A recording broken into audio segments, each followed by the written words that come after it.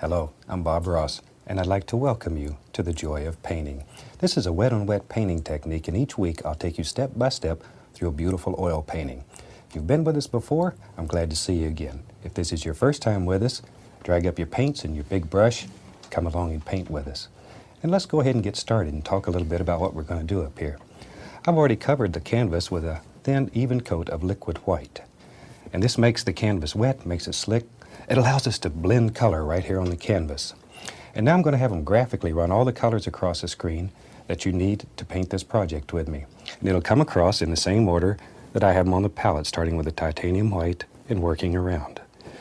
While they're doing that, let's go on up here and get started. I'm going to start with a 2-inch brush today and go right into a small amount of alizarin crimson and just really tap the brush into the color. Just tap it. This assures a nice even distribution of paint all the way through the bristles. Okay, let's go up here. Let's go right in here and just make little crisscross strokes, little X's, and put in a little tiny bit of pink, just like so. Using very little pressure, just apply it right on the canvas. Don't want that to get too bright. We don't want to set the sky on fire. We just want a little pinkish glow in the sky. Okay, now then I'll take the same old dirty brush, add a little more of the crimson and a tiny, tiny bit of phthalo blue. Proportionately, we want much, much more crimson than blue. And I'm just mixing this right on the brush to make a nice lavender color, nice purplish color. Okay, let's go up here and sort of test it. Now, sort of test it up here. If it's not the color you want, stop and change it. You can fix it. This is your world, and you can create any type of illusion that you want here. You're the boss on this canvas. You can do anything, anything. Okay, a little more paint. And just sort of let that play around. I'm going to add a little more blue to that. A tiny bit more blue there. Today I thought we'd do a nice painting. It's very soft and very quiet. And it'll make you happy. It's a very easy little painting. There we go. And down here I'll just clean the brush off. Just like so. Okay, now then, let's clean our brush. We clean our brushes with odorless thinner. And be sure it's odorless or you'll be working by yourself. Shake off the excess. And right down here I have a box I shake the brush into, and then this is where you take out all your frustrations. Maybe the absolute most fun of this whole technique. Okay, now let's take the clean brush and go right back up here and just blend the sky together. Still using little crisscross strokes. Still using them back and forth. Back and forth. There we go. Okay. And you can blend this to any degree of softness that you want. You can blend it till you lose all the little variations that you have. And personally, I like to leave some of those in there. But when you're doing your painting, you look at it and you do it the way that you want it. Okay, there we go. And that quickly, we have a very effective little sky. And we'll just use long strokes here to take out any brush marks. Okay. And that gives us a happy little sky. Now then, let's take a little bit of the phthalo blue and the alizarin crimson. We'll just mix it together. Still, we have a little bit more of the crimson than we do blue. We're still working with a nice lavender color. Pull it out very flat and then cut across it. So there's a small roll of paint right on the edge of the knife. There we go. Okay, let's go right up here. Maybe there's a happy little mountain that lives right along here. And you're really pushing this paint right into the fabric. Really get firm with it. You're not going to hurt this canvas. Shoot, they make tents out of it. It's tough. Really push it in. Use a lot of pressure. A lot of pressure. And the only thing you're worried about is this nice outside shape here. You could care less what's happening down here. Okay. And that gives us a basic little mountain shape. Now then, let's go back to our large brush and grab that and pull it. Just pull it. Now that's mixing with the liquid white. And automatically it gets lighter toward the base. And if you can see the entire mountain, it should be lighter at the bottom than it is at the top. And as we've said on previous shows, because at the bottom you have mist, and now we have pollution, and these things have a tendency to break up and diffuse light, so it looks softer at the bottom. Now, by just taking the knife here, we can create the illusion of highlights and shadows. Just push very firmly. You can take the least little touch of titanium white. We want these mountains to be far, far away so they don't have much detail. Just barely touch. Smallest amount of the titanium white. And I'm rubbing it. Okay, let's put a little tiny bit right there. Then we can just rub that right in. See, and it creates the illusion of all kind of things happening without you actually doing a whole bunch. And it keeps that mountain looking like it's far, far away. Far away, far away. There we go. Maybe a little touch right in there. Wherever. You just make a decision in your mountain and put it wherever you want it. And then we can tap that and blend it a little bit. And that mountain should look just like it's just laying there and just floating in the sky. Very soft, very quiet. Okay, let's have some fun. Now maybe there's a little footy hill that lives right down here. So we'll just keep using this old 2-inch brush. I'm going to take a little blue, a little bit of crimson, and I'll just mix them right on the brush. We'll add a tiny little bit of white in there too. So we've got alizarin crimson, a little bit of phthalo blue, and a touch of white, okay? And I'm just tapping the brush, just tapping it. Let's go right back up here. Maybe there's a little foothill that lives right here. And all you need is just the corner of the brush and just begin laying in some basic shapes. Just sort of let your brush touch and pull downward. Touch, pull downward, straight down. Straight down. And maybe they come right on down here, wherever you want them. A little more paint. There we go. There they are, just right on down. Now then, I want to create the illusion of mist right under the bottom of this foothill. So I'll take a clean 2-inch brush. I'm going to come right here and tap firmly. Maybe you can hear that, tapping very firmly. And that'll create the illusion of mist at the base of these foothills. Just like so. Okay.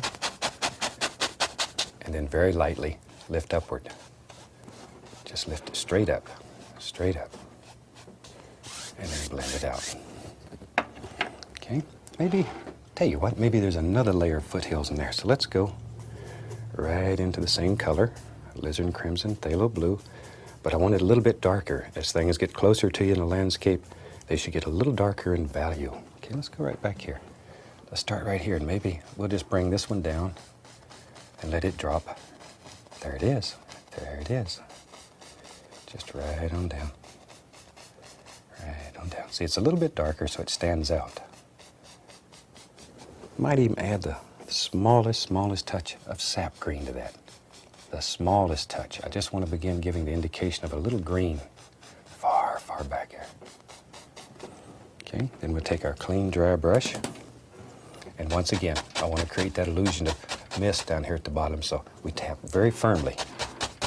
Very firmly. And you're using just the, there you can see, just the top corner of the brush. Strike the canvas. Just like so. Just like that. And that easy. You have mist right at the bottom of that foothill. And then lift upward. There. Isn't that something? Okay, we'll wash the old brush here. I like to wash the brush. That's the most fun part. Of course, everybody in the studio is covered. Okay, now then, let's begin putting some little things that are happening way back in the distance. I'm going back into this lavender color I made and add a tiny bit of sap green, just the smallest amount. And all I'm doing is tapping, just still tapping. Okay, let's go right up here. And maybe back in here, way back in here, there's just a little soft hill. Lives way back here. Very gentle. There. And we're going to put layer after layer after layer of little hills back here. Now, if you live in the Carolinas or someplace that have the beautiful, beautiful hills, this is a super way to make them. You can make all those beautiful mountains that you have in that area the same way. Just leave this big one out. There we go. A little bit more color on the brush. Maybe, I tell you what, maybe there's one that comes from this direction. I want to add a little touch more of blue in there. There we are. That's better. Now we want them to get a little darker as they get closer. So all we're doing is just tapping very gently. Okay. Okay, a little more of the green into that color. And you have to make almighty decisions here. Maybe this one comes right down. There it is. Look at that. See, now each time you do this, you're creating planes in here. And each plane that you add into your painting makes your painting look deeper. It shows much more depth in it. And of course, we're not interested in that almighty dollar, but if you should be, that's what sells the painting. There we go. There we go. See, just layer after layer after layer. I tell you what, let's have some fun. Let's have some fun. Let me grab a fan brush here. And we'll mix up same old color, phthalo blue, alizarin crimson, and I'm going to add a little bit of white to that. A little bit of white. There we go. A little bit more of the crimson. Good. Okay, let me wipe the knife off. Now, we're going to load this fan brush full of paint. Just really load it full. Wiggle it in there. Okay, let's go right up here. Maybe back here lives a happy little tree, a little evergreen tree. Now, just sort of touch it to give you a center, and then give it a little upward push. Sometimes you make evergreens by pushing down, sometimes by pushing upward. Today I thought we'd do it upward. Look at all the little things happen there. Look at that. Look at that. Cute little tree. And we don't want him to get lonely, so let's give him a happy little friend. His little friend lives right there. Trees need friends too. We all need a friend. There he is. Okay. And you know what happens if there's two trees, sooner or later, them little son of a guns are going to get together, and here's a little tree. And he lives right here beside him. Just like so. Okay. And your painting, you put as many trees as you want. I'm going to put 3 right there. Maybe, I tell you what, let's have a little tree, a little tiny tree. Lives right there. And we make him the same way, only smaller. Just make him a little smaller. And go out and study trees. Make friends with trees. You know, I talk about going out in the woods and sitting around and talking to trees. There's nothing wrong with that. That's the way you learn what makes a tree look like a tree. Spend some time with nature. Let it become your good friend. I'll put some more trees right out in there. See there, you can just put trees wherever you want them. Tell you what, let's do. Let's take this brush, and see right here at the base, I'm going to take this brush and just begin picking up some of that color and tapping. All I'm doing is tapping. Now I'm going to begin adding a little color to that, a little yellow ochre, a little cad yellow, just very lightly, and then again creating little highlights on all these little hills. Just let them all blend together. Just a nice soft little meadow back here. I'm gonna add a little Indian yellow, and here and there, a little touch of bright red. Tiniest little amount of the red though. There we go, just to highlight a little. Don't get carried away. All right. Okay, and I'm just sort of mixing all of these yellows and reds together on the brush. There we are. Just let them go. See how that begins to soften and it creates the illusion of depth. And that's what we're looking for. All right. I'll tell you what, let's go back into this same old color. The blue, and the crimson, and the white. Get the old brush all loaded up here. A lot of paint. Let's go back up here. Maybe in here, some more little trees. Just give it a little push upward. And once again, in your painting, you put as many or as few trees as you want. But the more you make, the more practice you get. And if there's a secret to painting, it's practice. It's practice. The more you paint, the easier it becomes. It's like anything else. When you first started tying your shoe, probably didn't work the first time. You had to practice it a few times. And now you can do it without even looking. And it's the same way with painting. Pretty soon you can do it, and it's almost, it just happens. You don't have to worry about how to load this brush. You can spend your thinking time worrying about composition and begin looking at things in the painting. That's when it's fun. That's when you truly experience the joy of painting. Maybe, tell you what, maybe right here, this old tree, he didn't make it. In nature, you have trees that, maybe somebody stepped on them when they was little and they got a little hurt in them. And they died. But you have dead trees in nature too. So put some of those in your painting. It makes them look real. Okay, we'll just drop in another little tree or two. Okay, then once again, we just grab the bottom of that and let it go. Tap it right on out. Then we can take our liner brush, and I'll use a little bit of the liquid black on it, and just put a little indication here and there of a few old limbs that are still hanging off these dead trees back here. Isn't that easy? We got her. Okay. Now then, take some more blue and some more crimson. There we go. All right, let's come right down here. And here comes another hill. And all we're doing is initially laying in the base color, the dark color. Just like so. And don't cover it completely. Leave some of these areas that are light in here. These will create all kinds of beautiful effects when you're finished. And as you know, if you've painted with us before, we don't make mistakes. We have happy accidents. So learn to work with these things. Anything that happens, learn to use it. Learn to use it. Let it be your friend. Sometimes you have a tendency to fight painting. And just work with whatever happens. Whatever happens. There we go. See, and you begin creating the curvature of the land here, or the lay of the land. Just sort of let your mind wander and enjoy. Painting should make you happy. It should really make you happy. There we go.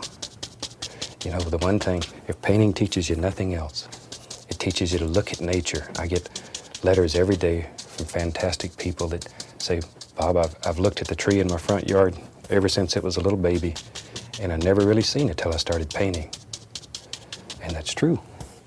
That's so true. Painting, it teaches you to see, to appreciate. Pretty soon you're riding down the street and you say, oh my gosh, look at that tree. That tree's made of sap green with a little blue in it, or that cloud can be done with a fan brush. Of course, you have to be careful. You wreck the car when you're doing things like that. But okay, I'm going to add the least little touch of white and a little bit of red right on the brush, just tapping it in, just tapping. Okay, maybe there's a little light that plays right through here. I want this to be a little bright area right in there. So all I'm going to do is just sort of tap that on, and maybe like right there, right there, right there. I just go right into a little bit of yellow, add a little green to that, and I'm using all the yellows here. A little touch of the red, touch of the red. It's very strong. Okay, let's go back up here. Now then, we can begin just tapping on some highlights here. See there? Look at that, look at that. And once again, begin thinking about the lay of the land. Just sort of let it flow. Because on this piece of canvas, you can create anything. Anything. There we go. See now, if you want to create little hills, it should be brighter on top than it is down here. And that gives the illusion of a little hill, like a light striking up here, and let it get darker, darker, darker, darker as it works down. Just let it go. You know, I've painted thousands and thousands of paintings, and I still get excited when I see it work. It's so fantastic. There we go. Look at all the little hills and little ridges, and you can do it. You can do it. There we go. See that little bright area is it just shows up, little sun striking right through there. Be pretty when it's done. Little touch right there. Okay, let's really have some fun now. I'm gonna go right into the midnight black, and I'm gonna add a little bit of Van Dyke brown. Just mix it right on the brush. A lot of paint, a lot of paint. Okay, let's go up here. Maybe there's some big trees that live in here. And I think one lives right there. And all I'm gonna do is just tap. Just tap, just come right down, like so. Just tap it in. And I have several fan brushes going here, so I don't have to wash them. Take a little bit of the white right on this brush, and watch here. We're gonna come right down this edge, right down the edge. And we'll put some highlight right on that tree. And that easy, you have a nice strong tree trunk. That was fun. Let's do another one. Let's do another one. Same color, little brown and black. Now you have to make a decision. Where does the trees live in your painting? I know, right there. There he comes. And all these trees aren't perfectly straight like telephone poles. Let them have a little character.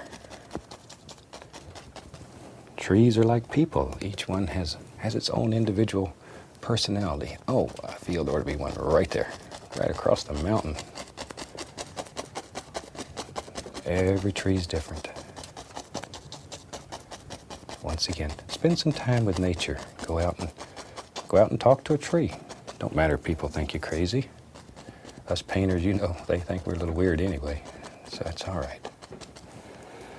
That's all right. Tell you what, maybe, okay, right here. We'll have a smaller tree that lives right here on this little hill. We'll push him back, like that. Okay, let's go over the other side here. We don't want this side to have all the trees, so we'll put, there's one right there. Bloop, bloop, bloop. Just drop him on. This is just black with brown. Big one right there. Big old tree. A little more of the brown. Big old tree. He comes right down like that. See there? Look how easy they were to make. And we'll take our other fan brush that has the white on it, and very quickly you can just go right along here and just drop on a little bit of highlight. Remember which side the light's coming from. And if you're right-handed, it's normally easier to have the light coming from the right. If you're left-handed, it'll vary from person to person. Okay, let's go right along here. And just drop on some little things, like so, just like so. Okay, let's take a liner brush, and I'm gonna put a little bit of the liquid black out here on my palette. Take our liner brush, and I'm add a little tiny bit of thinner to it, so it's very thin. Turn that brush, bring it to a nice point. Let's go right here. Now then, here and there, just drop on a few happy little limbs, little arms on the trees. Yeah, old trees got some arms. See, just wherever you think they should live. And old pine trees always have old broken ones all over. Look at that. Look at that. This is just liquid black with a little bit of thinner in it. And you can put as many or as few as you want. Few back in here. We don't want this old tree to be left out. There we go. Okay, let's go over here. Put a little bit right there. Right there. But this is a very nice painting if it's your first painting project. It works very well. If you've painted with me before, it's a painting that'll give you a lot of fun. There. Gives us a few indications of some limbs. Now then, let's take the old fan brush. I'm going to use some of the black still. And we'll drop a few little leaves on these trees. Okay, let's go right up here. Now we touch and give it a little upward push. Make little smiley faces. Just sort of make a decision where you think they live. Drop them in. Drop them in. Maybe, look here. There's a few on this old tree. Just like that. Let's put a few on this little tree. Leave some of the old trunk showing. Some on this one. All kinds of things happening. And just let them go. Just let them go. We'll give this tree some. There. See? All kinds of leaves here. And let some of the sky show through. And I'm going to go right into a little bit of the sap green with a touch of yellow on it. And come back and very gently highlight some of these. Isn't that easy? You have a beautiful old tree. And I think with that, we just about have a finished painting. So I think we'll call that one done. And from all of us here, I'd like to wish you happy painting. God bless. We'll see you next time.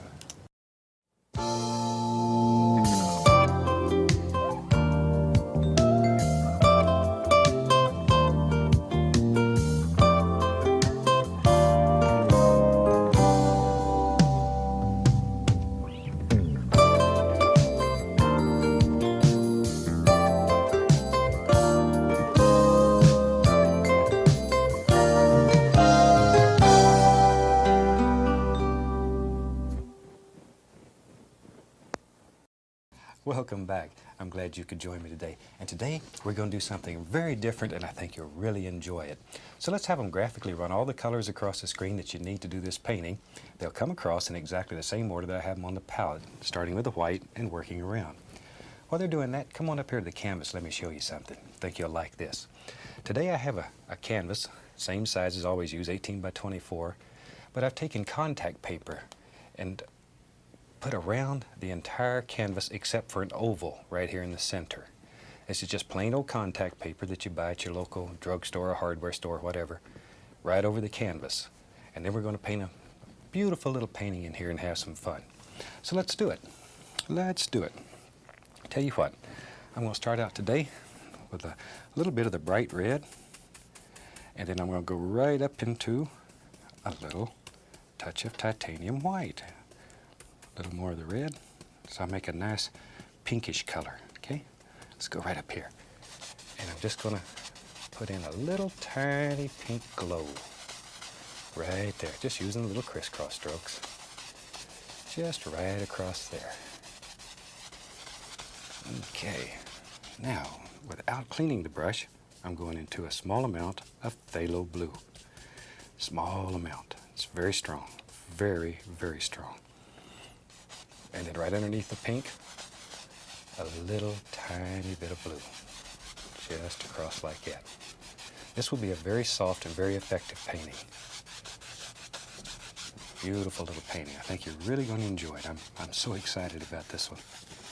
Okay, now, without cleaning the brush, I'm going into the least little touch of phthalo green. Let me say that again, least little touch. Boy, that stuff's strong. It'll eat up your whole world in just a heartbeat. Okay, let's go right up here. Now then, I'm going to have some water in this painting, so I'm going to pull this right across, just like this. And water, unless it's moving, is level. So try to keep these strokes as straight as possible. See there? Try to keep it straight. You don't want your water to run out of your painting and get your floor wet. You'll be mad at me. Now leave a little area in here that's unpainted. That'll end up being very pretty. Now I have several brushes going so I don't have to clean them. Okay, now right here where this blue and pink go together, I'm just going to blend this till it's nice and soft. So you can't tell where one color stops and the next one starts. Look at that. And then very lightly, just take the brush strokes out. Down here in the water, all the way across. See how smooth and gentle that is now? But your little light area right there still remains. Okay, let's have some fun now. Now then, let's get dangerous. I'm gonna go into the midnight black, just a little of it on the fan brush. Okay, let's go right up here. Now then, I want some contrast in this sky. So I'm gonna take this and just dance it around, let it play.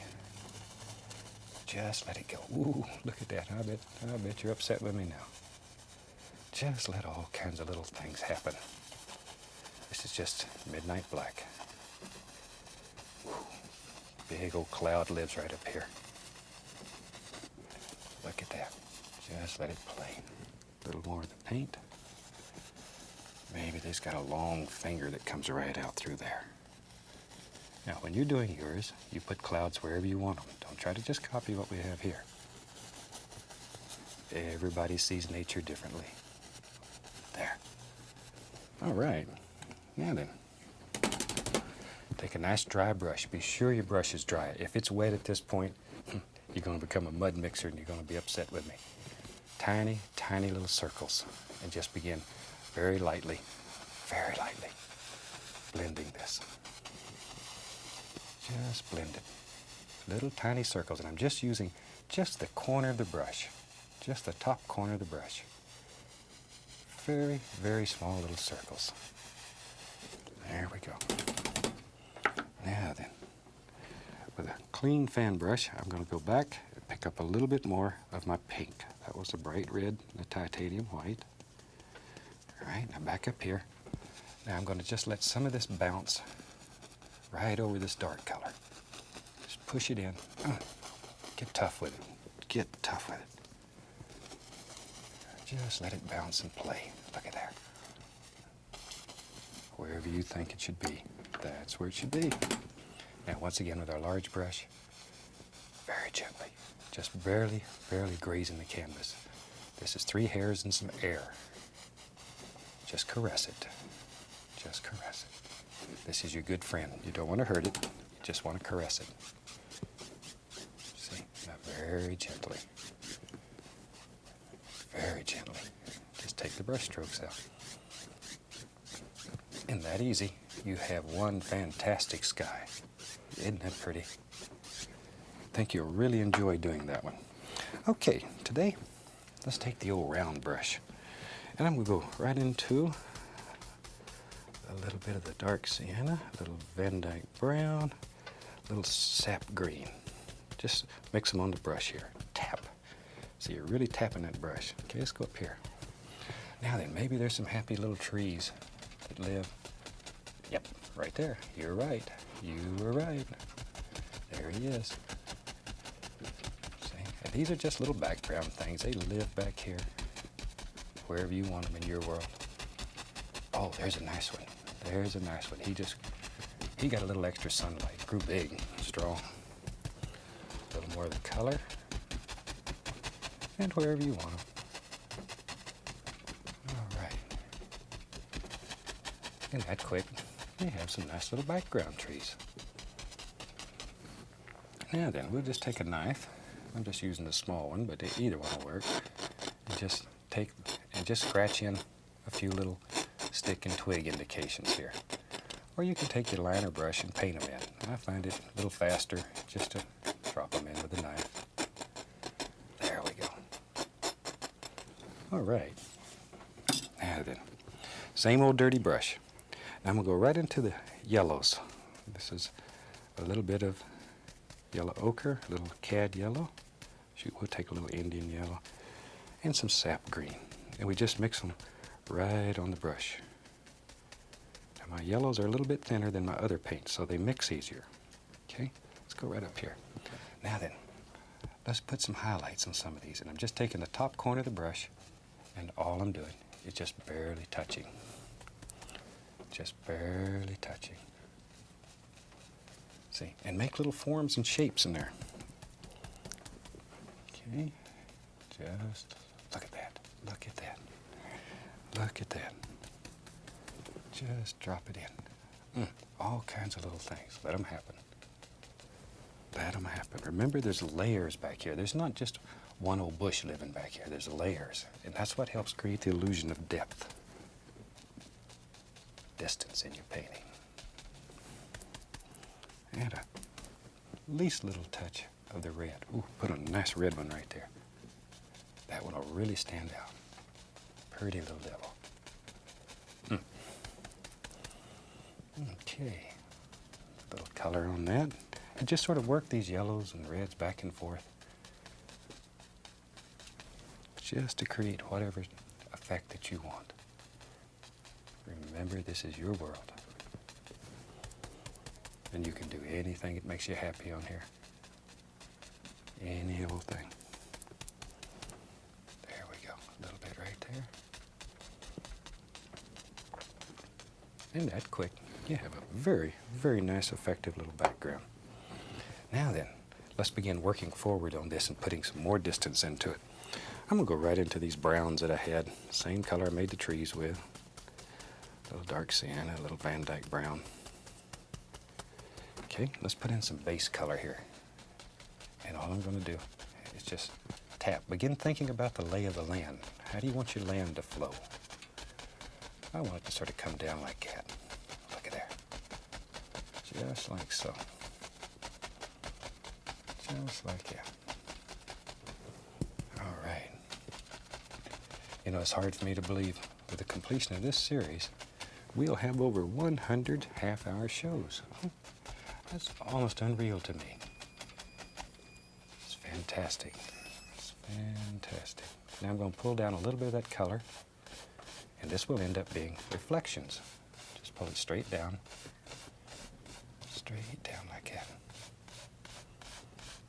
Look at there. See? Instant reflections. Very lightly go across. Just go right across. Yeah, then take another old brush here. Same size. It's a 2-inch brush. We'll go into a little green, a little yellow.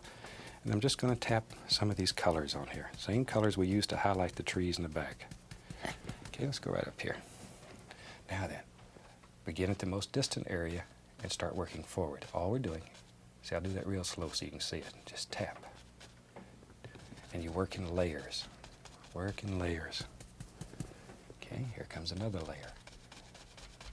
And let it follow through. It's just like bowling. See, let it follow through there. Just let it come right on down. Layer after layer after layer. However many layers that you want. Wherever you want it to go.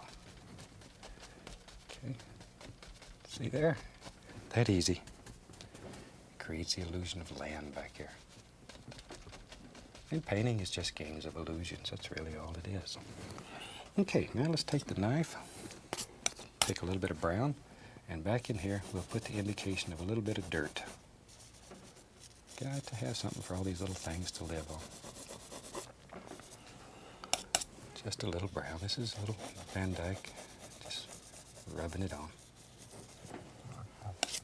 And I'll take a little brown and white, same color, just brown and white, and add the least little touch of highlight here and there. Don't overdo, just a little. That's super. A little bit of the liquid white, cut across it, and we'll put a happy little water line back here. Not too much. This is done with a very firm pressure. You're really cutting into the canvas. Just get tough with it. Just get tough with it. And keep these lines basically straight. You don't want your water to run right out of your painting. Okay, I'll add a little bit more of the browns here. Let's go right here. So you just keep making decisions and build plane after plane. As many planes as you want in your world. Complete the area that's the farthest away first and work forward. A few little happy reflections just by pulling straight down. Going across. Very light. Just whisper light. Now I have two brushes going here, so I don't have to clean them each time. Go back into my brush. It has the yellows on it. Tap a little color. Put a little bit of the bright red on there. There we go. Let's go up here. Ooh, that's pretty. Look at that. Just all kinds of little things. There. And if you want one to stand out, add a little brighter color to it. Look at there. See, that little hill now stands out from all the rest. Maybe we'll make that one stand out a little more too. Okay, we need a little bit of ground area underneath this one. Don't want it to get upset because it doesn't have any. Okay, a little bit of the brown and white highlight color, just barely touch. Barely touch. Then I'll just tap a little color in there, and that'll bring all that together. Okay, that's such a pretty little area. Shoot, if I was there, I'd have to have a little cabin right there. Let's do that. Let's go right into some Van Dyke Brown. And right here, we'll start with the back eave. Just drop that in. Then do the other side of the roof. That easy. Need a little front on this little rascal. Both sides. Need a side. Don't want that to fall off. Gotta put a side on him. Okay. Now then, let's just take a little bit of the brown and white here. And we'll just put a little highlight on the roof. This is an old cabin. I like to do old buildings. If you've painted with me before, you know that. I like these old buildings. Take a little bit of light color, light brown right there, and just highlight it a little touch so it stands out. A little bit of highlight on the boards. Just shoot. That's all you gotta do. That's all you gotta do. Now I'm just gonna take the point of the knife and cut through and make the indication of little boards. I tell you what, let's get the small knife. This small knife gets in these little places a lot better. This guy's like me. He ran out of storage space and he built a little shed right there. See it? That easy. You got a happy little shed. You need a little highlight on the top of the shed. It's got a little roof on it too, so it doesn't leak. There. There we go. A little bit of highlight on that area. Now keep this right in here, very dark. Very dark. Because not much light's going to hit in there. Let's put a little door right there. We need a way to get in and out of this nice little cabin. A little touch of lighter. I'm still using a small knife. Okay, I'm going to take a little tiny bit of blue and white and put the indication. Maybe there's a little window right there, and we'll put one right there. Just the least little hint of blue. Okay, now then, let's take a fan brush. We will use some yellows and some greens. All right, let's go right up here. Now then, we can just pop in some happy little bushes, and this cleans up the bottom of the cabin. Just cleans it all up. And this guy's like me. He didn't cut his lawn very well, and it's growing up around the edge of his house. So let's them little weeds grow right up around his house. And maybe we can take the little knife here, put the indication of a little tiny path right there, just a little indication. All right. Now then, we got a little cabin. Got a little cabin. I'm going to put some water lines right under here. Use a little bit of the liquid white. Just like that. All right. Didn't I tell you this was a fun little painting? I knew you'd enjoy it. I knew you'd enjoy it. I'm going to use some of the browns and greens again. Okay, let's go right up here. Maybe there's a big old tree and he lives. Yep, you're right. He lives right there. And he hangs right out there. That's what I used to do when I was a kid. I just would hang out. That's what this tree's doing. It's just sort of hanging out here, having a good time. There we go. Maybe he comes right on down here. All kind of little bushes are happening. There they go. Maybe, oh, look at there. Another little peninsula comes right out here. Just sort of let these things happen. Don't try to plan everything. Let them happen. Let them happen. That's when it becomes fun. Okay, now very lightly, we'll pull a little touch of that down, like so. And that'll, as we know, will end up being reflections. Pull it down, very lightly, go across, very lightly. Now then, we need some land, so we just drop the land in now. There we go. A little bit of the brown and white. Maybe throw at least a little touch of blue in there. That'll give it a sort of a gray color. But don't overmix your color. Don't overmix it. Let all these things just sort of happen. All right, I'm going to take a little liquid white on my liner brush, and maybe over here there's a tree trunk. He's sort of a light color. Bloop. See there? Turn that brush. It makes all kinds of little things just happen. Makes it a little more interesting than just a straight old tree trunk. Give it a little turn, a little wiggle. All kinds of pretty things. And wherever you want them. Maybe there's one. Yep, there's right there. Okay. Now then we can put some highlights on that tree. We'll take some of the yellow, little sap green. Load this 2-inch brush full of paint. Really load it full. Okay, let's go right up here. Now then, you don't want to cover all the dark. See, just highlight these. And if your paint is too thick and won't stick, add a tiny, tiny little bit of the liquid white or paint thinner. Either one. This is sticking very well, but if you're having trouble, that's the way you make it stick. You start with a very thick base color, very thick paint, and then you can add layers of thinner paint right over the top of it. Phew, look at all those little leaves happening there. See, and think about patterns here. Think about these limbs that create these little things. Don't just throw them in. Down here, we got some happy little bushes that live. Look at all them. Look at there. There's one, wherever you want them. Add a little bit of the red. We'll get bright. Ooh, nice one, nice one. Sometimes some of these colors happen. It makes me excited. They just jump right out there on you. Now, with just a clean knife, we can create the illusion of a few little sticks and twigs wherever you want them. A little bit of liquid white. And we'll put a water line right under this. See, that cleans up the bottom and sort of separates everything. Look at there. A few little ripples on the water. Keep those straight also. Most important. Most important.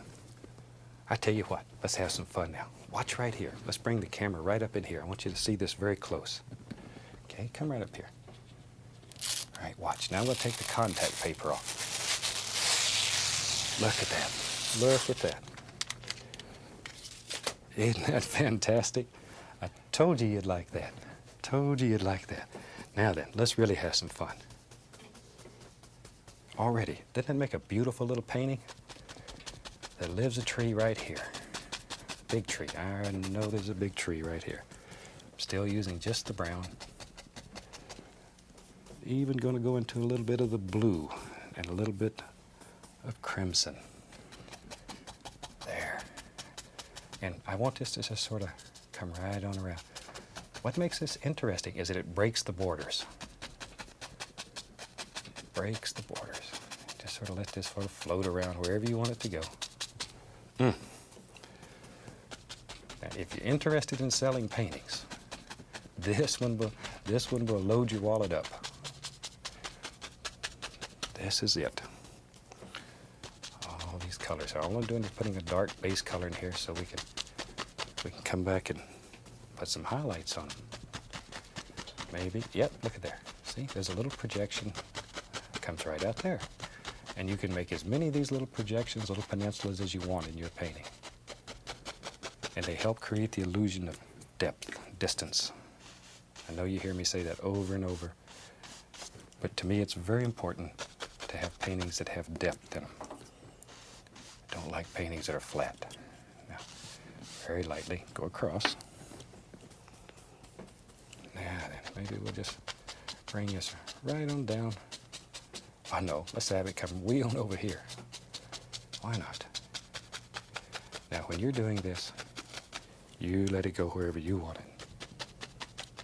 See, just very lightly, very lightly. But isn't that exciting when you pull that contact paper off and there it sits? I think that's one of the most beautiful little paintings we've ever done in any of this series. It just makes you feel good. Okay, let me get a fan brush here. I'll go right into some of the browns. Okay, let's go up here. Let's put a happy little tree trunk right there. Right there. There, we'll give them a little friend. Trees get lonely. They need friends. Take a little bit of brown and white. Touch of the red. Touch of the red. Boy, it's so strong. Now then, let's just take the knife and just drop in some nice little highlights here and there. Just to make that old tree stand right out. Look at that. Just pops him right out there. Okay, now then, I'm going to take the liner brush, a little bit of liquid black on it, and just put the indication here and there. Hope you can see those. It's quite dark. We'll have some come right on out here. See there? Just some nice little limbs. There they come, wherever you want them. There's one over there. See, just as many of them or as few as you want. You can take a little bit of the liquid white and very lightly highlight them, make them stand out. Like so. Okay, back to my knife. I'm going to put a little land right here. Just sort of let it come right around. Want it to make it look like it just sort of goes around the corner. Bloop. A little bit of the brown and white highlight. Like that. A little bit of liquid white. That'll cut us in a nice little water line. All right. Now then, let's go back to our 2-inch brush that has the color on it. And let's begin putting in some little highlights. All we're doing here is just barely tapping the yellows and the greens. See, don't kill all your darks. I know you get tired of hearing me say that, but it is so important. If you kill all those darks, then you're going to lose your depth in your tree. You're going to lose it. See, that dark makes that really stand out. And as I said earlier, if you have trouble making your paint stick, add a little bit of liquid white or a little bit of thinner, either one. The liquid white will make your color a little lighter. If you use thinner, the color remains the same, but the paint gets thinner, so that's why they call it thinner, huh? All right. You didn't think I knew that. There. Okay, now, once again here, you're working in layers. See, create one layer at a time and work forward, forward, forward, forward. It's most important that you do that. And create the illusion of little bushes and little trees and all these little happy things. So let a little of this color just wander right on over here. We don't know where it goes. I really hope you've enjoyed this painting as much as I've enjoyed bringing it to you. This was something I worked on for quite a while. And I've been waiting to show it to you because I knew you'd be excited about it. I'll tell you what, I think we're about ready to sign that one. Take a little bit of the bright red on my liner brush. Let's go right here. We'll sign this one, call it finished. And once again, I really hope you've enjoyed this one. It's been a great pleasure bringing it to you. And so, from all of us here, until next time, happy painting. God bless.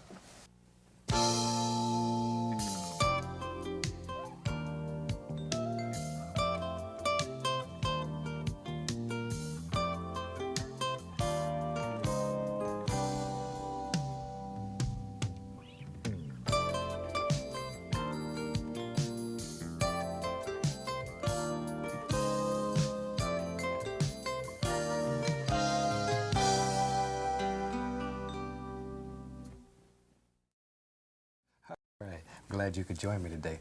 Today I thought we'd do a nice, beautiful little winter scene that's sort of warm and has a beautiful little glow in it. I think it'll make you happy. So let's have them start off and run all the colors across the screen that you need to do this painting, and they'll come across in the same order as I have them on my palette. Now I've already covered the canvas with a thin, even coat of the liquid white. It's wet and slick, and it's all ready to go. Let's have some fun. Start today with a little 1-inch brush. Go into a little bit of cad yellow and the tiniest little amount of the bright red. Tiny little amount. Can't say that enough. Just work a little bit into the bristles. Let's go right up here. I'm going to have a sun in this painting, so we'll have the sun right about there. And we start off just making a little circle. That's all you got to do. Like so. Okay, now I'm going to wash the brush. And we wash our brushes in odorless thinner. Just beat the devil out of it. Okay, now then, I'm going to go into titanium white. And we'll come right down here and get a little touch of alizarin crimson. Just like so. Okay, now let's go right up in here and we'll work this in using little crisscross strokes, little X's. Now if you'll use these little crisscross strokes rather than drawing a big circle, it's much easier to blend all these colors together. I'd really recommend you use these little strokes. Okay, like so. Maybe I'll add the least little touch of crimson here and make it a little bit brighter so you can see it better on your set. Sometimes some of these colors are so soft it's hard to see. And we'll bring it right on out like that. Normally when we're doing these paintings for television, we paint a little brighter than we would at home. So when you're painting at home, you paint any way that makes you happy. Bring it right on down like that. Okay, I'm going to go to a 2-inch brush. It's a little bit faster now. Go right into the crimson, tiniest little bit. Tiniest little bit. And then I'm going to add just a small amount of the dark sienna to the crimson. Make a very warm brown. Okay, let's go back up here. Now, very lightly, right around here. Still making the little crisscross strokes. Very soft, quiet. Gentle little sky, but very effective. Very effective. This is the type of painting that people put in their living rooms to just make it look warm. They're good sellers if you're interested in selling paintings. So many people write and tell me that they're selling paintings and they never even believe they could paint.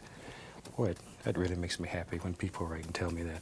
And it's not the money. The money's not important. It's what it does to your ego and inside here. Because if somebody's willing to pay you for something you painted with your hand, then makes you want to go home and paint 10 more paintings. That's what's important. It's not the money. Going right into Van Dyke Brown. Sometimes I talk too much. I have to hush, get excited. Van Dyke Brown, still making a little crisscross.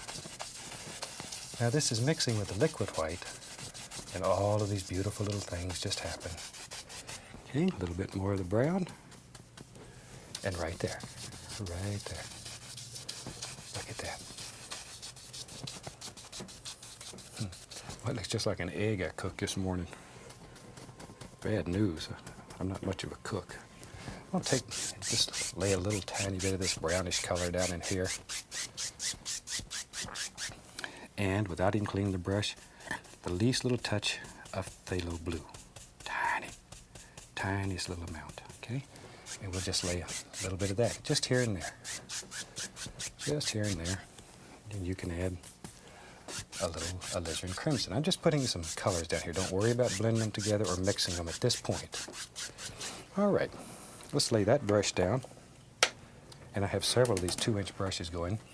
And I'm going to go right up here and begin blending, still using little crisscross strokes. And you really want to blend this out. Just blend it, blend it, blend it. Working outward. You don't want to bring the dark color in toward the center. Blend it outward. There. And you want to blend this till you can't tell where one color stops and the next one starts. Very soft and very gentle. And then very lightly, just take out the brush strokes. And if you happen to get a hair on your canvas like I did there, just take the corner of the brush and pop it off. That's all there is to it. Now then, let's have some fun. We'll put a sun up in here. And for that, I'm going to use my finger. Let's go right here. Take a little white, and I'm just going to rub it right in. Just make a little circle. Sun looks a little better if it's round. Them square suns sort of bother you. There you go. See? And you just push that right in there and make a little circle. Now, if you tried blending that, it would smear. So, take your knife, come right up here and watch. Take your knife and just go, whoop, take it right off.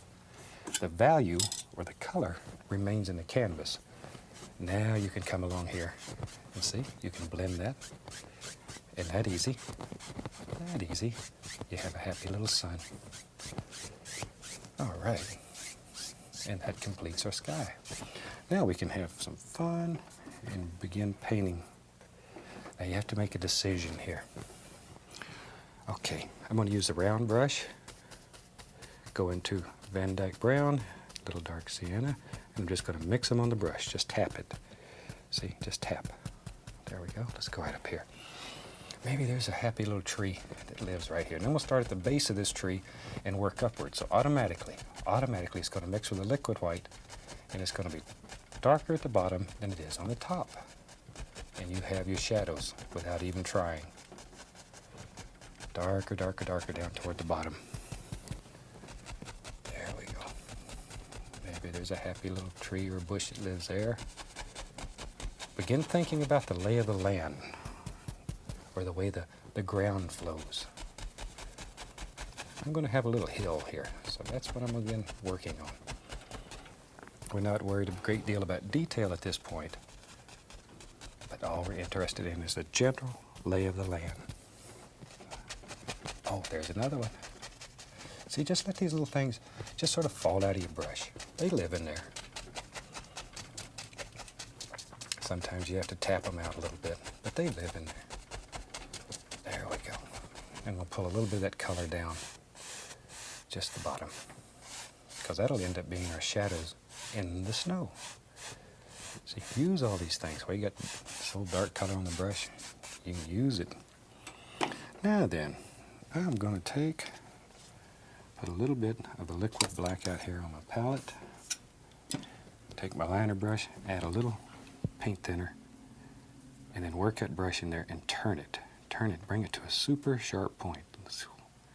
Look at that, very sharp, all right? Now then, in here, put just the indication of a few little trunks, little stems, whatever you want to call them, limbs, arms, whatever. Okay, now, one of the questions I get asked a great deal is, do you pull it down or do you go up? It doesn't matter. Try it both ways. And most people will find it works better one way than it does the other. Now normally I pull down because it's easier for you to see it that way. When I'm painting at home, a lot of times I'll pull up. I don't think there's any rule. You just sort of practice and find which way works for you. There, we try to show you as many ways as possible and then turn you loose on the world. Okay, now then I'm going to take the old round brush and dip it right into a little touch of the liquid white, just a little touch. I'm going to add the least little touch of the bright red here, the tiniest little bit. Tap that brush, tap it, tap it, tap it. Okay, let's go up here. Now then, let's put some beautiful little highlights up here on these trees. Just use just the top corner of the brush and begin tapping. See there? But think about shapes in here. Don't just throw this on at random. Leave some of those nice dark areas in here. See the patterns? That's what gives your tree shape and form. Now if you have trouble making it stick, add a little bit more of the liquid white to it. I'm going to put a little more red in there. I want it to stand out a little. Oh, there we go. There we go. Beautiful. You can see that much better, I think. Okay, and just go right along here.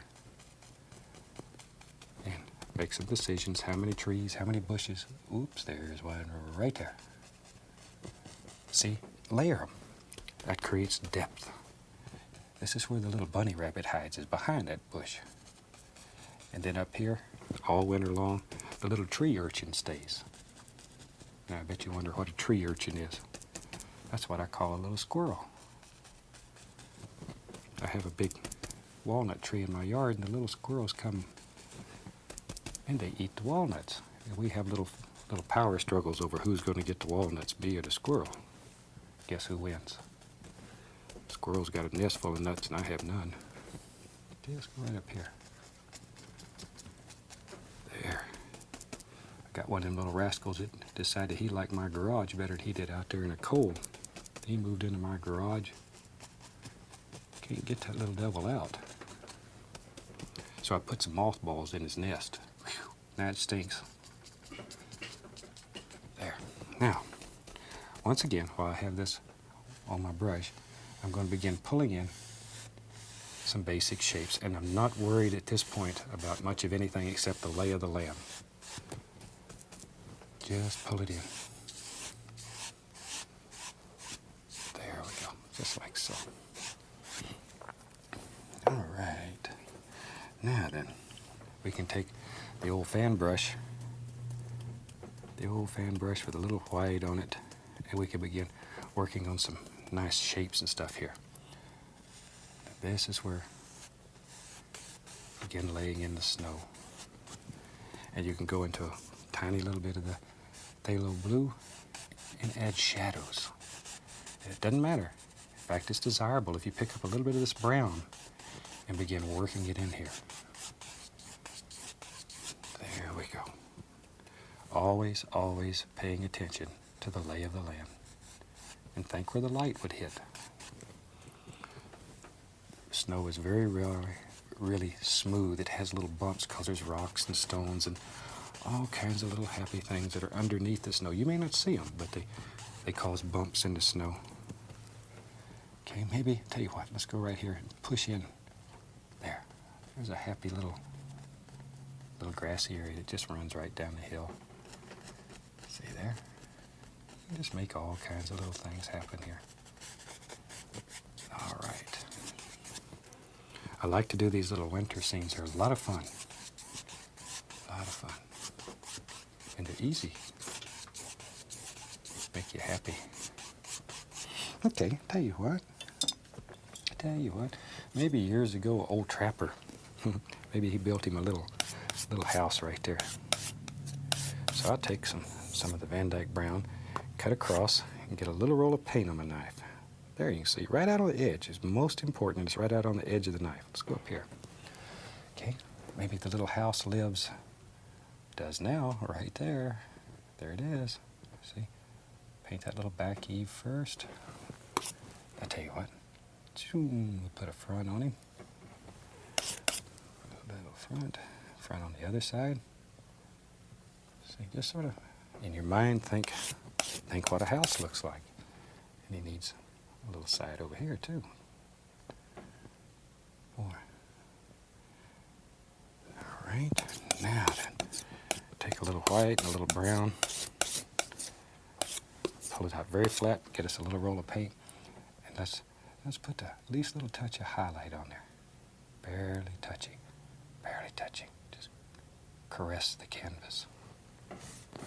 Okay, now, see, we can see that the light's coming from here. So this side's going to be brighter. This one over here, this one's going to be almost dark. Almost pure brown. Don't worry about too much color over on that side. Boy, that the guy that lives in there is freezing because there is no roof on his house. Let's give him a roof. There we go. Just that easy. Now he's got a half a roof. Let's feel sorry for him and give him the other half. Don't want him to freeze. Okay, a little snow on the other side. Just sort of bring all that together. Isn't that easy? We got a little cabin. Need a door.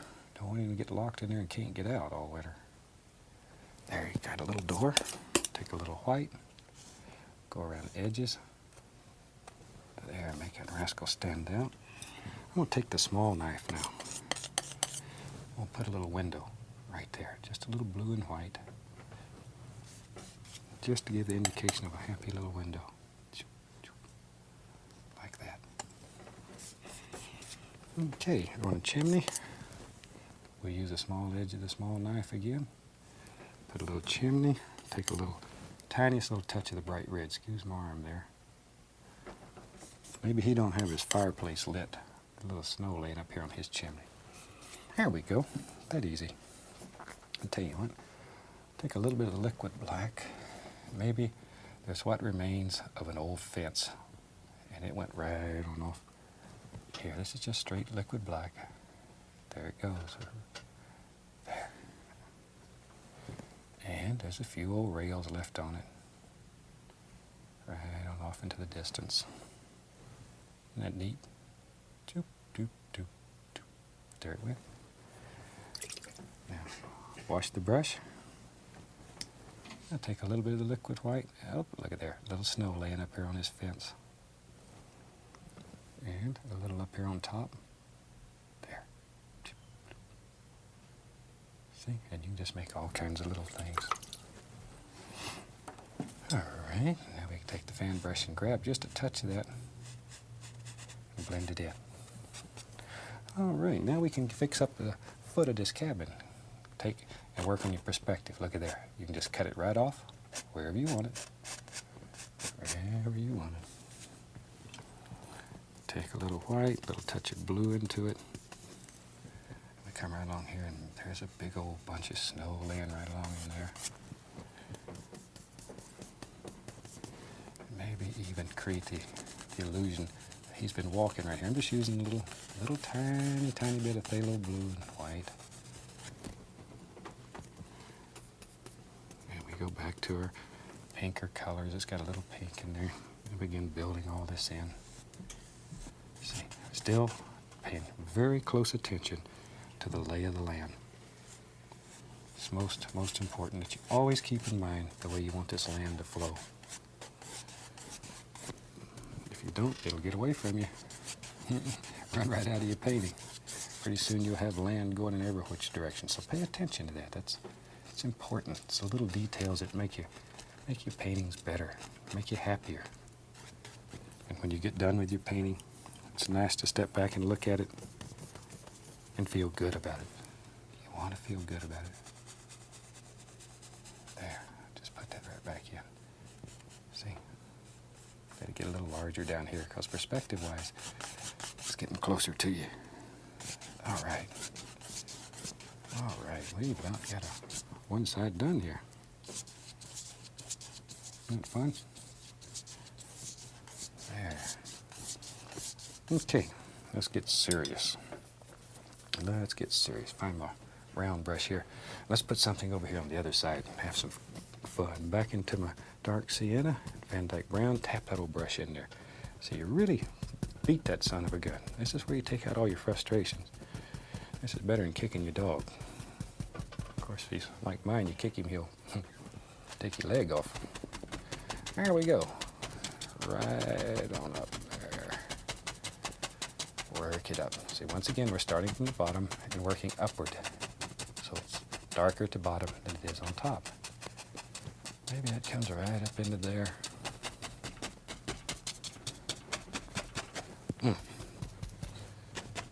I like these very soft earth tones. These browns and stuff. They're so striking, so effective. There we go. Maybe to about right there, right there. Tell you what, let's do. We got this old brush going. It's so much fun. Let's go right over on this side. And maybe right here, I'm just going to push upward. See, just push. Look at all the thousands of little leaves and stuff it makes there. Isn't that easy? See, it looks like old dead bush. There's one right there too. We'll have a couple of these old rascals. Just drop them in wherever you want them. Then you take the old fan brush and go right back in here and begin working some of these out. Create all kinds of pretty things. So you can make the lay of the land go anywhere you want to go. Just wherever. There we go. See, it makes all kinds of little snow drifts up there.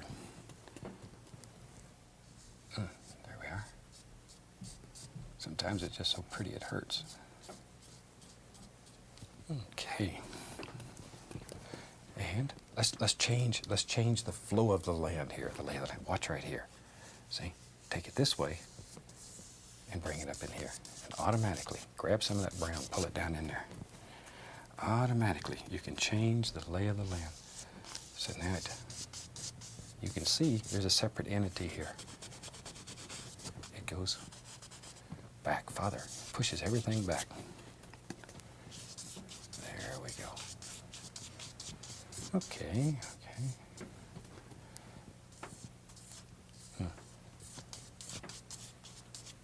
Now then, let's take, I'll use the old knife here. Let's just put a quick little indication here of a little tree trunk in there. Doop, doop, doop.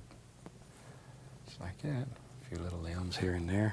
A little brown and white. A little highlight. Just a tiny touch of highlight. You can take just a pointed knife. Look at there. Scrape through and make all kinds of little doers in there. Little limbs and stems and twigs. And just that easy. Okay. Now then, let's find, there it is, the round brush. Let's have some fun. Let's get crazy here. I'm going to take the bright red, a little yellow ochre, a little Indian yellow, but a very small amount. Don't get too wild on this. Very small amount. Okay, let's go right up here. Maybe this tree here has got a little bit of color on it still from fall. Just drop in some happy little things.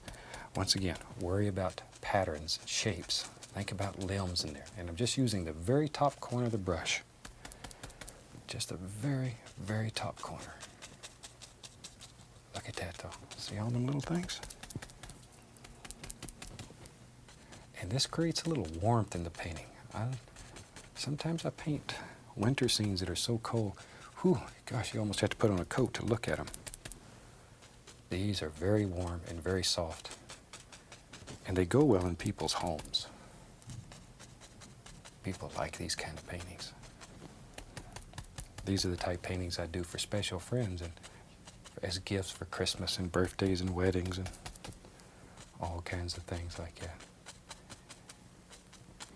You know, that brings up another thing.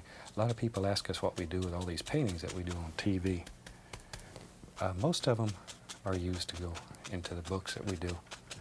But all the rest of them, we donate them to PBS stations all around the country and to charity organizations for them to make a happy buck with. So if you would like to have one of the easiest ways to get it is to call your PBS station and say, hey, get one of Bob's paintings for your next auction. And we'll be glad to donate one to him. And it helps everybody out. You get better programming that way in the PBS station. He puts a happy buck in his pocket, and you get a painting. So keep that in mind if you want one. Just let your station know. Just drop in a few little blue and white grassy areas here. All kinds of little things going on in here. All kinds of little things. Now then, I tell you what, let's use the knife. Maybe there's what remains. There is an old fence right here. There's a post. Put one there. Tell you what, three looks better. A little bit of brown and white for some highlight. Doop, doop. There we go. Maybe there's still one old post that's hanging across there. Just like that. That easy. Okay, let's have some fun. Let me get an old fan brush here. Go right into the Van Dyke brown, a little dark sienna. I think, yep, look at there. Big old tree. Big old tree. I put a big tree in a painting one time and a lady screamed at me. Absolutely screamed at me. So if you don't want a big tree in your painting, don't put one in there and then scream at me. This is your world, so you do whatever you want in your painting. Okay, now then I'll take the liner brush, a little bit of liquid black, and we'll just put the indication of a few old limbs here and there. Now, sometimes I add a little paint thinner to the liquid black. to make it really flow easy. Just let it go. Just let it really work right off your brush. Come right on around there. Look at there. See? And have some of these limbs that go up and across the tree. Don't have them all just going out the side. See, and you can put all kinds of little tiny things in there just by stroking the canvas. Can you see that? Just get sort of crazy and let them go. There. Now then, I'm going to take the knife and a little bit of white, a little brown. Let's put a little touch of highlight on this tree. There. Just barely touch. Give it a little pull. Just let the paint grab. This is a thick, thick paint. So it'll grab and hang on.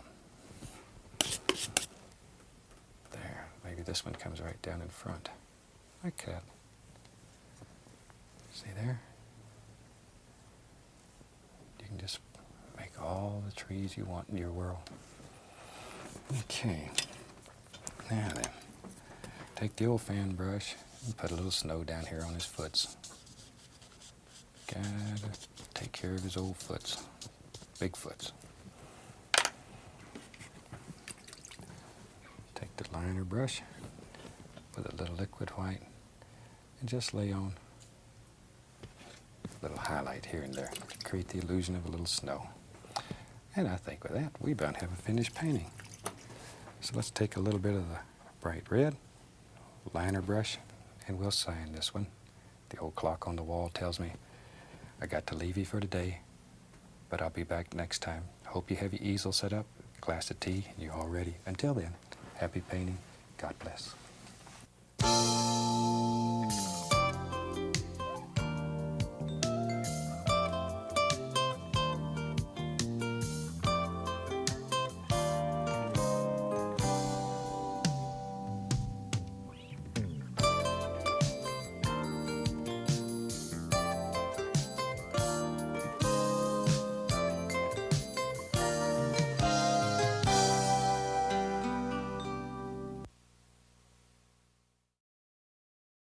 Welcome back. I'm glad you could join me today. You ready to do a fantastic little painting with me? Got your palette all set up and you ready to go? Good. Tell you what, let's have them run all the colors across the screen that you need to do the painting that we're going to do today, and they'll come across in exactly the same order as I have them on my palette, starting with the white and coming all the way around. And while they're doing that, let's go on up here and get started. Now I've already covered the canvas with a thin, even coat of liquid white. It's wet and slick and it's all ready to go. So today, let's just have some fun. I'm going to start out with a small amount of Indian yellow. Tiniest little bit. Just tap a little bit onto the brush. And let's go right up in here in the sky and just let a little tiny bit of that play around, just here and there. Put that in first. Just little spots of it. Maybe a little down here. I'm going to have a little water in this painting, so we'll put a little tiny bit right in there. Then without cleaning the brush, I'm going to go right into a small amount of alizarin crimson. Just tap the brush and leave that Indian yellow in the brush. It makes a pretty color. Okay, let's go back up here. Now then, I'm just going to bounce a little bit of this crimson here and there. Just sort of play it around, let it have fun. There we go. Nice warm little sky, happy little sky.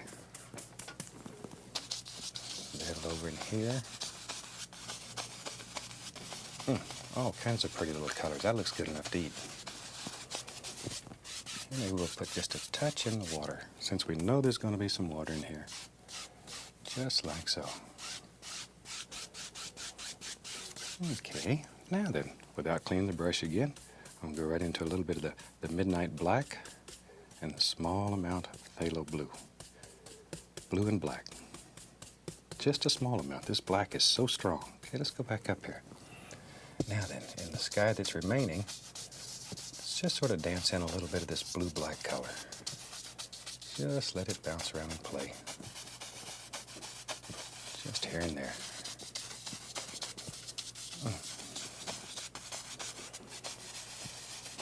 Okay. Wherever you think it ought to be, that's exactly where it should be. Okay, use that same color, blue and black. And let's finish up our water area. Now water, unless it's moving, is always flat. It's level.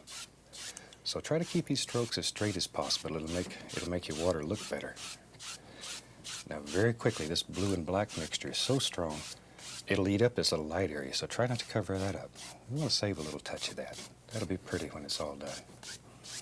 Okay, let me wash my old brush here.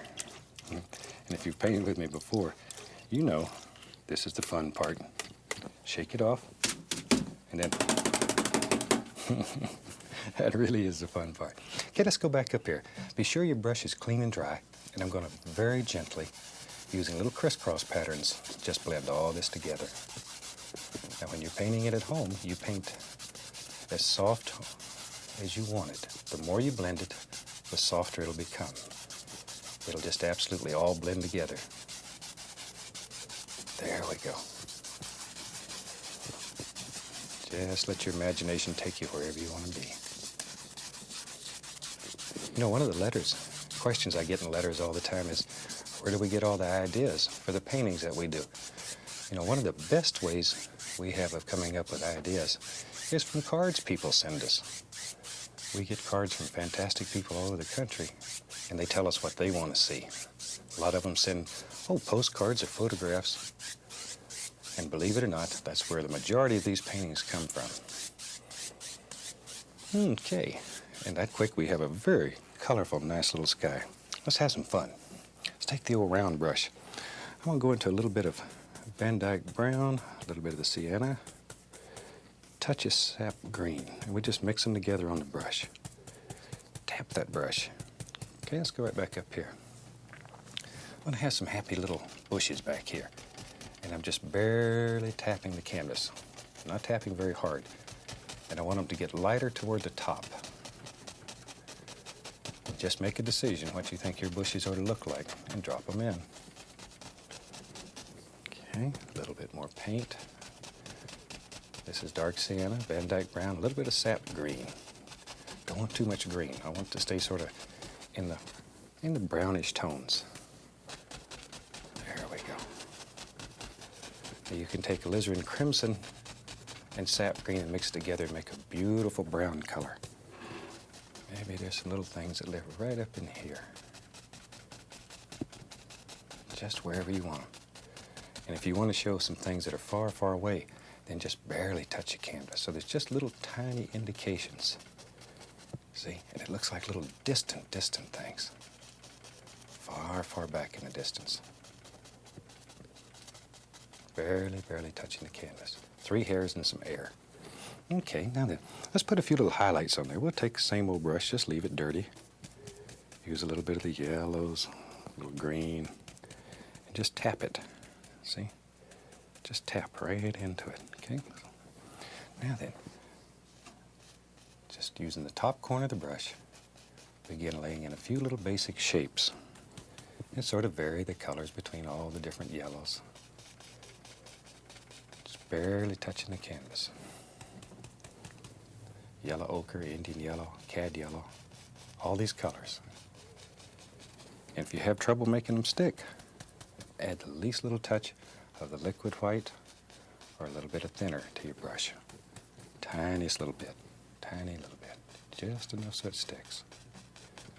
There we go. Okay. And leave these that are far, far away with nothing on them. Because they're too far away to see any highlights on them. Don't kill everything with highlights. You'll ruin the illusion of distance in your painting. Okay, now then, maybe you want to create the idea of mist just floating around here. Watch right here. Just take the big brush and gently tap right on the base of it, right on the bottom. Just tap it. Now, avoid taking the brush like this and hitting it. It'll cut it off real straight, and it looks like somebody took a big knife and just cut off all the trees. You want this line to be very soft and varied. You don't want a distinct line across there. And then you can very lightly, just lift upward a little bit. See, and that easy, you have the illusion of mist just floating all down at the bottom of that. Okay, I'll use the same old dirty brush, go right into the browns. This is the dark sienna and the Van Dyke. Let's go right back up here. Maybe there's a happy little hill right here. Now we don't want to kill all that misty area that we put right in here. That misty area is what separates, what divides. Okay, all we're doing now is putting down a base color so our next color will show up. You need the dark in order for light to show. You knew that. All right, while I have this color on my brush, I'm going to pull a tiny bit of it down. This will create the illusion of a reflection. Straight down. Be sure it goes straight down. Just like that. And then very lightly across.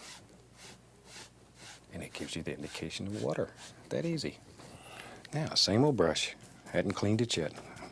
Going right into some of the yellows and the green. And just tap that brush. See? Tap it. Like that. All right, come on back up here. Let's come right in here and drop in some highlights. Right on top of that dark. Now, just like before, if you have problems making it stick, add a little bit of the liquid white or a little bit of thinner. Thin paint will stick to a thick paint, and the base colors that we use are very, very firm. And here and there you can even take a little bit of the red color. Look at there. Isn't that pretty? And just drop in a few little things like that.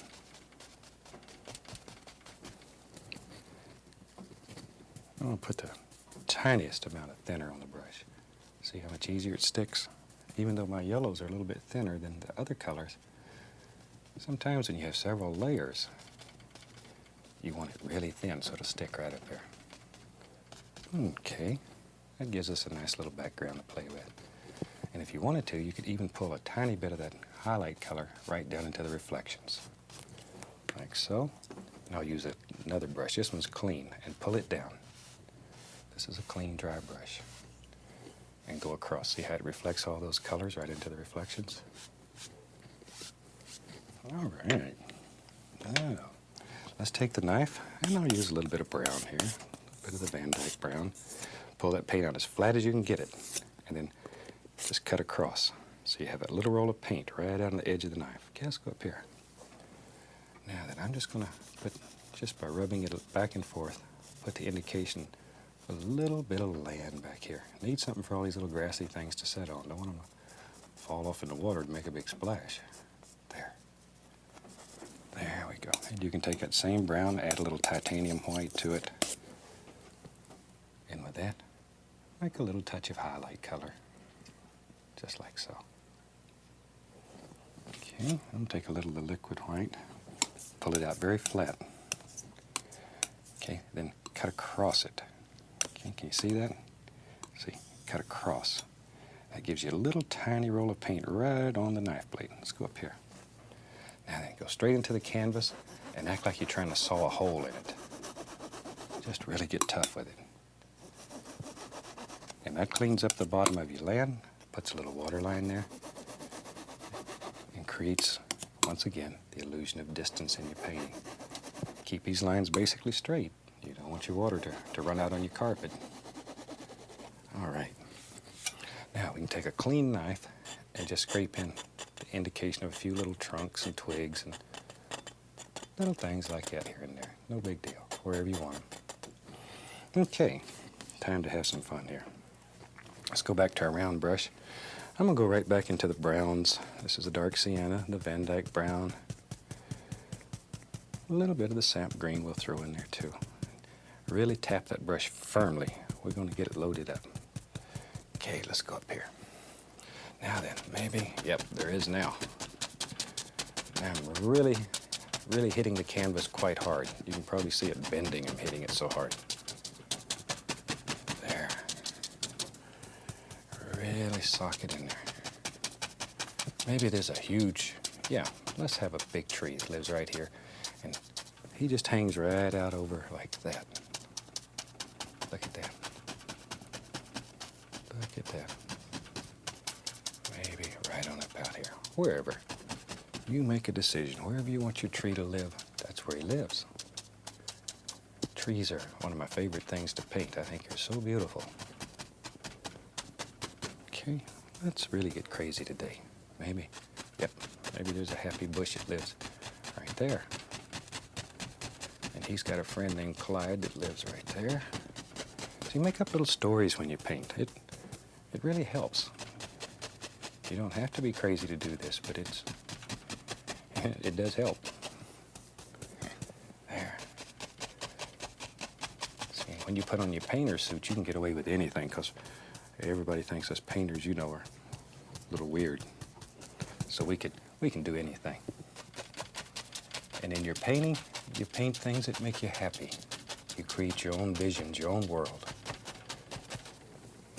A lot of the letters that I've received, people want to know, what did I do before I became a painter? And I spent half my life in the military. I worked in the hospital, in the military. And I would come home from work and I would paint. For over 20 years I would do that.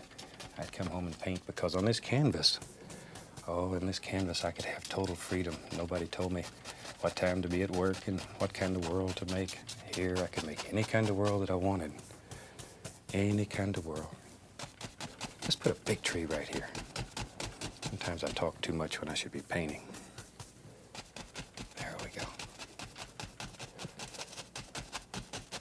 But being in the military for half my life allowed me to see parts of the world that I would have never seen. All the way to Southeast Asia and back. And it introduced me to my favorite place in the world, Alaska. And that has some of the most beautiful scenery. If you ever get a chance to go there, if you haven't been, you really should take a trip. You'll see where a lot of the scenery that I paint comes from. And you may be like me and won't leave. I just bought a house and stayed there. Okay, there we go. Well, I'm sitting here talking so much, I about covered up the whole canvas, so why don't we? Let's just go ahead and fill all this in. Sometimes I get carried away, as I say, when I'm talking. Don't know when to stop. Okay. And this is still just the dark sienna, Van Dyke brown, and a little tiny touch of sap green. Not much green. And when you're using a brush this big, it doesn't take but a few minutes just to cover it all up. But you can also begin laying in some basic shapes and some basic ideas. You can see them all in here. And at this point, you're not committed because you could put this part on, well, in all honesty, you could put it on with a paint roller. We might have a whole new way of painting if we did that. Okay, now you can sort of look at the shape of some of these trees. I think I'll make this one a little bigger. Shoot, we've covered up most of the canvas already. Why not just keep going with it? There we go. All that beautiful background we worked so hard on, we just covered it up. Let's take an old fan brush, and I'm gonna go right into the Van Dyke brown. Load that brush full of paint. Both sides. Okay, now watch. Now I'm gonna take one side and go through white. See? Went through both sides with Van Dyke brown and then one side with white. So I've got white on one side, brown on the other. There we go. Let's go up here. Now then, let's take and right here, touch, and give it a little pull. And by double loading the brush, we have both sides of the tree trunk at one time. Sneaky, huh? Look at that. Isn't that pretty? And it's easy to do. Fun to do. Can't tell you what, let's put a trunk right here in this old tree. We can't have him without a nice strong trunk. And when you're doing these trunks, all trees don't become telephone poles. So make some of them with little crooks and bends, and it makes your painting more interesting. See? Put little bends in it. Really will brighten up your painting. Make it look more natural. Spend some time looking at trees. You know, I go out in the woods and I hunt with a camera. Well, I just shoot them dead with a camera. And then you save these photographs, and you can take a tree out of one photograph and maybe put it with another photograph that has a beautiful sky. You can combine these things. Okay, I want to take a little bit of paint thinner and go right into some bright red. right on the liner brush, just turn it. Okay, let's go right back up here. Maybe on this tree, I'm going to take a little bit of this red and just come right down the edge. Zoop. Now very gently, just blend that out. See, doesn't that make a pretty little tree? It's easy. There we go. There we go. Right down the side of this one. Doop. And just blend it out. And if you wanted to, you could add a little bit over in here, just here and there, wherever you want it. Wherever you want it. Sometimes you can take just a little bit of the liquid white. Let's do a little different here. You can take a little liquid white and come right down the side and then blend it in. So it's bright on that far edge and softer as it goes toward the center of the trunk. And that gives you the indication of roundness in your tree trunk. So you can just blend it to whatever degree of softness that you want. That easy. Or you can just take plain liquid white and here and there put an old white trunk. You know, there's trees that have white bark on them. And they're pretty. Everything is pretty. Happy little trees. There we go. Okay. Now then, a little bit of the liquid black on the liner brush. And let's make the indication of a little branch here and there. Just here and there. This is just straight liquid black. There. All kinds of little things. Okay, that gives you an idea how to do that. Now I'll get the old round brush. I'm going to add a little bit of the liquid white to it. This is the same old dirty brush because I want the colors to be soft and muted. So that I've left all the browns on there. I'm going right into the yellows now. And I added a small amount of the liquid white just to thin the paint. Okay, let's go back up here. Now then, let's make some decisions. Using just the top of the brush. Just the top. And just touch. Try not to hit the same area over and over, or pretty soon you'll become a mud mixer. And if you've painted before, we've all experienced a little bit of mud mixing. Try to avoid that. And here, just worry about some basic shapes and just barely tapping.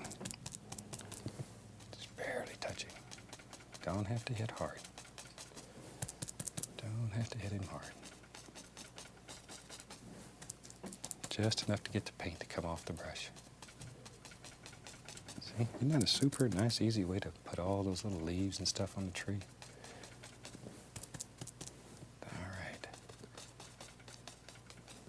Okay, add a little bit of the bright red to that. Might as well get crazy. I'm still just tapping. Okay, let's go right up here. Maybe these over here, maybe old Jack Frost has touched them a little bit. You're beginning to see a little color. And this is your creation, so whatever color you want them to be. Look at that. Once again, remember your little patterns in here. Don't just throw this on at random. Think like a tree. Think like a tree. There. Okay, just work on these little patterns. Create all kinds of happy little things in here. And don't kill all the darks. You need those darks. Okay. Let's go over to this other tree. This one on the far right. Don't want him to feel left out. We'll give him a few happy little leaves up here. That's a nice one. That one really worked nice.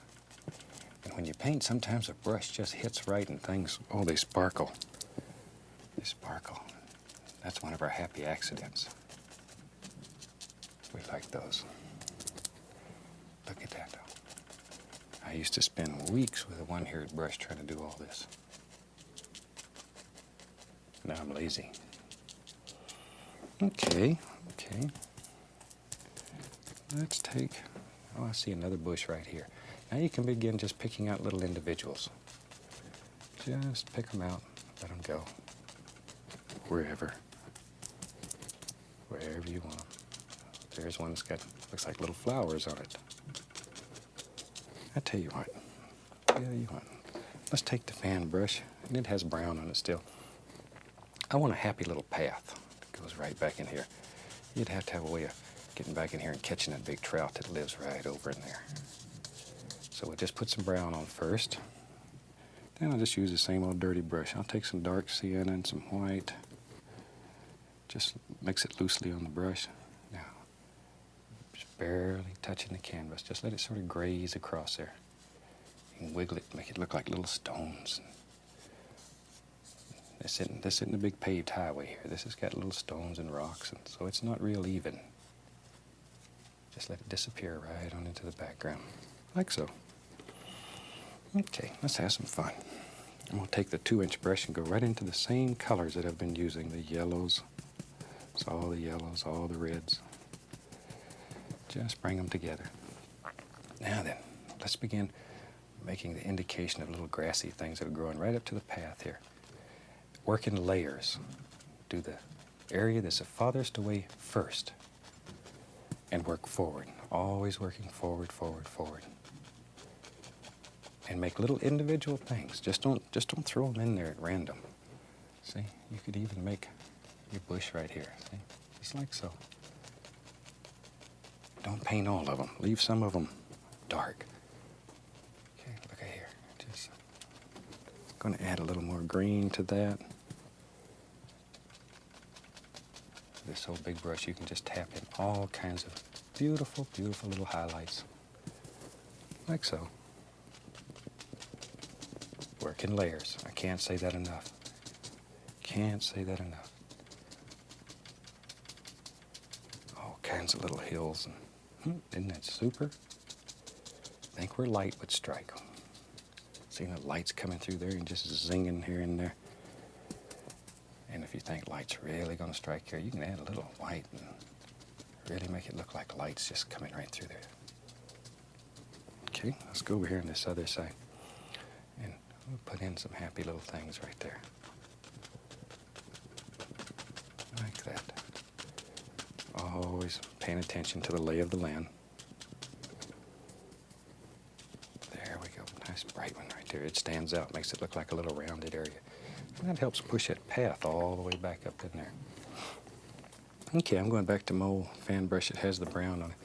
I tell you what, let's get brave. Right here. Right here. Zoom, there's a big old tree. And he's got a friend right there. Don't want him to get lonely, we'll give him a friend. See, that helps push the whole path area back further into the painting. We'll take a little bright red, a little white and brown, mix it together here. And let's just put the indication of some highlight right here. Make his tree stand out. We want him to really shine in the sunlight. There, just put a little highlight on him. Right on up wherever you want it. And we'll use a little bit of the brown on the other side just to make it dark, dark, dark over here. See, and that sort of makes that tree look round. Okay, our liner brush with some of the liquid black. And that quick gives us some happy little tree limbs. See? And as many as you want. This is your tree. So you just put them where you want them and however many you want. There we go. Now we have the indication of a few branches there. Let's take the old big brush. We'll go right into some sap green and some of the yellows. And let's go right up here. And then you can put the indication of some nice little leaves that live right out here. Just like so. Look at there. And that's all there is to it. Just drop them in. And the old clock on the wall tells me it's time to sneak out of here for this week. So with that, I think we'll call this painting finished. I look forward to seeing you again. Happy painting. God bless.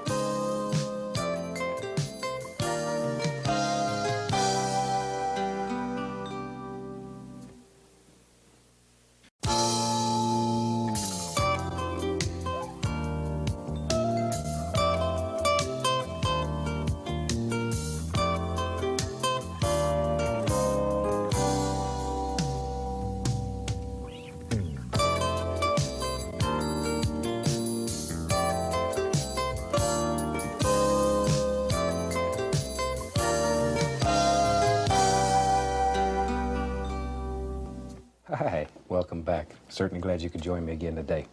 Got your palette set up? Let's get going here.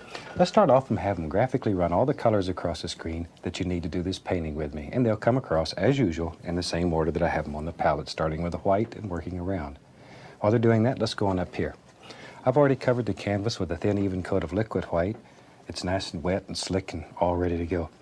I thought maybe today, let's do a little fall scene where maybe the weather's not too great. You know, in the fall we have a lot of rainy weather and the snow's going to come pretty soon. So let's do something like that and just have some fun.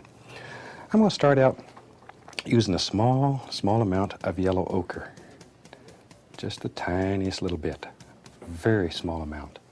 And right here, sort of make a determination where the horizon's going to be. And I'm going to begin swinging this upward, just using strokes like so. A little bit more color. We'll have a little water in this painting.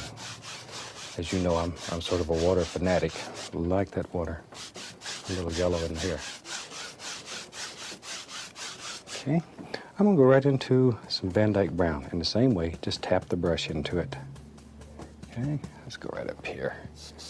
And I'm going to put a little brown right in here. I'm beginning to create these sky angles. Don't let them get too straight like this. It'll disturb you when it's done. Now I'm going to take brown and a touch of Prussian blue. Let me say that again. A touch. Prussian blue is so strong. Just a little bit. Just brown and blue. Okay. Now then, just begin bringing that all together. Add a touch of the midnight black to it. So now we have, in the sky, we have a little bit of yellow ochre, some brown, a little Prussian blue, and some midnight black. And we're just going to sort of work all these nice little colors together. Try to keep the blue off that yellow or you'll get a bright green sky. Okay. Now then, before we start blending that, we still have a dirty old brush. I'm going to take some more of the Prussian blue and a little bit of the black.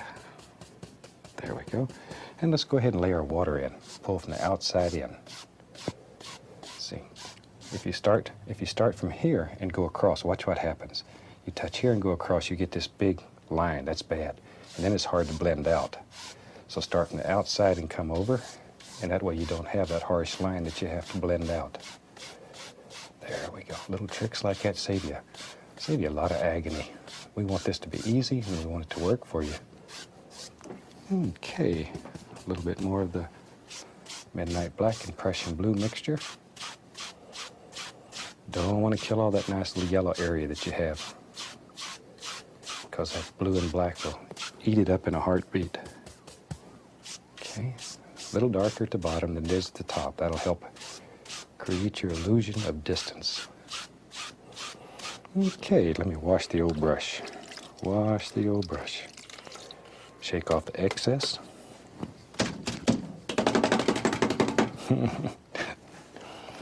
That is the fun part. Okay, let's go right back up here. And I'm going to begin blending this together. Follow the angles in the sky. I'm going to use long strokes and start in the light area and work up toward the darker area. That way your brush is dirty when it gets to the top. Use your clean brush in the light area. And you can just begin bringing all this together. All of those angles, though. There we go. Just nice and soft. Okay. And that gives us a quick, happy little sky. Down here, we just go all the way across. That straightens out the water and brings it all together. And we're ready. Let me get an old fan brush here. I'm going to mix up, let's take a little black, a little brown, tiny bit of the Prussian blue, and a little bit of the alizarin crimson. Into that, I'm going to put some white here and pull a little bit of that into it. Maybe I'll add a little more blue to that. And a touch more crimson. There we go. That's sort of what I'm looking for. It's a very dark lavender to the blue side. It's very dark. It's almost a gray color. This is going to be a gray, cloudy day. Okay, let me wipe off my knife. Now let's take the old fan brush and go right through a little bit of color. Don't need a lot of paint on the brush this time, just a little. Add a small amount of brown into that, a little more into the brownish color. There we go, good. Let's go right up here. Now back in here, you have to make a decision. Maybe there lives some happy little evergreens. Just take the corner of the brush, just back and forth. Just sort of pop in just a little evergreen. And some indications of some that are even farther away. All we see is just the basic shapes. And I'm just touching and sort of pulling it downward. See, you can make all kinds of little basic shapes. See, touch, use the top part of the brush and just give it a little downward snap. There. Put a little more paint on the brush. Maybe over here we got some. Be careful, of these will get looking like fence posts. There. And to about there. That's good enough. Now then, I'm going to put a few more indication of some trees that have a little more shape to them. And we're just using the corner of the brush and just work them in, back and forth. These little trees live right in your fan brush. Sometimes you have to sort of scare them out. There. And you just put as many or as few as you want in your world. There we go. Okay, maybe he's got a little friend there. Just drop them in. Now then, I want to create the illusion of mist back here. I want this to be very soft and very distant, so we'll take the 2-inch brush and tap. I'm using the top corner. See, look how hard it's hitting. It's bending. Really get in here and tap it, tap it, tap it. See, and you can create the illusion of a very, very soft area back here. You can even let it come up above some of these here to really soften it. See, these trees are already just lost right in the mist. Okay. Can you believe how that pushes all that back? Just that little tapping action. Okay, now then. Now let's have another plane in the painting. And a plane, I mean just another area that's closer to you. So we'll take those same old colors. We'll use some brown. I'm going to put some dark sienna in there this time. And a little bit of sap green. As things get closer, we'll begin to see a little more detail. Just a little sap green, though. Okay?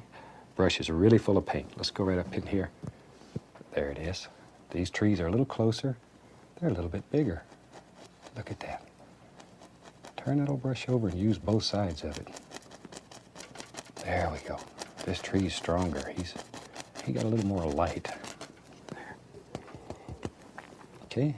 We don't want him to get lonely, so we'll give him a friend too. You know, friends are so important, not only to trees, but to us. And through painting, I've made hundreds and hundreds of new friends all over the country, and that may be the most rewarding part of all this. Most rewarding part. There. I tell you what, here's a happy little tree. He lives right there. Just sort of visualize in your mind where you think the tree would be happy, and you put him in there. Just put him in there. Take a little bit of the dark sienna and just tap it onto this brush, and then I want to gather up some of this color that we had on the tree and begin very softly putting in little hills. Look at there. See? Pick up some of that tree color and just let it, just tap, just let it go.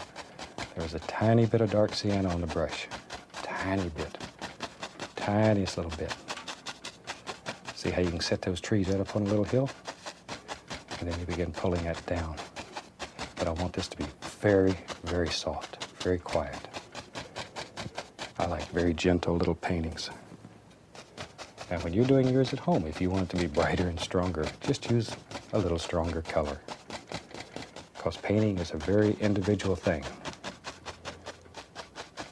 There. Okay. Now, let's go right back into here and load up just load that fan brush full of paint. Okay, tell you what, let's do. Let's have a tree that lives right there. And we take just the corner of the brush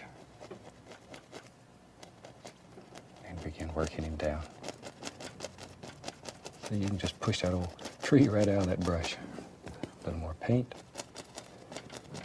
Just push it hard when you get down this far. When you first start, you're pushing quite easy. By the time you get down here, getting tough with it, strong with it. A little more color. Okay, I'll tell you what, let's do right here. Big son of a gun. See, all these different sizes of trees help create the illusion of distance, depth in your painting. There we go. Is that beginning to look like fall yet? Sort of a mean old sky. There. Okay, now then I'm going to go back into a little tiny little bit of the dark sienna. Tiny, can't say that enough times. And I'm going to create another plane here, and I'm going to pick up some of the tree color. See how that, and all I'm doing is just tapping the canvas. Just tap, and we'll bring it right on across. Add the least little touch more of the sienna. Look at there. See, it creates a whole nother plane and pushes all those trees back here, back into the distance. Isn't that super? Now, I'm going to have water here. So let's take a little bit of that color and just pull it down. So we have a little reflection. I'm using just a little bit of the dark sienna, a little Van Dyke brown on the brush to pull down and create a reflection here. Just a happy little reflection. Like right there. Right there. And then lightly go across. Okay. Now then, I'm going to take the same old brush without cleaning it, just the same old dirty brush, and tap right into a little bit of the yellow ochre and the bright red. Just tap it gently. See? Just tap, okay? Now then, here, this is a little closer, so we're beginning to see an indication of some highlights. And same way, just gently tapping. That was bright red. And a tiniest little touch of yellow ochre. Now the red is very strong. Be careful with it. Be careful with it. It'll eat up your whole world in just a second. Take a little brown, a little dark sienna mixed together, pull it out, cut across, get that small roll of paint right on the edge of the knife. Okay, now then, just a little land indication right in there. Just like so. Just sort of scrubbing across the canvas. Tiniest little bit. Add a little white to that same color. Like that. And then just an indication of a touch of highlight here. I don't want much highlight in this. Just a touch here and there. Okay. A little bit of the liquid white. Cut across it. And we'll put just an indication of a little water line. Not too much, not too bright. Okay. Now then, go back into my browns. Sienna and the Van Dyke. And I'm going to grab some more of this tree color. I'm going to put a little peninsula.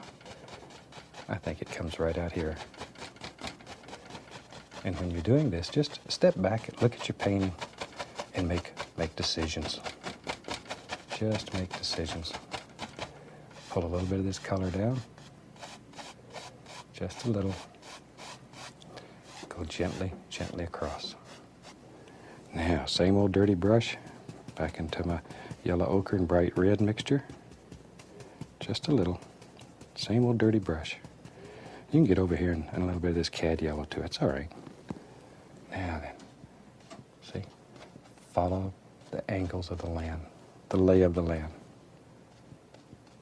Just follow it right on down. Brighter on top.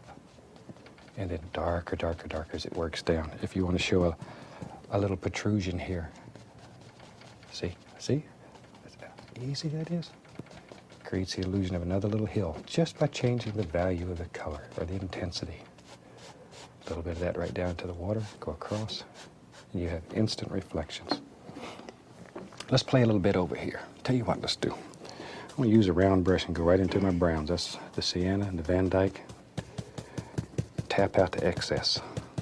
Okay, let's go up here. Maybe back in here there's some happy little trees. Maybe these are little birch trees that live way back in the distance. Just put some little indications. Like so. Like so. Use the old script liner brush. Just take it, a little paint thinner on it, go right into the brown, turn it, bring it to a sharp point. Let's put just a few basic, very basic indications of a tree branch here and there, a little tree trunk. Not looking for a lot of detail. Same old dirty brush, now go into a small amount of the yellow ochre and the bright red. Smallest little amount, I'm just barely touching. Then I want to just touch right up at the top here. Put some indications. Begin forming some basic little patterns, some little shapes into your trees. Don't just throw these on at random. I know I say that in every show, but I get the most letters about that, is that my tree shapes don't look right. And that's normally the problem. 99% of the time the problem is a color is just thrown on at random. Sort of look at it, practice it. A little bit of practice here will pay you tremendous dividends. Tremendous dividends. Just a few little bushes and all kinds of things. Okay, tell you what. Go into a little brown. Let's put a little land area right there. See? Just right there. Right there. Okay, a little bit of that highlight color. That's just a little brown and white. Not too much, just a little here. A little bit of the liquid white. Cut us in a little water line. I'm going right back into the browns. I have yet to wash this brush.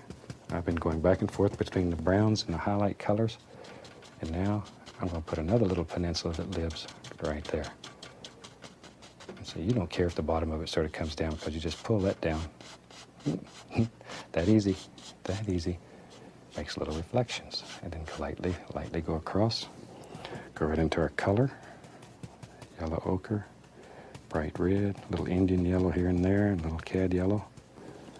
And put a few little highlights on it.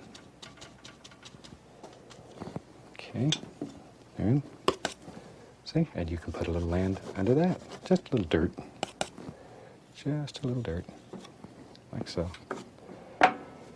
And maybe take a little liquid black. Maybe there's a happy little tree. Doop, lives right out there. There we go. He lives out on this little peninsula. Give him a little foots to stand on. Don't want him to fall over. He's a strong little tree. Put all kinds of little limbs. There we go. A few little sticks and twigs down here. And when you're doing this at home, you put as many sticks and twigs as you want in there. Okay, back to my browns. Let's build a little more here. Come right down here. There we go. There we go.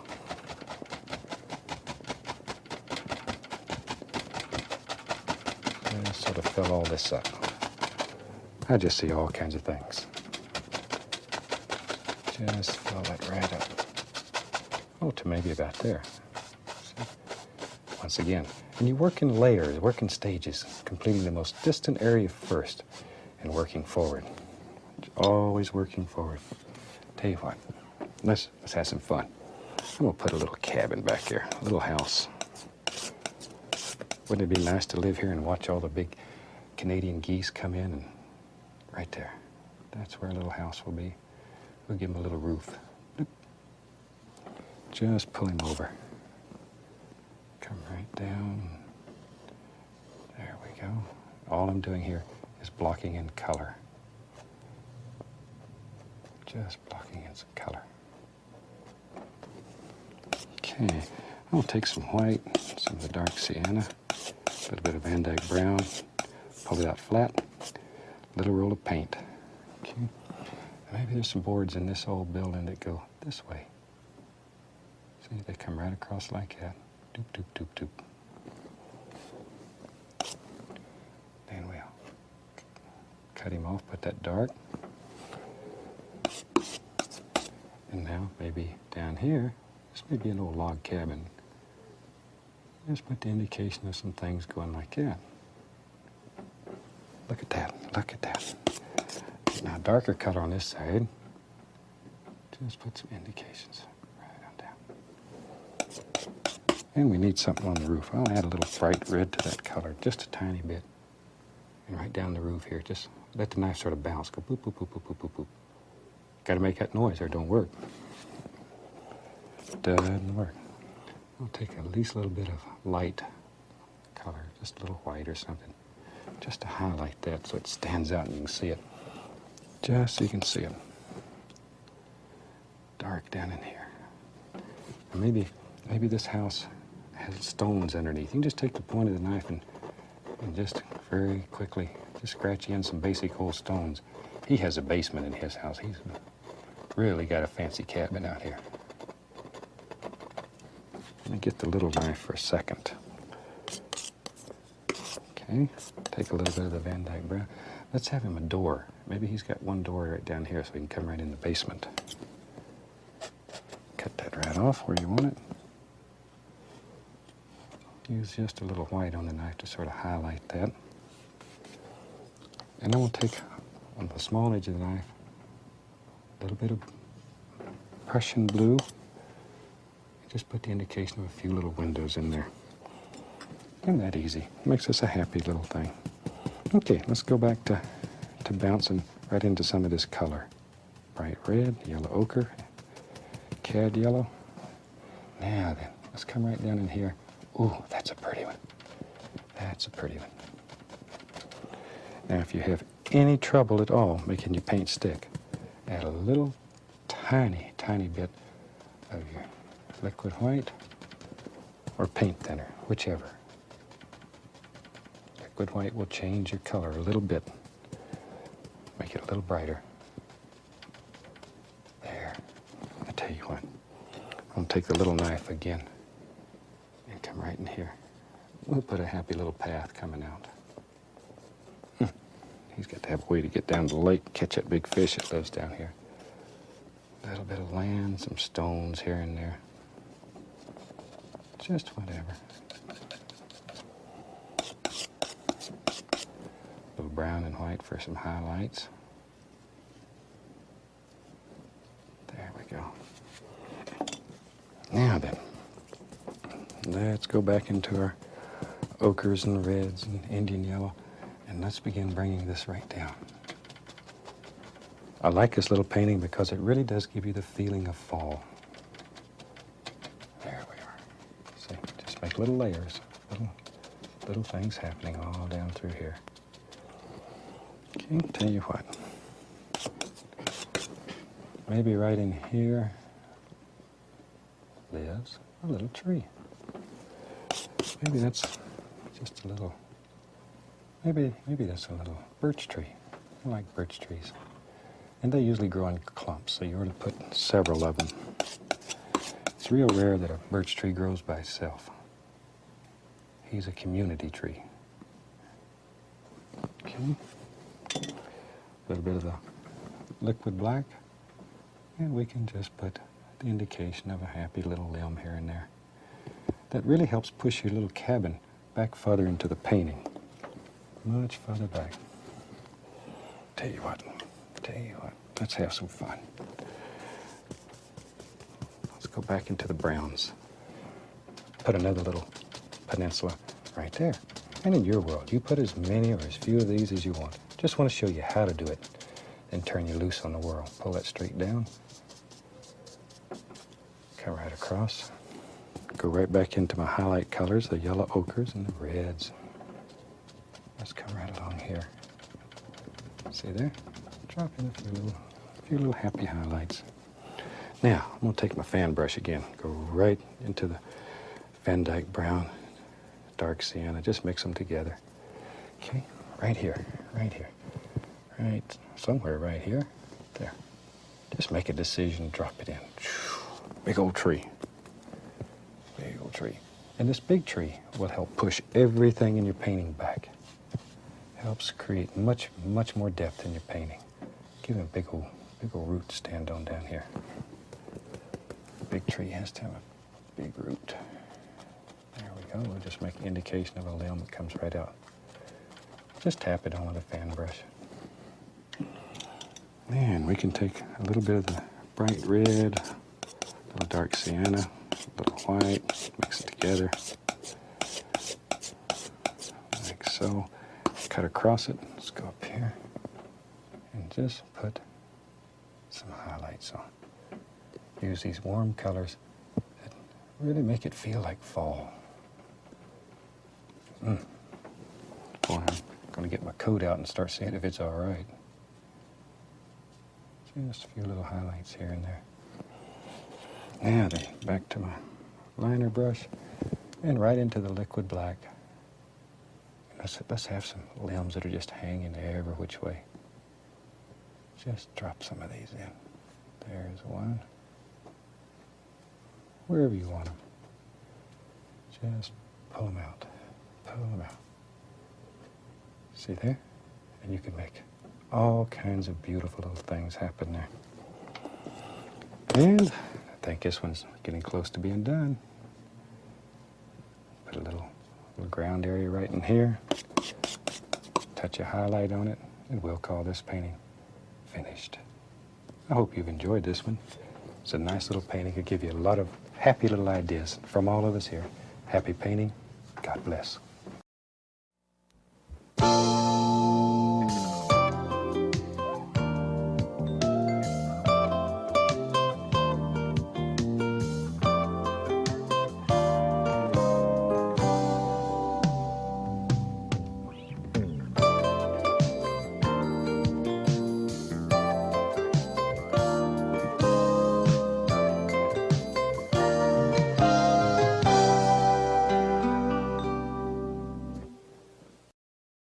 Hi, I'm glad you could join me today.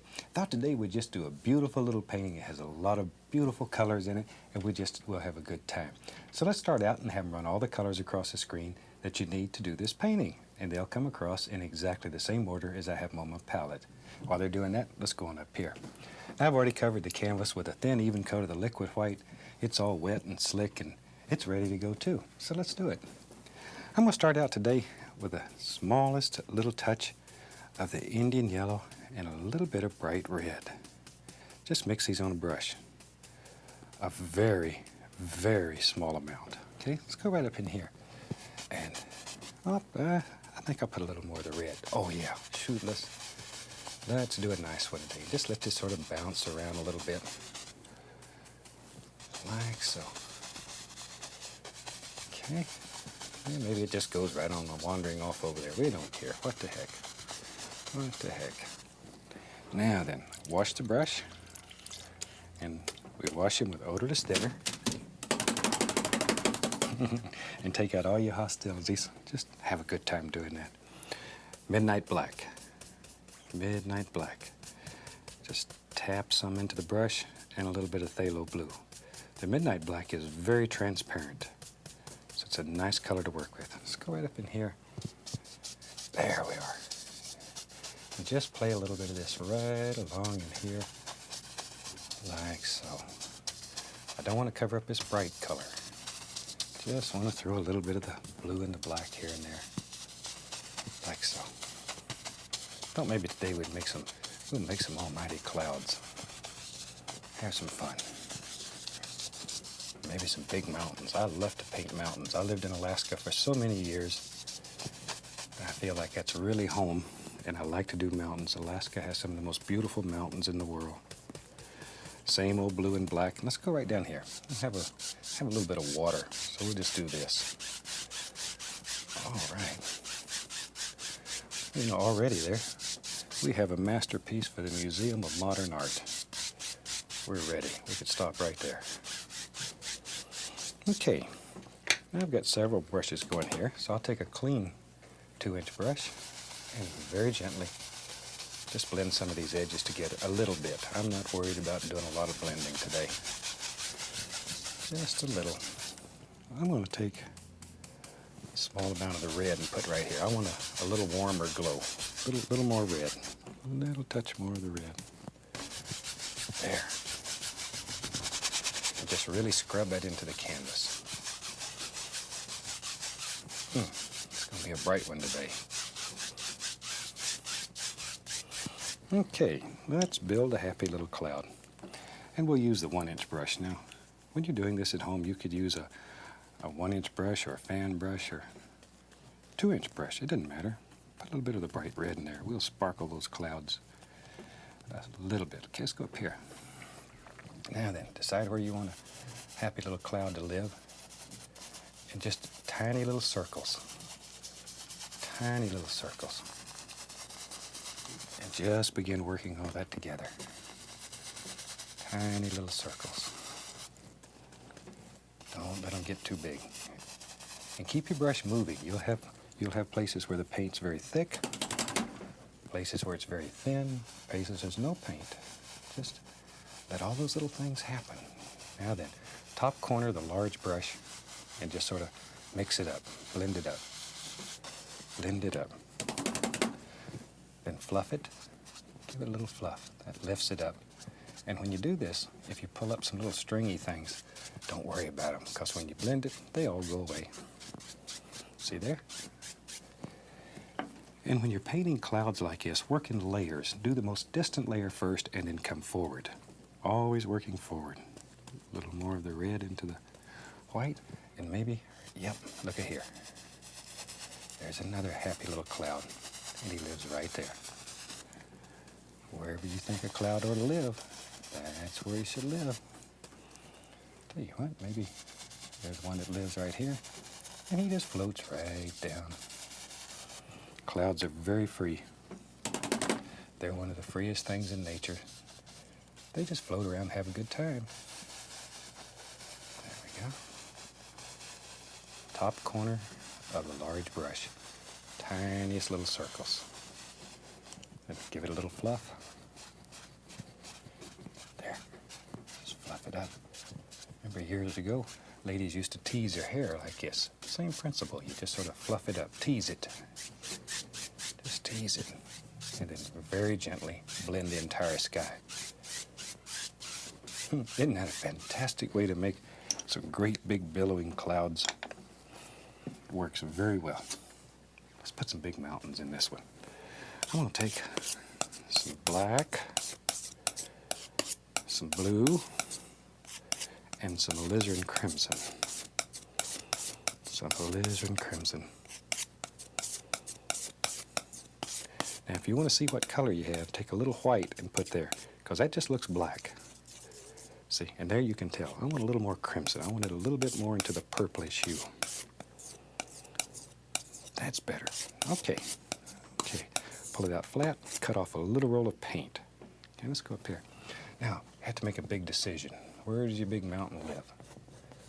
I think he lives right there.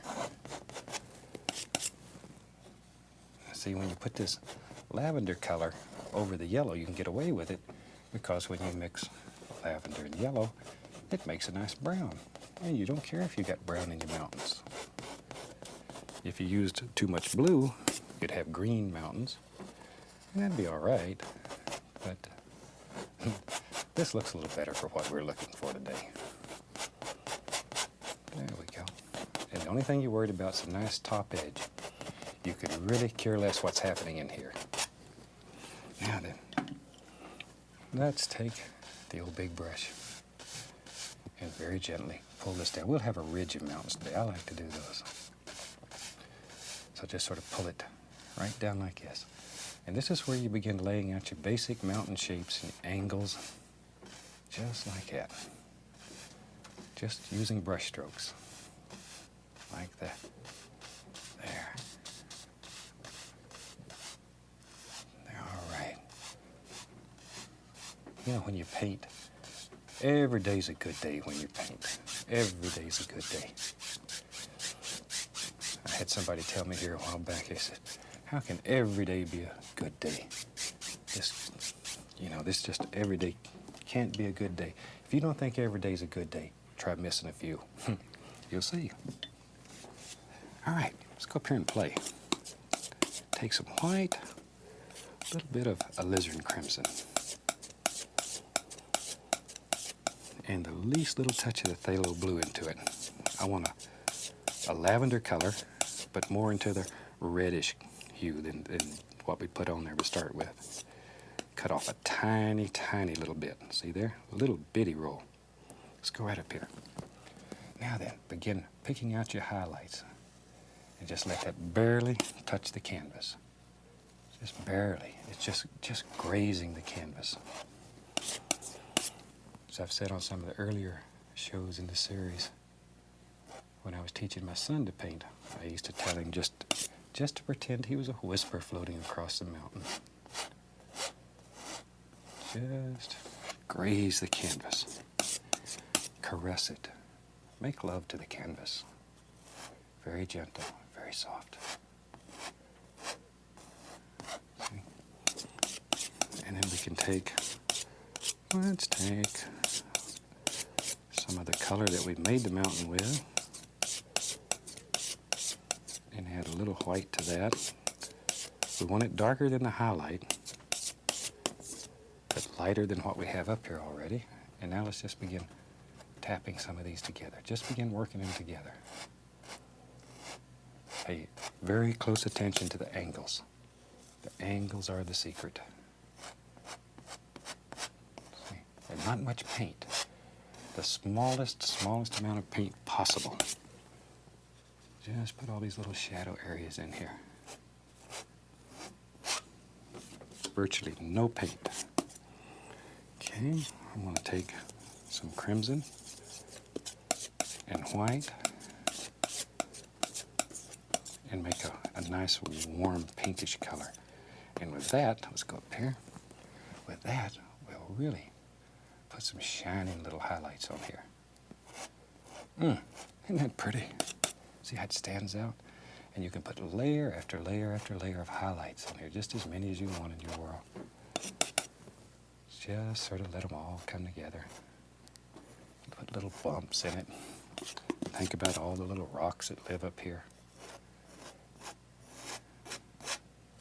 Maybe that comes right down. See, just let your imagination go. There's one. Look at that. Look at that. But it's that easy to do. Just think where the light would strike through here.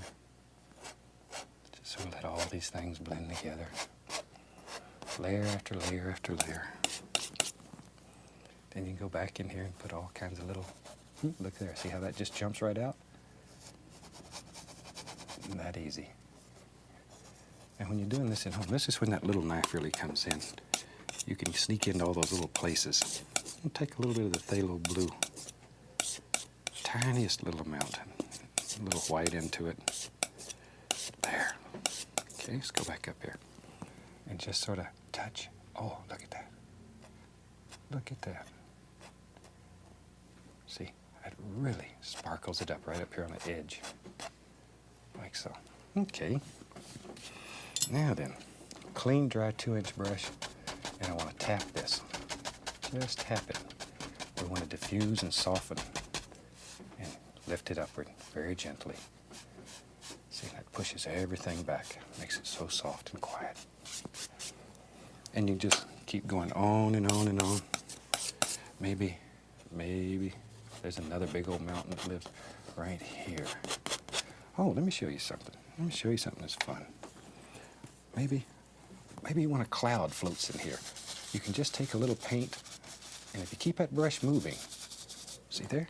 Put a little cloud in, blend it, give it a little fluff, and that'll look like a nice soft misty area where there's a little cloud floating down that mountain. Okay. Let's take maybe right there. Just sort of let your imagination go crazy. Put these wherever you want them. Each mountain, as you work forward, should get darker in value. This base color here should get darker and darker. Really push it into the fabric. Push hard. Take the big brush, pull it out a little bit. Just give it a little pull. See, when you put this one in there, it just set that little cloud we made right back in there. That little cloud just hides back in there and has fun in between those. Okay, now then, let's come right along here and just put the indication of a few little highlights. Just zinging through there and playing. Look at that. See, follow the basic angles in your mountains. That's most important. Most important. Think where the light would strike. Right there, maybe a little bit would go zing. Okay. Put in a few little shadow indications. And just sort of work these shadows and highlights together. Make all kinds of little things happen. Here comes one. Right there. Right there. Just back and forth between shadow and highlight color. See how you can set things back in there? And that creates a little recessed area back in there.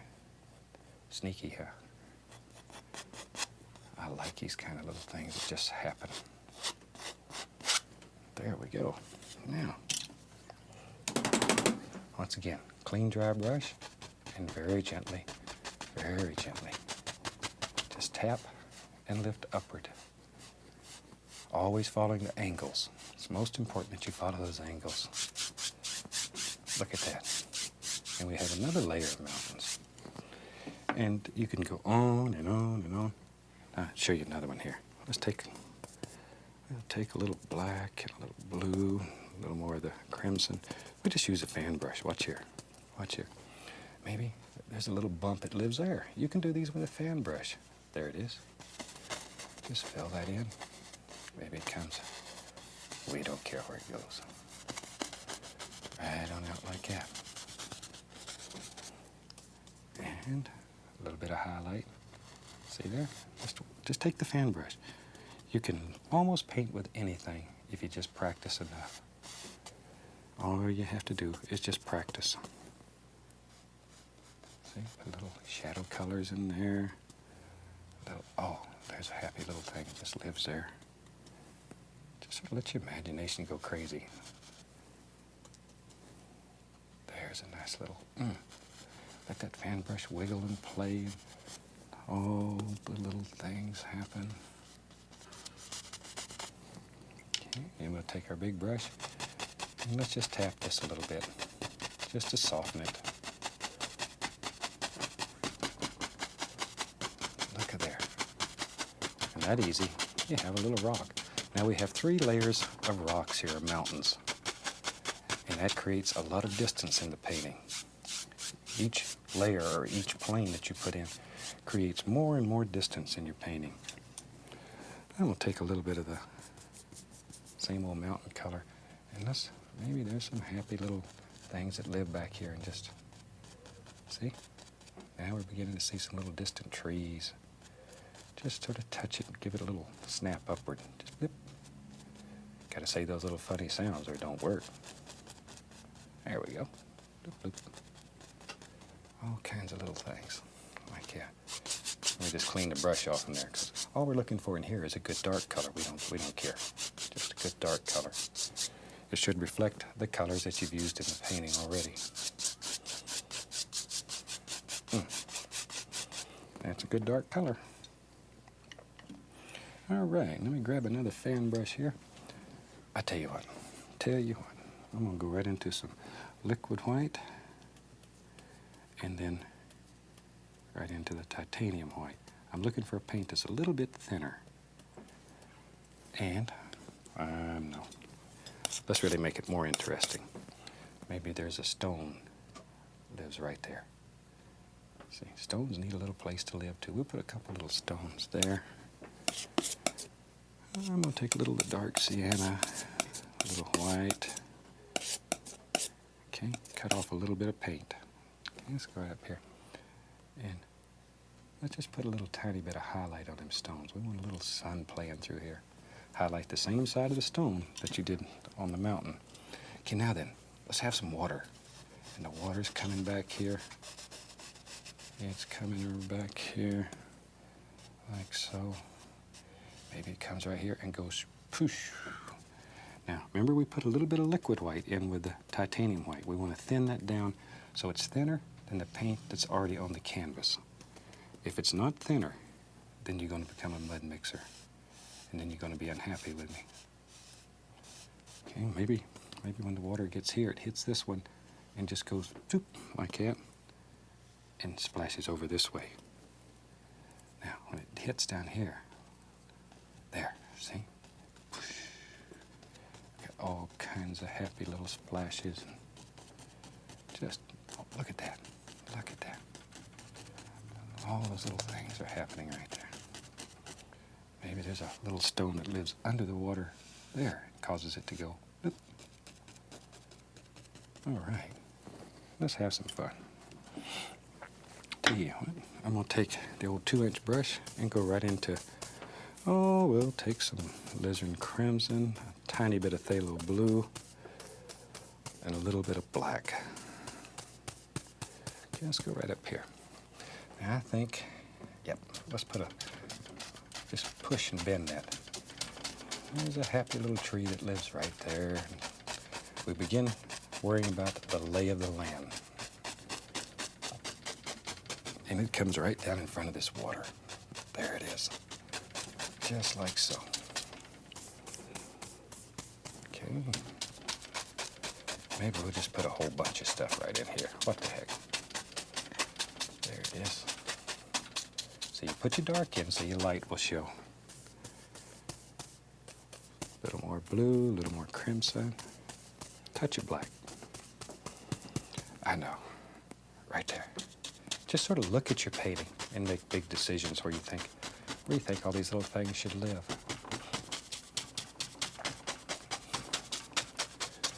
Right down like that. We don't know. We don't have to make these decisions yet. We'll make these decisions as we work on down in the painting. Okay, let's put some stones in here. Take a little Van Dyke brown, and we need a stone to hold this waterfall back. Otherwise, it just wouldn't stay there by itself. Water is lazy. It looks for the easiest way to get to where it's going. So when you're doing these little waterfalls, you've got to have little stones and stuff that explain why the water is higher back here. You don't want it to just sort of all of a sudden be there. One of the basic rules of nature is that water will not climb a rock just so it'll fall and be pretty for you. It's lazy. It's like me. Looks for the easy way to do things. Okay. Let's take our old fan brush. Go right into, let's see, there's some black, blue, crimson. I'm going to grab a little bit of white so I can lighten that up a little. Okay, let's go back up here. A lot of paint on the brush. And maybe there lives, yep, right here, a happy little tree. And this time I'm going to push upward. Push upward with a fan brush. Normally we push downward when we're making little evergreens. We want these to have little branches, though, that go upward. See that? In some parts of the country, that looks more like the trees than in others. So sort of look around your house and see what kind of trees you have. I know I'm going to get a letter from somebody and say, Bob, all I got's a maple tree in my yard. Well, you can put a maple tree in yours. There. Just put these little rascals wherever you want them. See, these look like little Christmas trees to me, and Christmas is always a happy time. There. Okay, just push upward, bend it upward, make all these little trees. Now, some of them that are a little closer, you might see a little highlight. So I'll take the same old dirty brush, go into a little yellow and a little sap green. I want this quite dark because it's far away. Load it full. Now then, just put in a little indication of some green. Still pushing upward. Not a whole bunch. You don't want to kill all the dark. There we go. Just here and there. Some of them, don't put anything on. That'll help save the illusion of distance. All right. Let's put some highlights on those bushes. We'll use a 1-inch brush today. Go into all the yellows. That's yellow ochre, cad yellow. Let's grab some sap green. Just all of them. A little bit of the bright red. Okay, let's go right up here. Maybe this big old tree back here. Look at this. There's thousands of little leaves. That easy. But think about the shapes inside of the tree. Don't just hit it random. Don't hit it random. Okay, maybe. There's a nice one. He lives right there. You notice I'm still working in layers, doing the thing as farthest away first. Over here, there's a nice little yellow bush. He lives right there. And you can use a brush sideways to create little layers of little soft grassy areas. Let's take this a little bit of the brown and white we used for highlight, and we put a little highlight on that rock, a little out here.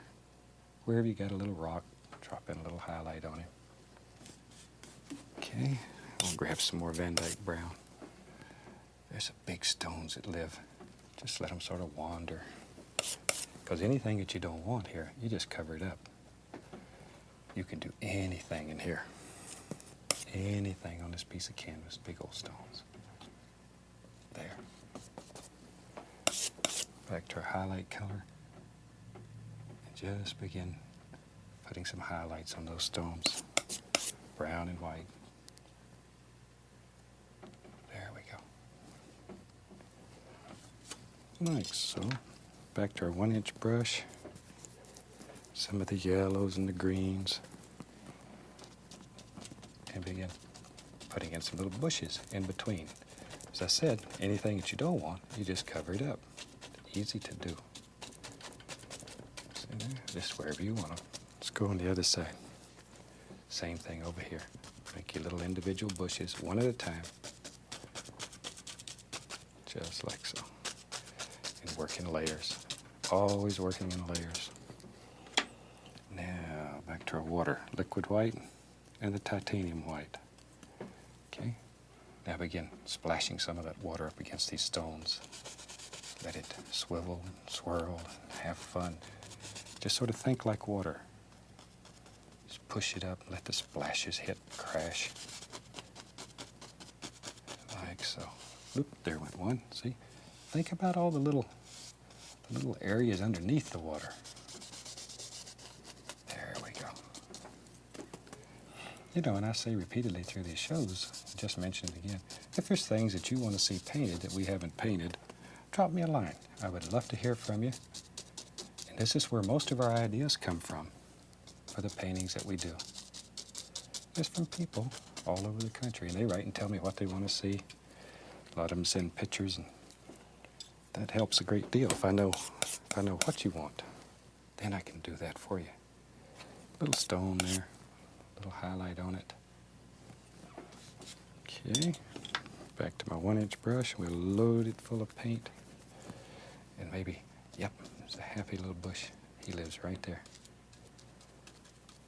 See, and this sort of closes all that in. You can put little stones wherever you want them. Okay, then we can take a clean knife and just scrape in all kinds of little sticks and twigs.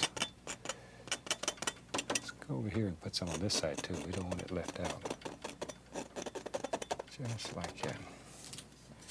Now then, the old clock's telling me I got to get going here, but I want to have some fun before we go. Let's go into a little bit of black. A little bit of black. Let's go right up here. I think in my painting, I want a big tree right there. There's his trunk. There's his trunk. And we just push up. Look at that. See? Put some big old leaves on it. It helps set everything back. I like big old trees. Just push him in.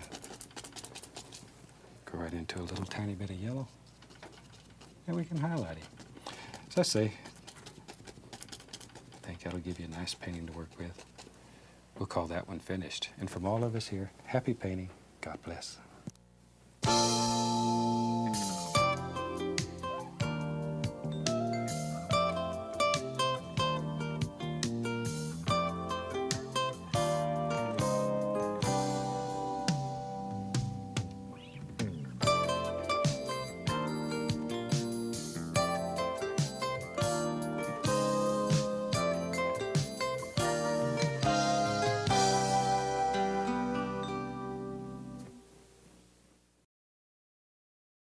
Hi, I'm glad to see you today.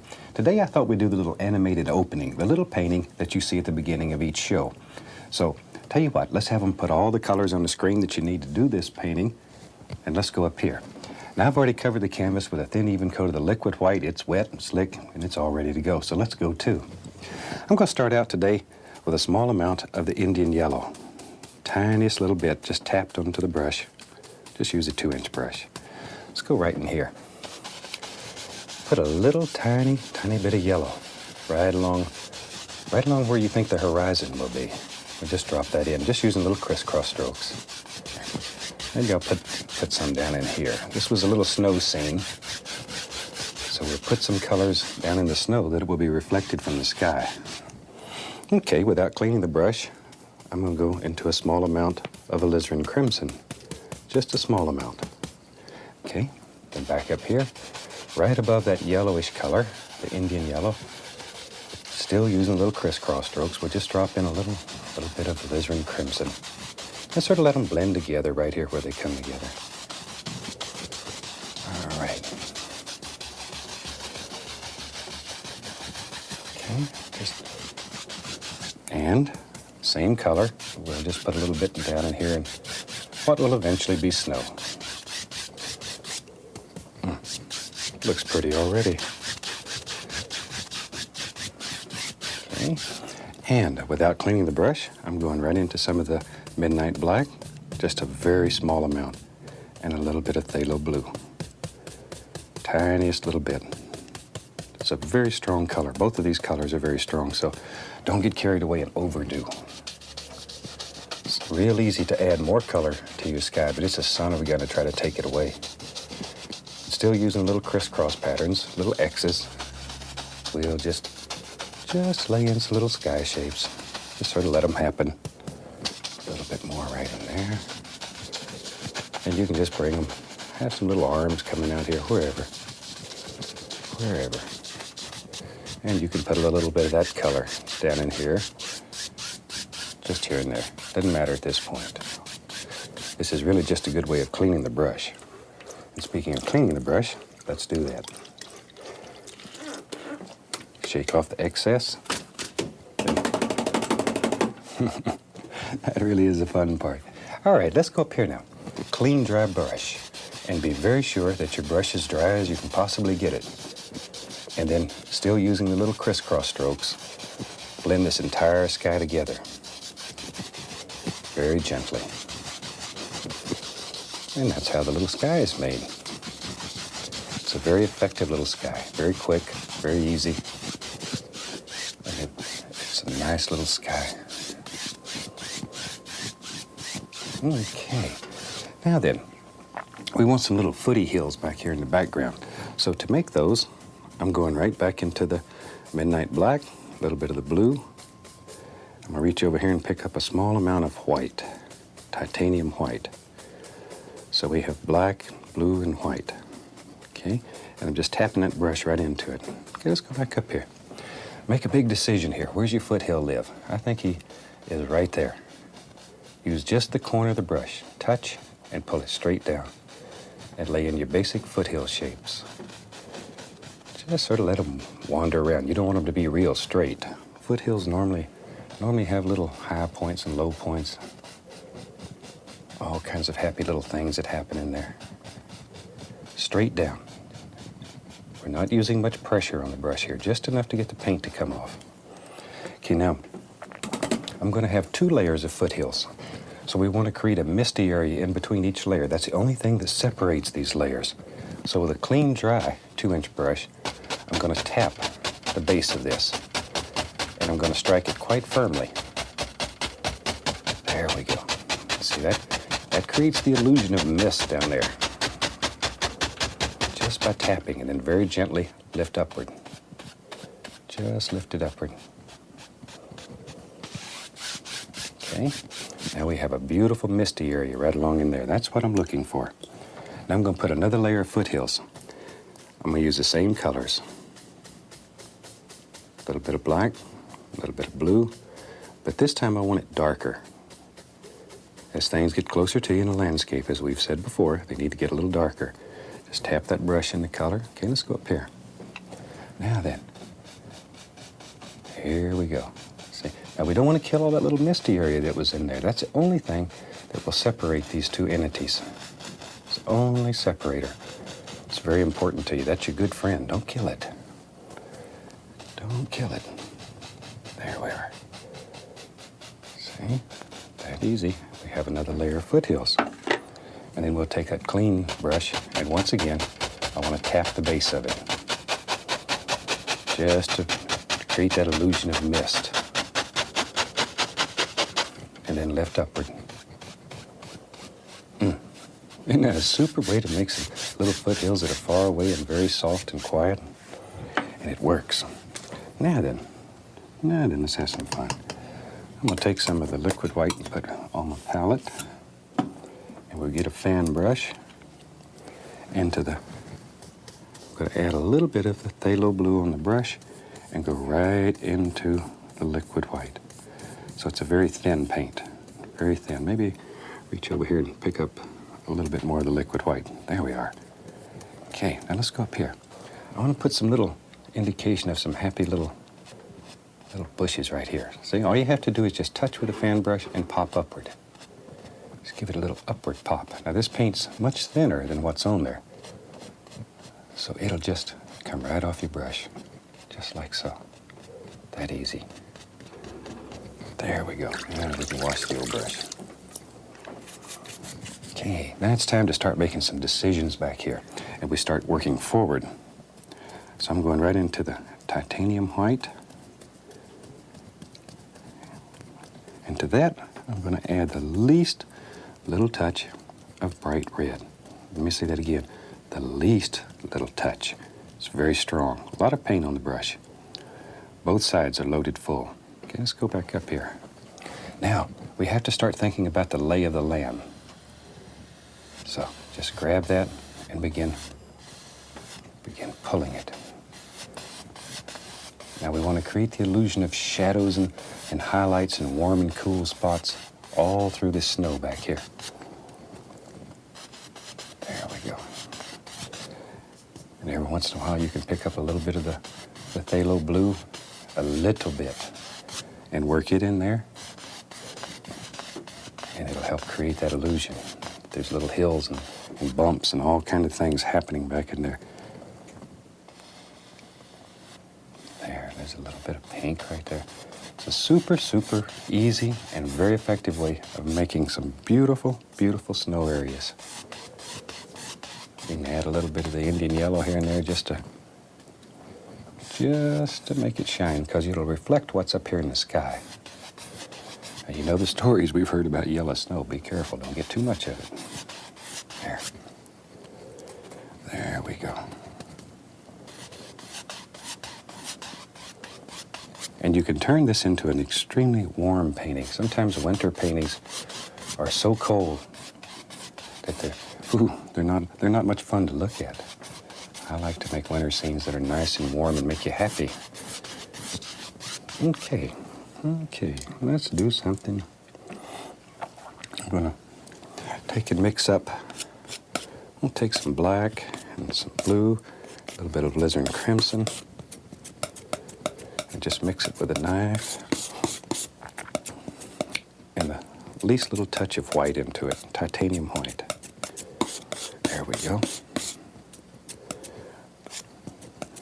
There. Good dark color. Okay, let me wipe my knife off here.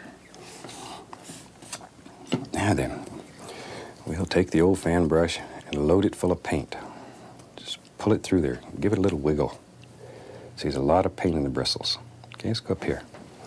Maybe right back here lives, I think we had a happy little evergreen that lived right there. Take just the corner of the brush and begin working back and forth. I had a lady in one of my classes, she called these Z trees. She says, because all you're doing is going back and forth and making little Z's. And I think that's a good analogy.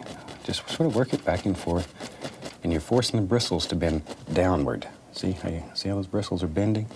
And that makes all those little hangy down things that are under the limbs. Makes your tree look really nice.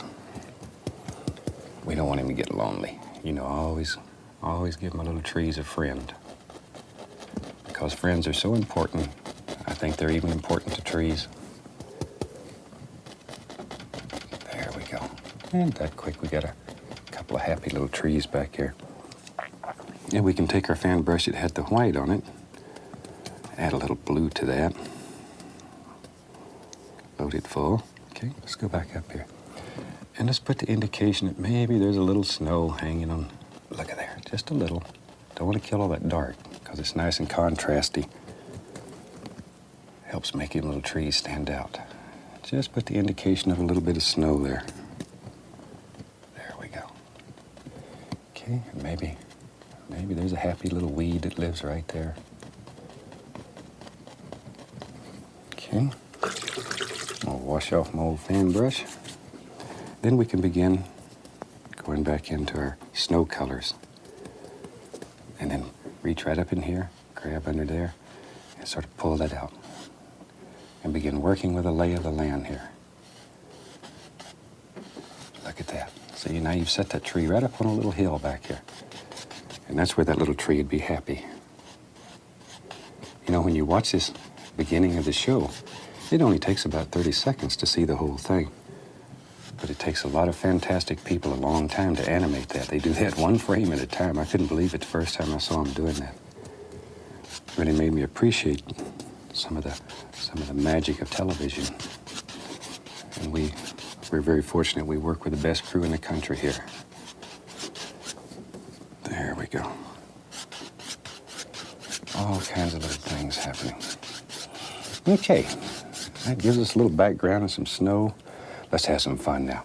Let's go to the old round brush and go right into some Van Dyke brown, a little bit of dark sienna, and we're just gonna tap it into the bristles.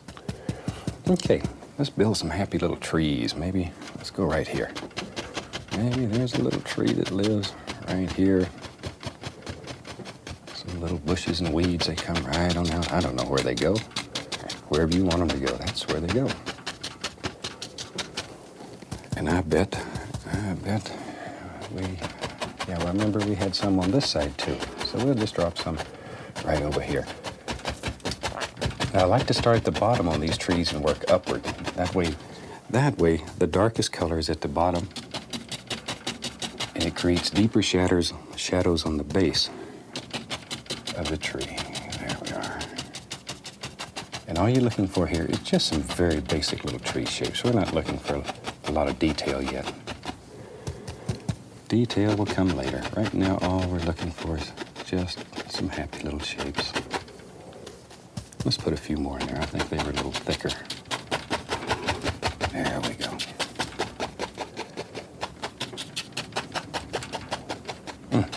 That's getting pretty already. I like these little warm winter scenes. They do nice things in here. They make you happy. Okay, a little thinner on my liner brush, and we'll just pull it through some brown and turn that brush. Turn it and pull it out. It brings it to a very sharp point. There you can see it. Okay, let's go up here. And in here, I'm just going to put the indication of a few little trunks. Just a few here and there. Most of them you won't ever see. But should they show through, it gives a painting some detail. And that always is nice. Just here and there. Wherever you think a little trunk should live to hold up all this trees and shrubs back here. Just drop it in. Drop it in. Shoot, I'll tell you what, let's do. Let's put some pretty colors on there. I'm going to go right into some of the yellows here. Some yellow ochre, some cad yellow, a little Indian yellow. Just tap this brush into it and the least little touch of the red. Whew, least little touch. Okay, let's go back up here. Now, maybe there's a tiny bit of highlight just playing right on the top of these. Just to create a little color. And if you're out selling your paintings, a lot of times people will buy your paintings because of the color more than the content.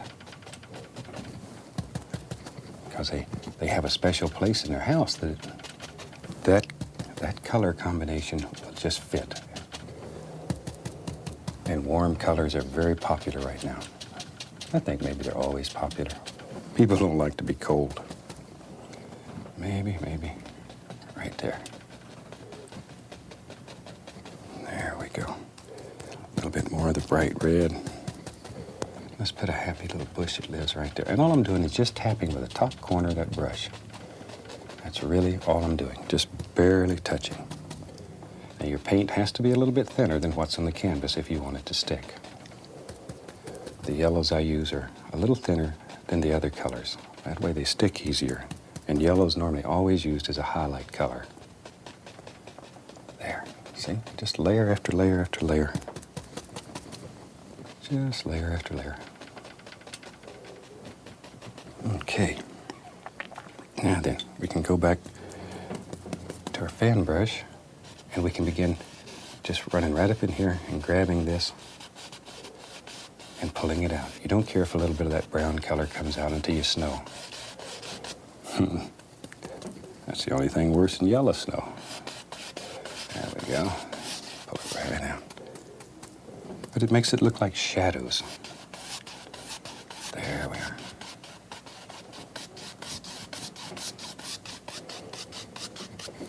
Okay. Now then, over here on the other side, maybe we'll take some of those same little yellows, just tapping. And let's put a few highlights right on here. You know, we all do things we don't think about, and sometimes they're just automatic. And the other day I was doing a demonstration for a fantastic group, and a young man he was probably about 10 or 12 years old, just walked behind me, and I heard him saying out of the corner of his mouth as he walked around me, he says, maybe. So I could tell he'd been watching the show, and I don't realize I'm doing that sometimes, but he made me aware of it. So he was cute, and he brought in some fantastic paintings to show me. And then we recently did a show in Missouri, and I had a young lady that was 4 years old bring me some paintings. Son of a gun, she was just fantastic. 4 years old, and already she's a fantastic painter. By the time she gets my age, 22, she's really going to be something. And if you believe I'm 22, I want to sell you some land in Florida. There. Okay. Tell you what, let's do. That painting had a little cabin in it, happy little cabin. So let's do one of those. We'll start here with some Van Dyke Brown. Cut us off a little bit. There, see, it's right out on the edge of that knife. There you can see it real good. Okay, let's go up here. Let's start with the back eave of that cabin. We'll give him a little back eave, like so. Now this may not be an exact duplicate of the painting that you see animated, because you can never go back and do a painting that's exact. But it'll show you how that painting was done. And you can do your own at home. There. See, need the side. Now then, let me grab some white. This is just straight titanium white. Touch. And give him a happy little roof. Don't want him to freeze to death. Gotta give him a roof. There. And sometimes you'll find it's easier to scrape out the basic shape. And it helps remove some of that loose paint that's underneath. Put a little snow on the other side. A little bit right down there. Take a little bit of the dark sienna and some white. And let's put some highlights on these boards. Just some highlights. Makes it look like old wood. A little bit of brown. Give him a door. There. And we can take just the point of the knife and create the illusion of some old slabs here. This cabin's made with old boards. A little bit of blue and white. And we just put the indication of a little window right there. That's really hard to see, but it's there. Okay, now then, let's go right up in here and put a little snow coming right down through there. Right down. And then you can cut this off and put it wherever you want it. And we'll take, this is a little bit of, little alizarin crimson and a tiny bit of phthalo blue. Make a lavender color, dark lavender color. And we'll just put the indication of a little happy little path right here. See, he needs a little way to get out of this cabin. Then we can come back with our round brush and go back into some of our yellows, touch of the red, and tap them in. Let's go right here. And we'll come right along here. And we'll just let a few little bushes grow right up around the edge of his cabin. That sort of sets it back into the painting. And if I lived in this little cabin, I'd want to set back into the bushes and trees where the salesmen couldn't find me. I'd be hiding back here. Okay, then we can take a little bit of the titanium white and just sort of smooth that out on the bottom. Okay, that easy. Now then, we had a little fence. So I'm going to just dip my liner brush right into the liquid black. That's the easiest way to make a little fence. See, just pull it down. And we just let it go right on back. Maybe it goes right on over the hill back here. And there's still some old fence things laying across there like that. Let them go. With the liquid white, we can come right back and lay a little bit of snow on there. See? Isn't that super? Really gives your painting a lot of detail. And when you're doing this at home, you can just get crazy and put all kinds of beautiful little things. Maybe we'll have this post come right behind the house. We don't know where it goes that way. There. Okay. Now then, let's go over here, play a little bit on the other side. I think we'll put some big bushes. I'm tapping that same old brown brush. I haven't cleaned it yet. Right into the browns again. Let's go up here. And we're going to have a great big tree all right over my pretty bushes back here. This big tree, he is a big tree. He lives right here. See, just start thinking about some basic shapes, how you want your tree to look. Look at there. See, big old tree. There he comes. You put this dark in so the light will show when you put it on there. There's a happy little bush. This comes right on down. That looks good already. Now then, a little paint thinner right into the brown. Just really load that brush full. Okay, let's go up here. See?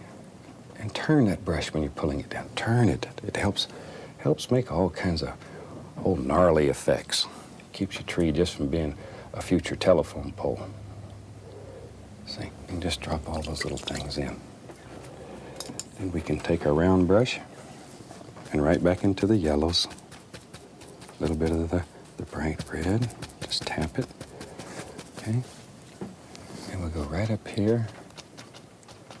See? And just put the indication of a few little highlights. Just some warm colors in here. There. And as many or as few as you want. Just drop them in.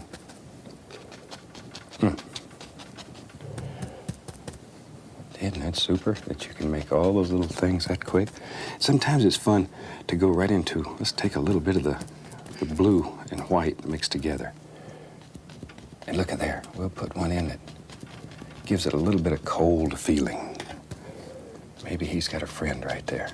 So mix a little cold in there with all that warm. Just makes all kinds of beautiful little things happen. There we go. There's one right there. And as many of them or as few as you want. It's up to you. Painting gives you freedom. Gives you freedom. And I think we all are looking for that. At least I am. There we go. All kinds of little happy things. Alrighty. Let me lay that brush down and we'll go back to our old fan brush. And a little color in it. We're just mixing between blue and a little pink. And then we're going to change this plane. In other words, I want this to go there in a different angle. So it looks like it's overlapping what's back there. Just by changing the angles here, you can create all kinds of fantastic illusions.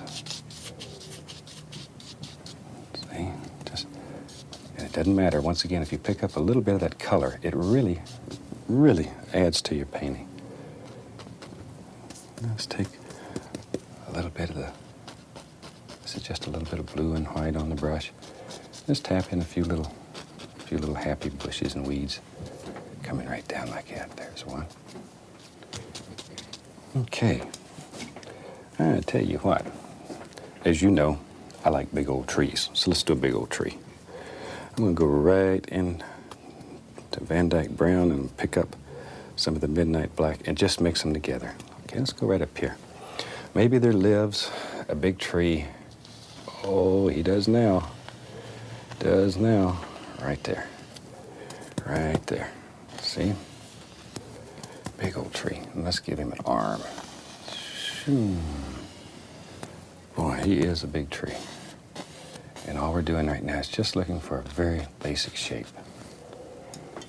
Very basic shape. And we can take a little bit of the browns and white. This is dark sienna and white. And let's just put the indication of some nice little highlights here. Just here and there.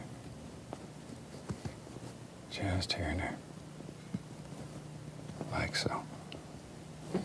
Okay, well, I got the old knife going here. A few little fences posts we had, I think, in that one. A little white.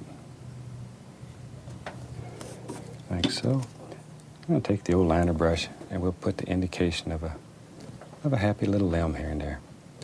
And the old clock tells me it's time to leave for this week. So I hope you've enjoyed this one. I hope you've enjoyed seeing it at the beginning of each show. And until next time, I'd like to wish you happy painting. God bless.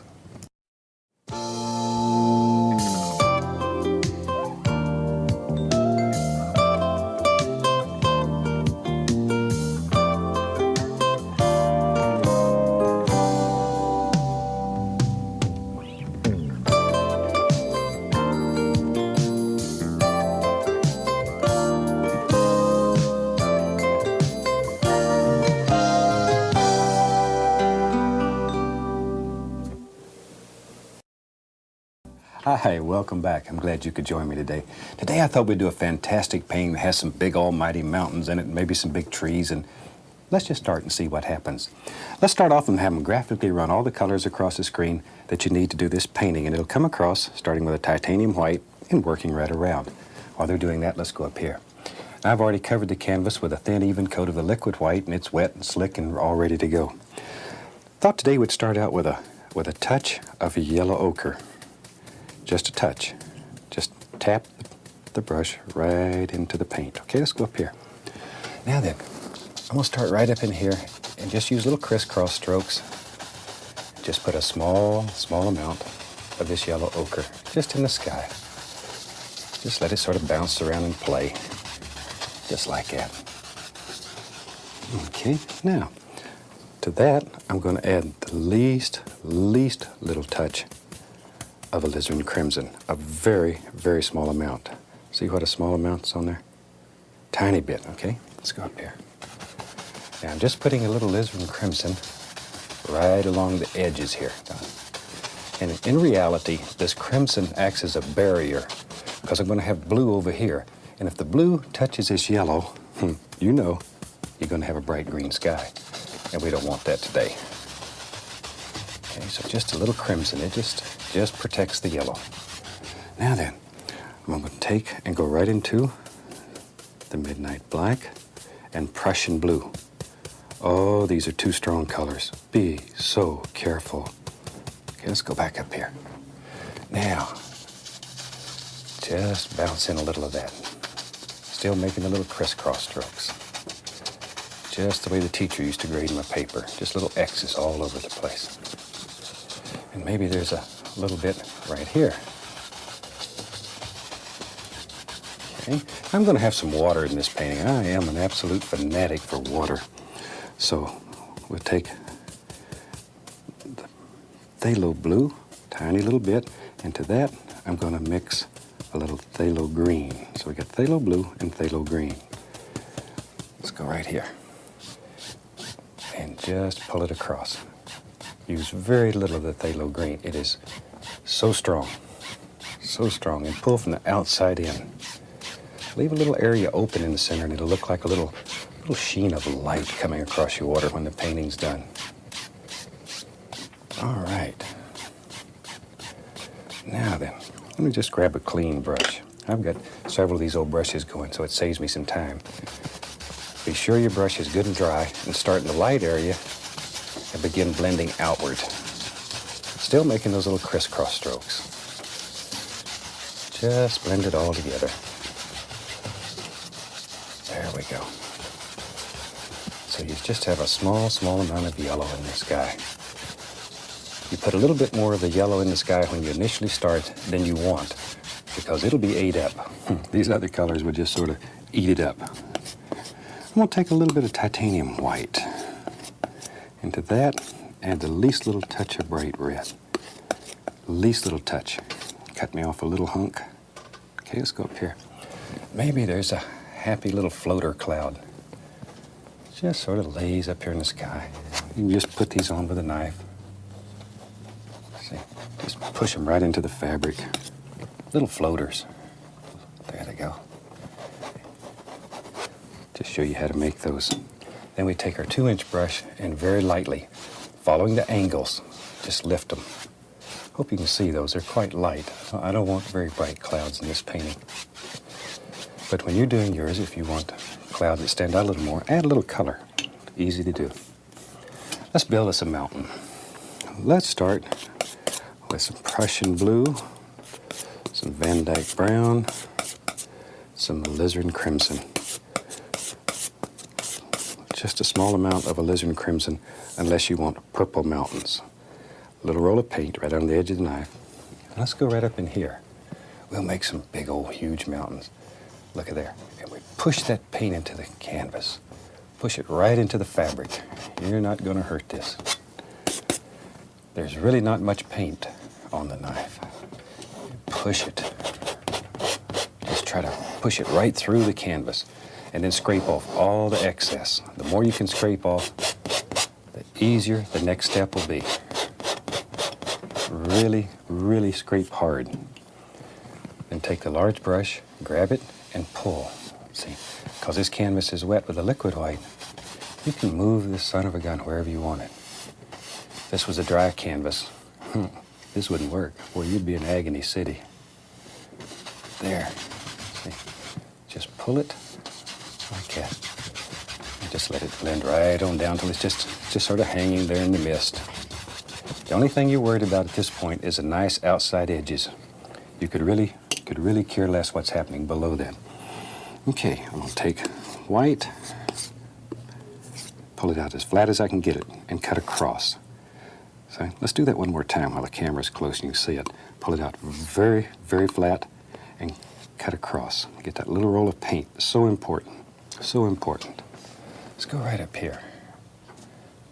There. Now, just barely touching the canvas. Barely touching the canvas. Just allow that to flow right off your knife. No pressure. Absolutely no pressure. Just let your hand just float. Pretend you're a whisper floating across here. This is probably one of the biggest problem areas that people write and tell me they're having, is making this paint break. And by break, I mean leave all these little holes in it. And 99 times out of 100, one of two things is happening. You're using paint that is too thin, or you're applying too much pressure. So you need a firm paint and no pressure. They work together. They work together. And that's what allows you to do all of this. There we go. And you can just put as many or as few of these things in there as you want. Let's take a little phthalo blue and white, just blue and white. right like that. Pull it out and cut across. Once again, you need that little roll of paint, okay? And let's go back in here and begin dropping in some beautiful little shadows. Notice the angles. Angles in mountains are very important. Your highlights go in one basic angle, and your shadows go in another angle. See?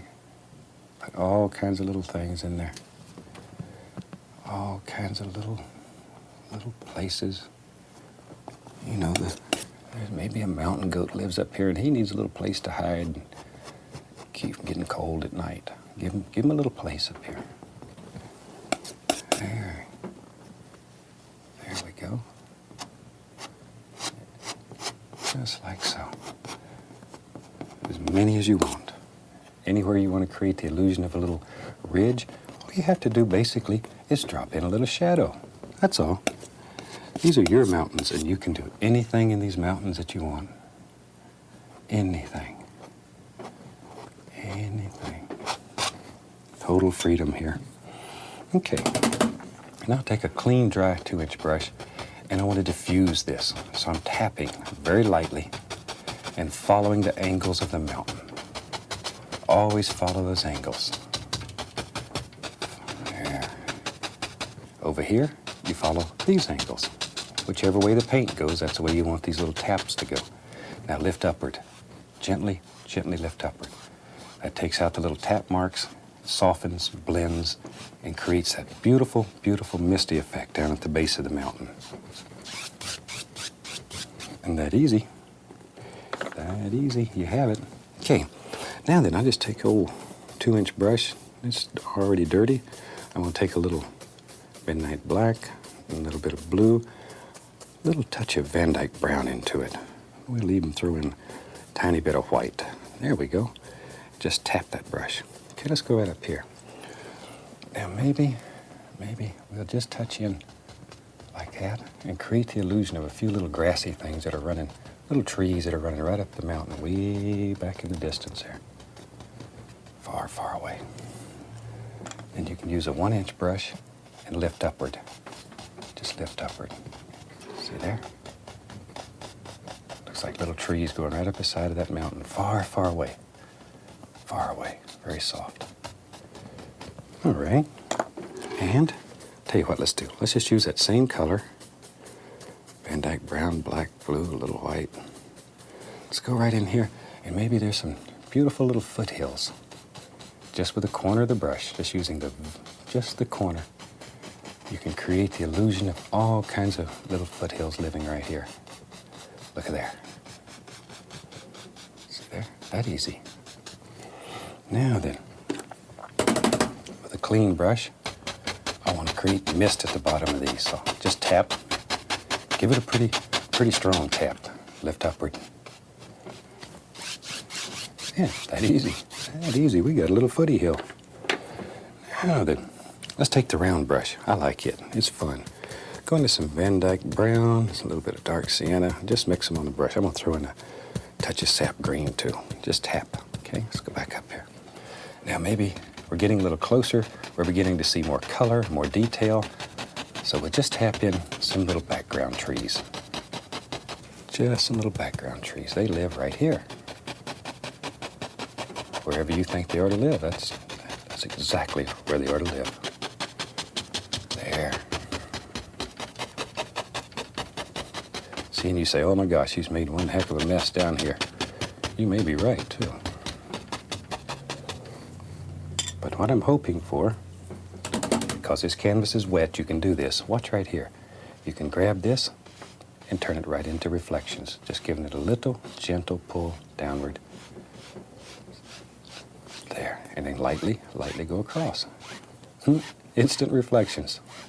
This may be the nicest thing that happens with this painting technique.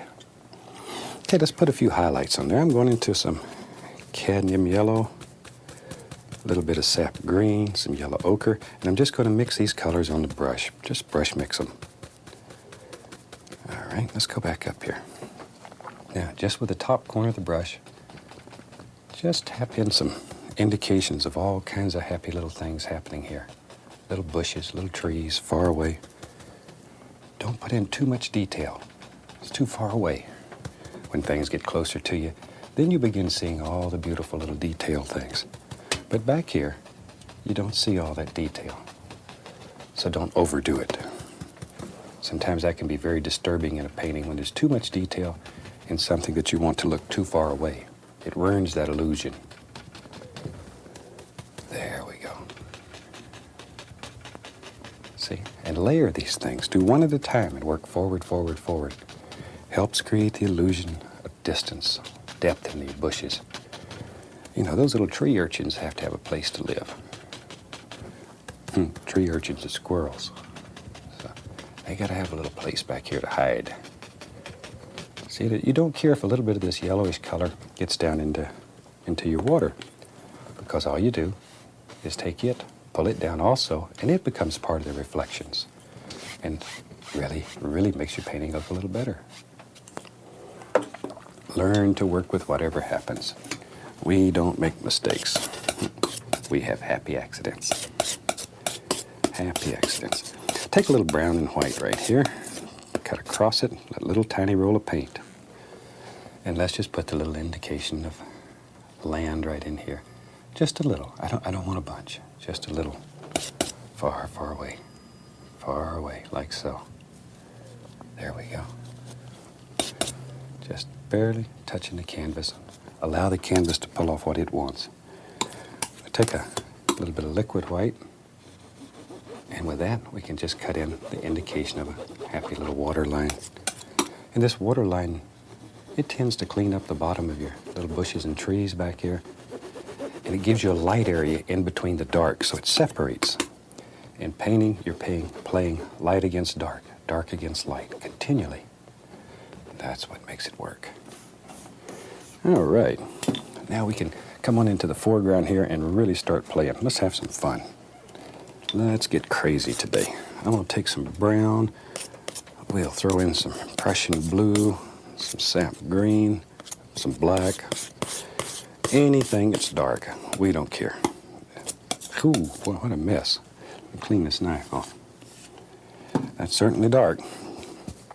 Now I'm gonna take the 2-inch brush and just go right into the paint and wiggle it. This is just an old dirty brush that was laying there. Wiggle. See, wiggle it. Wiggle, wiggle it, wiggle it. And then sharpen it, just like you would a fine knife. See there? Now look how sharp that is. There you can see it. Ooh, that's just like a razor. That's a chisel edge. Okay, let's go up here. Now with this super sharp chisel, let's have a happy evergreen that lives. Boy, he sure does now, right there. Now, sometimes we avoid this old big brush, but look what it can do. It makes the most beautiful evergreens. Don't be afraid of this 2-inch brush. Jump in there and use it. Play with it. It comes to a super, super sharp chisel edge, and you can do this with it. It might make better looking evergreens than some of the smaller brushes. They have a lot more character to them. Come down to about right there. Now then, I can take my knife, take a little of this dark sienna, a little white into it, pull it out, cut off a little bit of paint, and thus create a little tree trunk. And you don't see the entire trunk, but just here and there where you think you might see it, a little tree trunk. Okay, I'll use this same old dirty big brush. I'll go right into some of the cad yellow. Now, since we had a little blue in that color, automatically this is going to turn green. Beautiful green color. Bring it back to a chisel edge. Okay, let's go back up here. Now then, let's take and just put the indication of some highlights on this big old tree. Some nice bright spots. And that easy, you have a fantastic little evergreen. Okay, lay the old brush down here. Going back to the round brush, we'll go into our browns. This is a dark sienna, the Van Dyke. And let's have some fun right in here. In here, we're going, oh, look at here. Here comes a tree. Look at here, big, strong tree. He lives right there. And all we're doing right now is putting in the basic shape for that tree. Just the basic shape.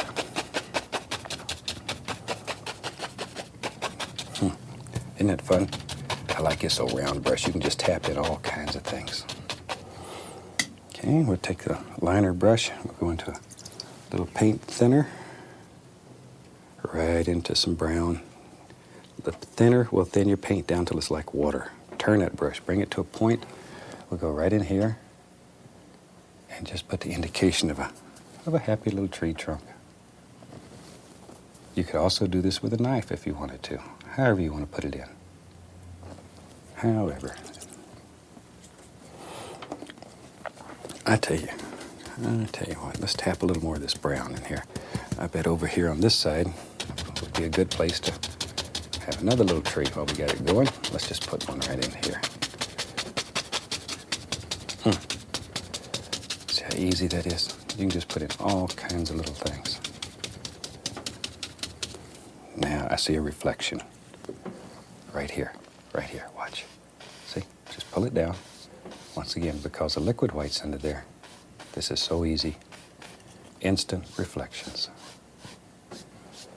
Instant reflections. Now we can put some highlights. I'll just use this same old dirty round brush. We'll take some yellows, a little green, Indian yellow, yellow ochre. Just touch. Okay, let's go up here. Now, just using the top corner of the brush, all you have to do is just gently tap. Just tap. See? And put all those little highlights. Makes the indication of thousands of little leaves. Well, I used to take my one-haired brush and spend days trying to get that effect. Absolutely days.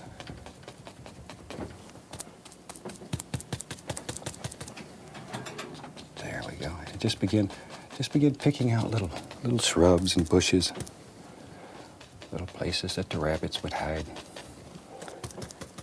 There we go. Birds have got to have a place to go and feel comfortable. I'm a bird fanatic. I like birds.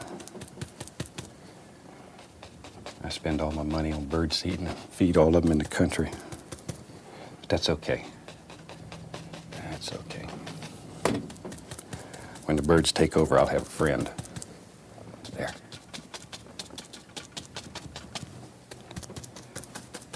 There we go. Tap that right in. See, just layer after layer, however many you want. However many you want. Okay. I want to have some fun right in here. Maybe there's a happy little cabin there. I like doing these little cabins, and they're so simple. Cut off a little bit of brown. See, pull it out flat and get that little roll of paint. Okay, let's go up here. Maybe this little cabin lives right here in the woods. Wouldn't that be a super place to have a little house to come and hide? Okay, let's give him a roof. Zoom. Need a little front on the cabin. Both sides. See there? Just a quick little happy cabin. And a little bit over in here. This is just Van Dyke brown, dark sienna, just mixed together. Okay, then we can take a touch of brown and white, and we can throw a little highlight on there. Little on this side. Zoom.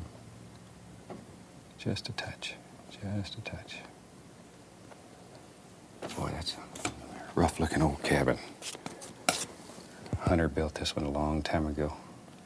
He was out here. Maybe there was a beaver lived out here, and he came out here and trapped the animals. Maybe one day he had a couple of drinks too many and fell off in the lake here. And the old cabins just sort of went back to nature. Okay, we'll take a little of that same brown color. Let's put some little happy things up here on the roof. Just touch and just let it sort of bounce down. Just bloop, bloop, bloop, bloop, bloop. Like that. We'll take the least little bit of white and maybe just sort of highlight this edge so it just stands out a little bit. Just so it stands out a tiny bit.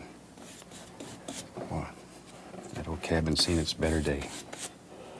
Now you can cut it off. See? You can do a cabinectomy. Just sort of zip off whatever you don't want and work out your perspective. Then we go back to our round brush. And let's have some bushes and some weeds that are growing all up around. He didn't cut his grass very good either. Okay, some more brown. Maybe there's some happy stones that just live right in here. Little path.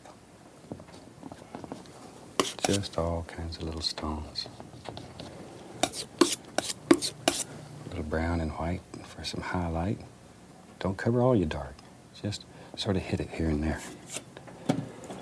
And we'll take a fan brush. Little yellows, a little green on it. Just mix it up real good. A lot of paint, okay? And come back in here. We'll put in some little happy grassy things all around in here. Look at that. All kinds of little things. Well, we got that old brush going. Maybe there's some over here too. So we can sort of flatten this area out just by putting some little grass right in there. Right in there. And we'll put a stone or two. There's one. There's one. Just touch it with a little highlight color. Kind of have a little grassy areas there. I'm adding a little touch of the bright red in there just to sparkle that up. There. See how those stones just stand up in the grass? Isn't that easy? You know, we really try to make painting fun for you. Fun and easy. And I think it's working. We get thousands of letters from people all over the country that are telling us they're having unbelievable success. Here I'm using a little bit of liquid white. Just put in a happy little waterline. And with the point of the knife, you can scrape in a few little sticks and twigs, wherever you want them. And as usual, Bob's going to put in a big tree. I like big trees, as you know. Let's take the old fan brush, load it full of brown, a little midnight black in it, and the big tree lives right there. Boy, that is a big tree when you have the canvas vertical. That's up and down. There, big tree, black and brown, just to give it a nice dark.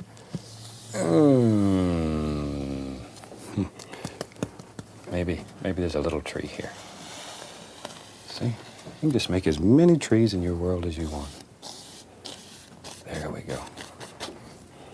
Now we can take the knife. We'll use a little red, a little dark sienna, a little white. Don't overmix, about like so.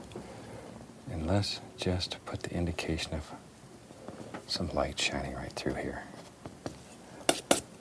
Just some happy little things sparkling.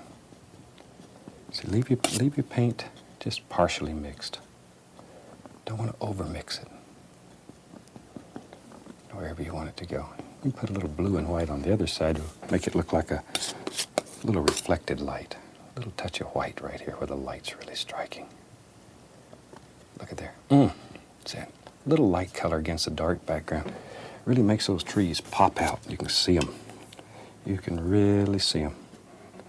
Okay, we'll take a touch of the liquid black on the liner brush and just put the indication of a tree limb here and there. Just here and there. See? Just wherever you think there should be a limb. That one, see? It went behind that tree. This liquid black works very nice for putting out a lot of tree limbs real quick. There goes one right over the mountain. That one hurt. After you work so long and hard on your mountain and start throwing tree limbs all over it.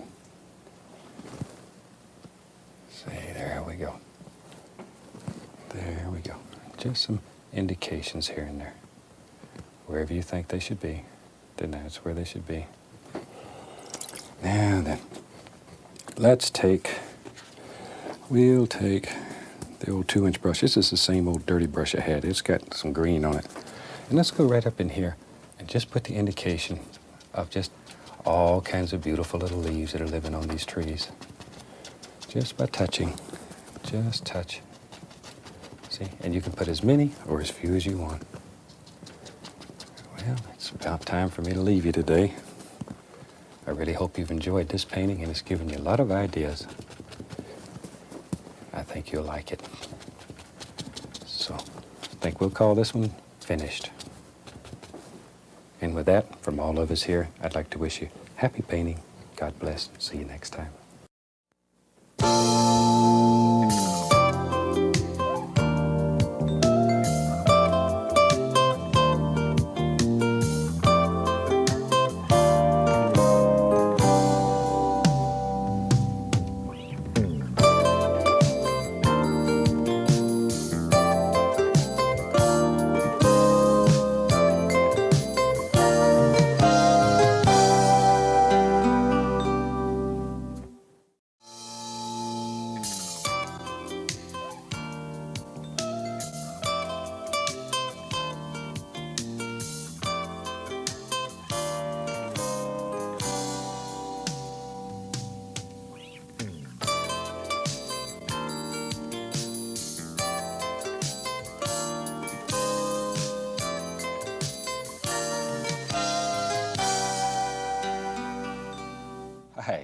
I'm really, really glad you could join me today. Today is a very special day to me, and I'd like to share that special day with you. Today marks sort of an anniversary for us. With this painting, we will have 100 Joy of Painting shows. Isn't that fantastic? It's almost unbelievable to me that we have 100 shows now, and I owe it to you because you've allowed me into your home each week. You've called your PBS station, you've wrote letters, you've made it possible, and I'd like to tell you thank you, and I hope you enjoy this painting. So let's go on up and let's get started. Let's see, today we'll have them run all the colors across the screen that you need to do the painting, starting with the white and working around. And that'll tell you everything that you need to paint this beautiful painting. Let's talk a little bit. As I have done on one of the earlier shows, I've taken and covered the canvas with contact paper. This is just ordinary contact paper you can buy at your local hardware store or supermarket, whatever. And I've just cut a design out here. Now, in all honesty, this design came from a placemat off my table. So anything that you can find to make a nice looking design, you can use it. And then I've covered the outside of the canvas with a contact paper, and we're ready to go. And on that, we'll do a pretty little painting. So let's get started. I'm going to take off with a small amount of cadmium yellow, just the least little touch. Least little touch. We'll do a bright, shiny picture. Go right in here, and I'll just go across, just like that. Just like so. Without cleaning the brush, I'm going to go right into a little bit of yellow ochre. Same old dirty brush. And just lay a little touch so it blends right into that. Like that. There we are. Once again, without cleaning the brush, I'm going into a little bit of the bright red. Little bit. It's very, very strong. And I'll just put a little layer of red right across there. Okay. And sort of just very gently blend all those together. You don't want it to look like stripes. Just blend it together. Alrighty, now then I'm going to take a fan brush and go right into a little touch of the midnight black. Just a little bit. Okay, let's go up here. And up in here, I'm going to bounce in some happy little cloud shapes. Just let that brush play and just work right down into the red. Keep the brush moving, little circles, little tiny circles. Just let it go every which way. Here and there. Okay, now wash that brush, just a little bit of paint thinner, and very gently, just going to blend that black right here on the bottom. Just sort of blend it all together. Now then, under the black, I'm going to go into the dark sienna. Same old fan brush. Okay, let's go back up here. And just put in a little bit of this beautiful, beautiful brown color. And let it play around. Like that. Just sort of warms up the sky. And I have several fan brushes going, so I don't have to spend a lot of time washing brushes. So I'll take some red and titanium white just to make a nice pink color. And with that, let's go right up here and we just bounce in some happy little cloud shapes. Just little tiny circles. Keep them going, keep them going. And let it pick up some of that undercolor so it all mixes together. There we are. Some of the browns and a little bit of the black. Now, with a clean, dry brush, very gently, just blend all this together. You don't want to kill all the little clouds. Now, these dark colors underneath here will absolutely eat up your light colors, so be very careful. Don't want to eat them all up. And you can make a fantastic little sky that easy. Very gentle here, though. There's 3 hairs and some air. And you can beat the brush, and that removes the excess paint. You don't have to go through all the cleaning procedures. Look at there. Now just gently blend it, and you have an almighty sky. Alrighty, we got us a little sky. Let me wash this brush. And as you know, we wash the brushes with odorless thinner. Shake them off. And just beat the devil out of them. Alright, let's get the old round brush. I'm going to go right into some Van Dyke Brown, some of the dark sienna. Maybe a touch of the sap green in there too, just a little bit. Let's drop in some happy little tree shapes. And we're going to put in some little background trees, just tapping. Just tapping. You know, as I said at the beginning of the show, this is a very, very special show to me because it marks 100 Joy of Painting shows. And as far as we know, as of the filming of this show, that's the most painting shows any series has ever had. That's unreal. And there's been a lot of fantastic people that have helped make all of this possible. A lot of fantastic people. And I'd like to dedicate this painting to a couple of people that have really made the joy of painting possible. There's been several, but I'd really like to mention by name. First of all, my wife Jane. She's stood behind us and kept this thing going. And it takes a special lady to live with a crazy man. And two other people that have really, really been super. My business partners and closest friends, Walt and Ed Kowalski. Without them, there would have been no joy of painting. And would like to publicly say thank you very much. Well, let's take a little brown here. This is the dark sienna, little Van Dyke.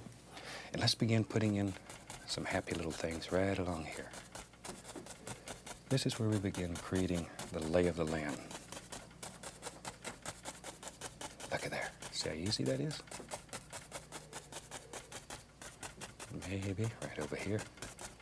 All this dark is just to give us a base color so the light will show when we put it on top. There we go. All right. We'll take the liner brush, a little bit of paint thinner on it. Make that paint as thin as water. Turn that brush, pull it, and let's put a few indications of some little tree trunks way back in the distance. There's one. Boy, he just come right up above the trees. See? There. Okay, and you can put as many or as few as you want in your painting. There we go. Just all over. Now, let's start putting some highlights on there. I'll just go back into this old round brush. Same old dirty brush. I haven't cleaned it. We'll tap in some yellows, grab a little green, this is sap green, and we just tap it in. We got some yellow ochres, cad yellow, little Indian yellow. Okay, let's go up here. Just using the very top corner of the brush. Just put in some happy little shapes. Don't kill all your dark areas. Don't kill them all. Look at that. See, if you put too much detail, then it's going to look too close, and we want this to look like it's far, far away and very quiet, soft. There. Add a little bit of the bright red to that color. Oh, look at there. There's a nice one. Nice one. Okay.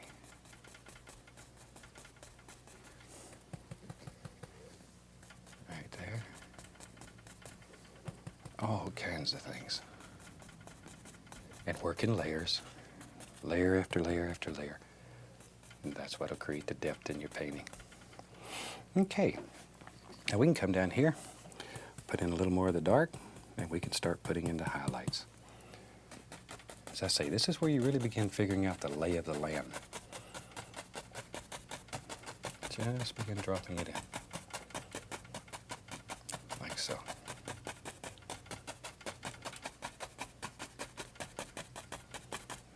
Okay. And once we have this dark area there, then we're ready. So, same old dirty brush. I'm going to go right into some of the yellows. tap it. See, just tap it. Okay, let's go right up here. Now then, just begin touching. See, very gentle, like so. And you can make layer after layer after layer. When you're doing this, if you have trouble getting your paint to stick, add a little bit of the liquid white or a small amount of paint thinner, just to make your paint a little thinner. There. I added a touch of the bright red there, just to get it to stand out a little. See, you can just make layer after layer.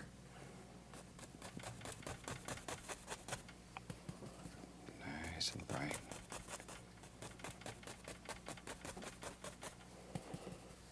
There we go. Anywhere you want a hill, just put a little bright area, and it creates the illusion of a happy little hill there.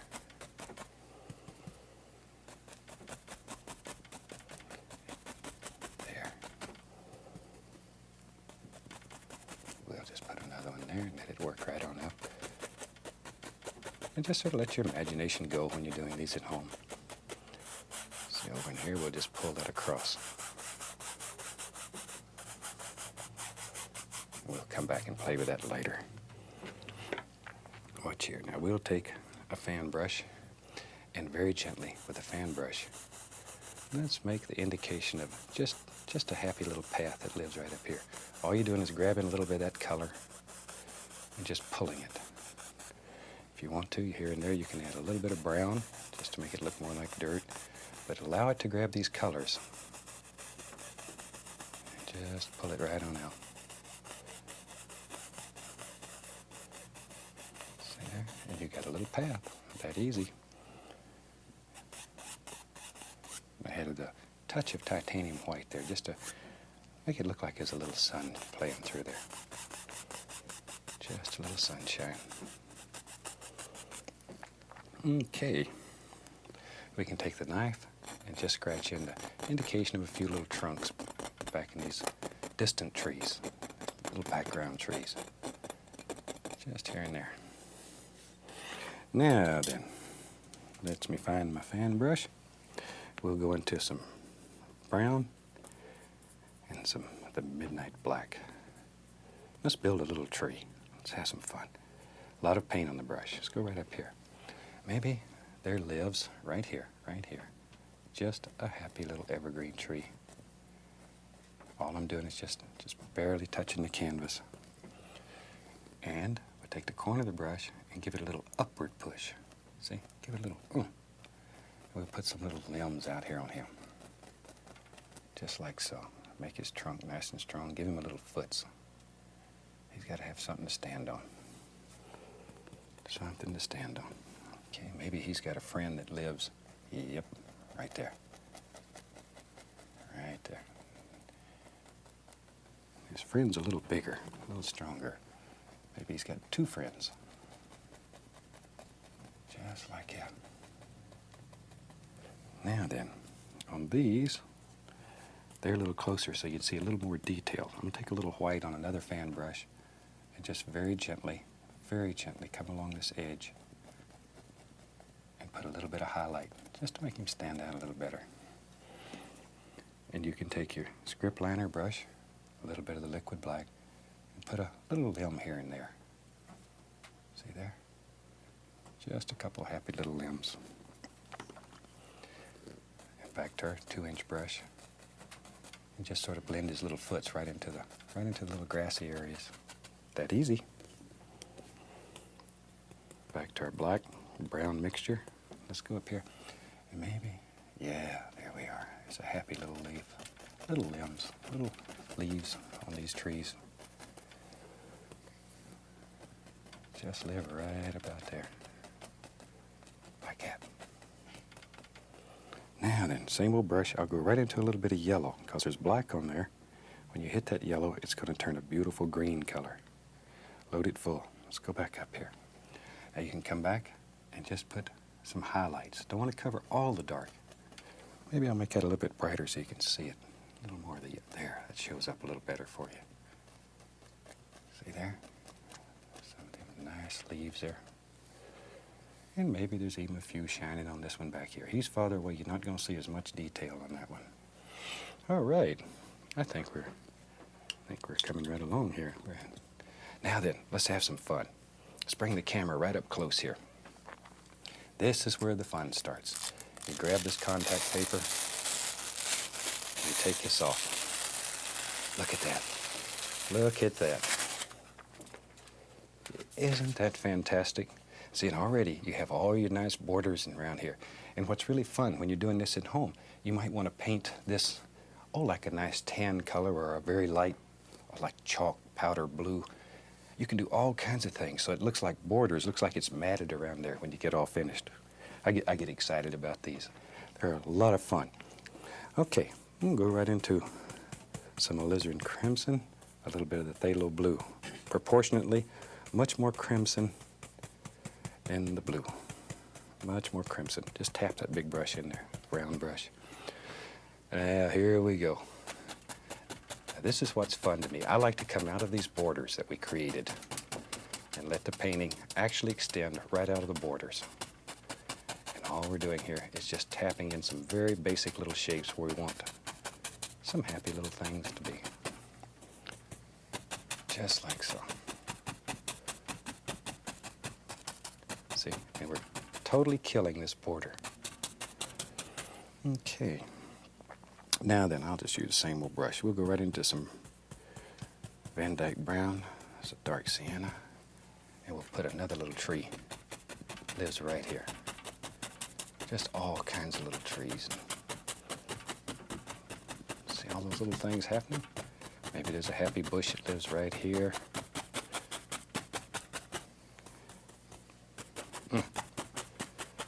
These are really fun paintings. I hope you try some of them. They're so effective. Maybe that comes right on down, wherever you want it to go, wherever. Over here, not much color. Let it, like a vignette, just let it get softer and softer and softer over here toward the edges. There we go. All right. Now then, we'll take the liner brush. Let's put some paint thinner on it and go right into our brown. Turn that brush, bring it to a nice sharp point. Okay? Now then, let's go right up in here, and here's some nice tree limbs. Let's let them protrude right out onto the pure white canvas. See there? Look at them. Just here and there. Just here and there. Wherever. There's something way over there. Look at there. You can just make all kinds of happy little limbs.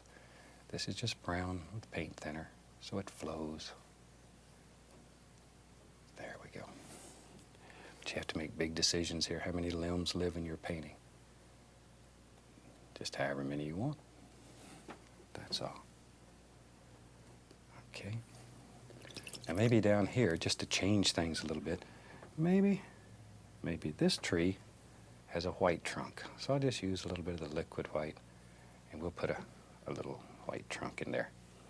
It's that easy. I like to turn that brush. It picks up all those undercolors and makes beautiful little effects. See there? See how that stands out though? If you put dark against dark, you wouldn't have a whole bunch. But when you put this light against the dark, oh, they stand out and shine for you. There. And maybe there's a little one right here. However many you want. That's up to you. Now we can have some fun. Let's take the old 2-inch brush and we'll go right into some color here. This is yellow and green. And I'm just tapping it. Like so. Okay, let's go up here. Now then, right along in here, just barely touching the canvas. Just put in a happy little leaf here and there. And let some of them extend out over your dark undercolor. That helps create the illusion of a vignette. See there? These paintings really excite me. This is the reason I chose to do this type of painting on such a special day. I'm really glad you joined me for this day. This, as I say, I just can't believe how special this is for me. And you've made it possible. There. There we go. Now let's put some things in here. I'll go back to the round brush. It's a lot of fun.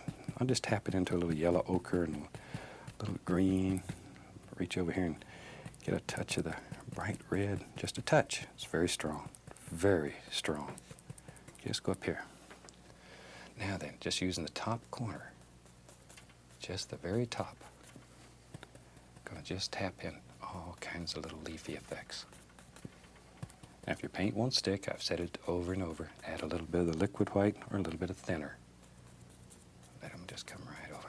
Because a thin paint will stick to a thick paint. Thin to thick. It's probably our golden rule.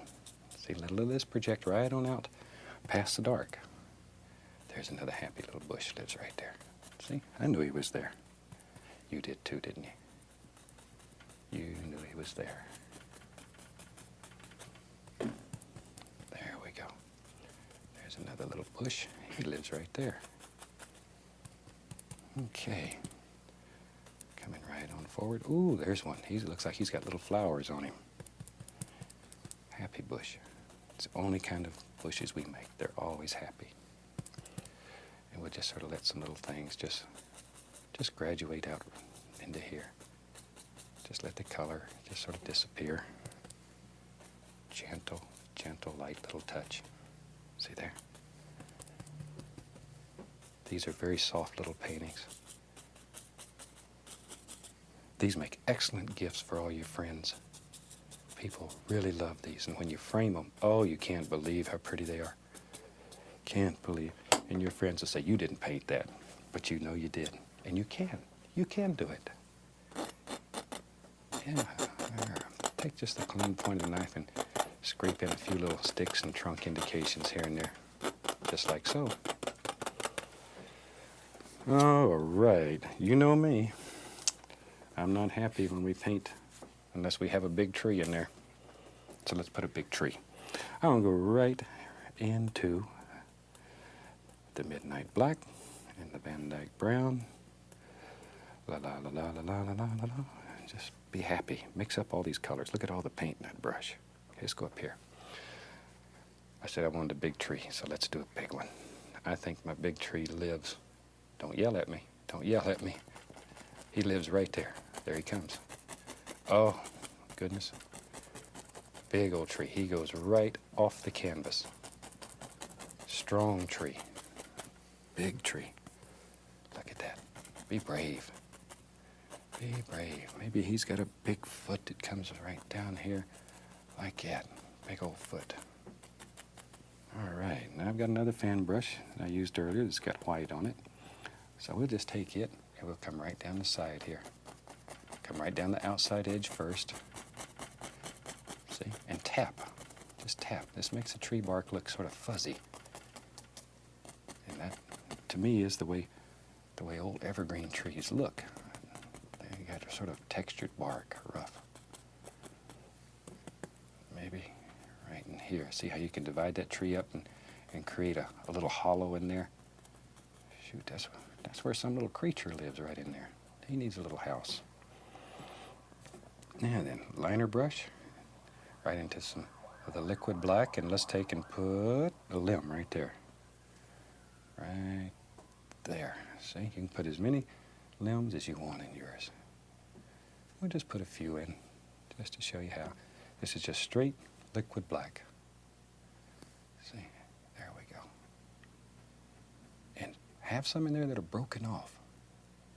Evergreens especially. Boy, they have a lot of old limbs that get broke off. And this is where all the little squirrels come and sit and play. They have to have a good time too.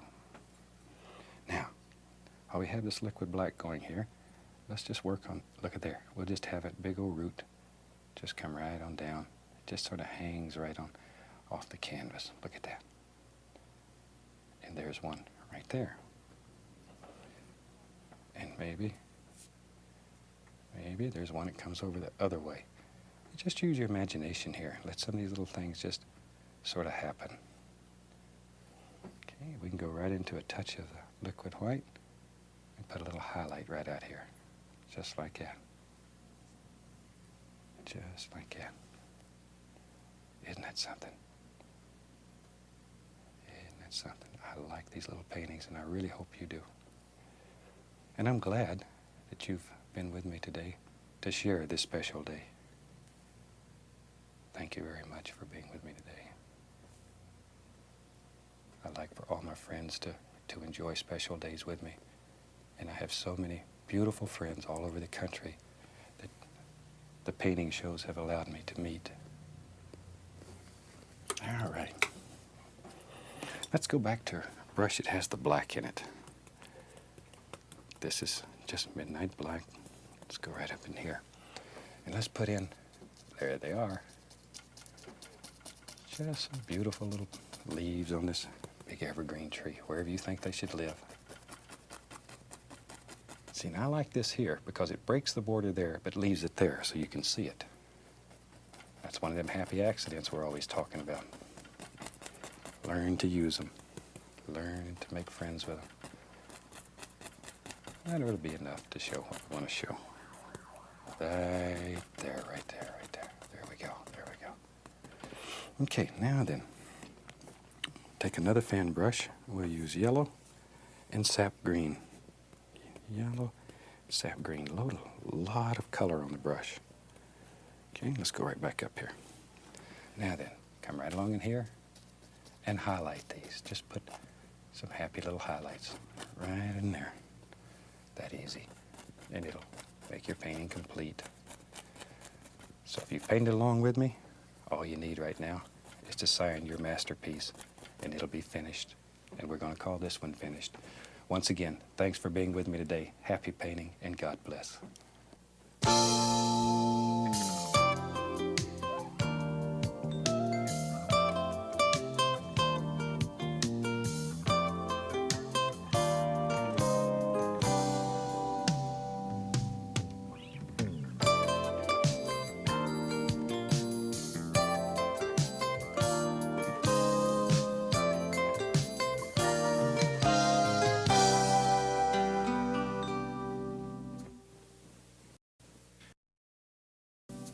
Welcome back. Glad you could join me today. Today I thought we'd do a fun little painting. I think you'll really enjoy this one. So let's start out and have them graphically run all the colors across your screen that you need to do this painting along with me. And as usual, they'll come across in the same order as I have them on the palette, starting with the white and working around. While they're doing that, let's go up here and talk a little bit about what I've done already. As you can see, today we have a black canvas. Now we make these black canvases by coating them with just a thin coat of black acrylic paint and allowing that to dry completely.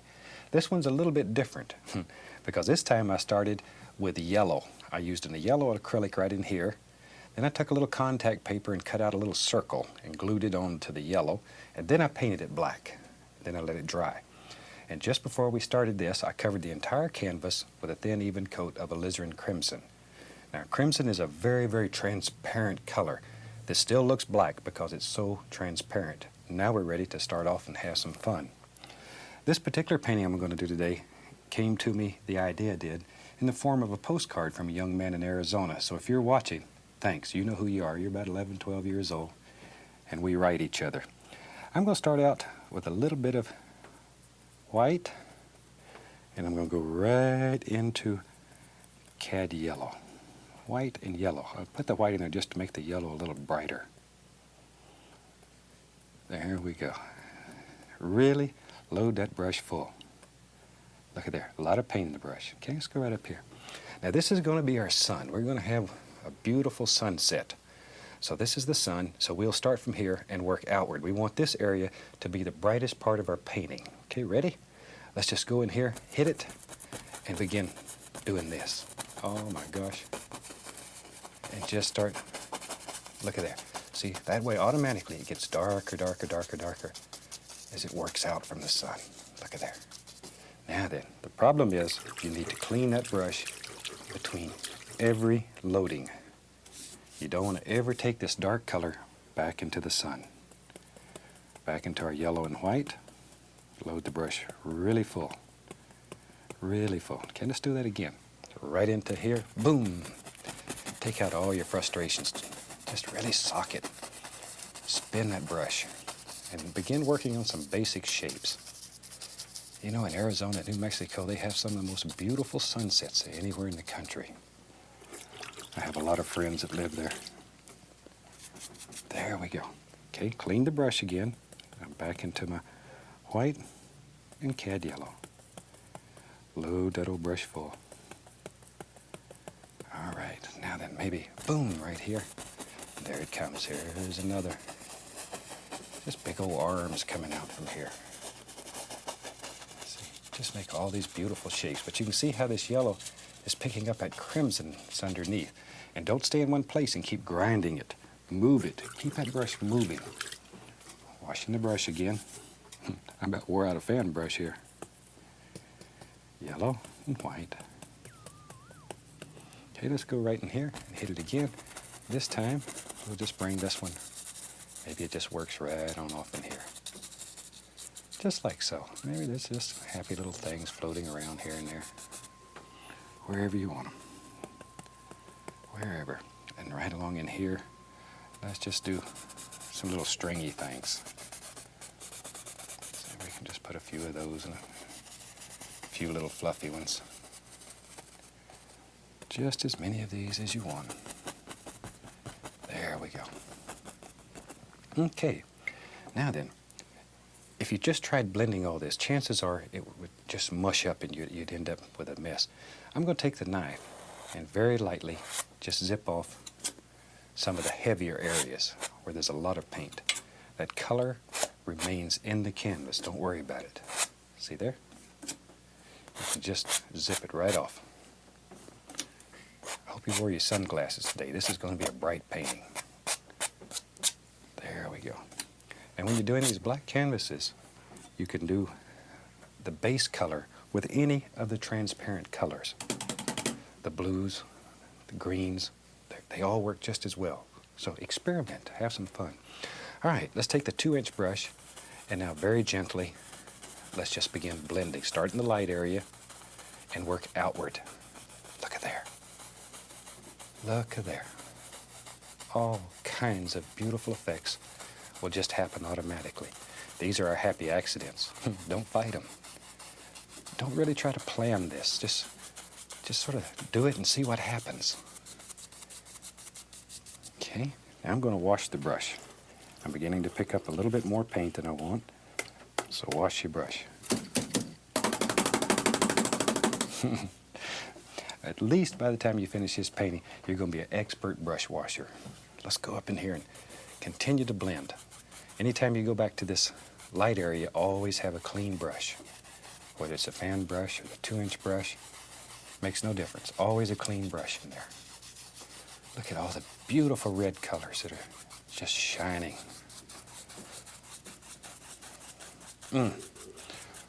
That is one fantastic sky. And they're very easy to do. And as I said earlier, when you're trying this at home, experiment a little. Try all kinds of different colors. Try some of the, like phthalo blue is very transparent, Prussian blue.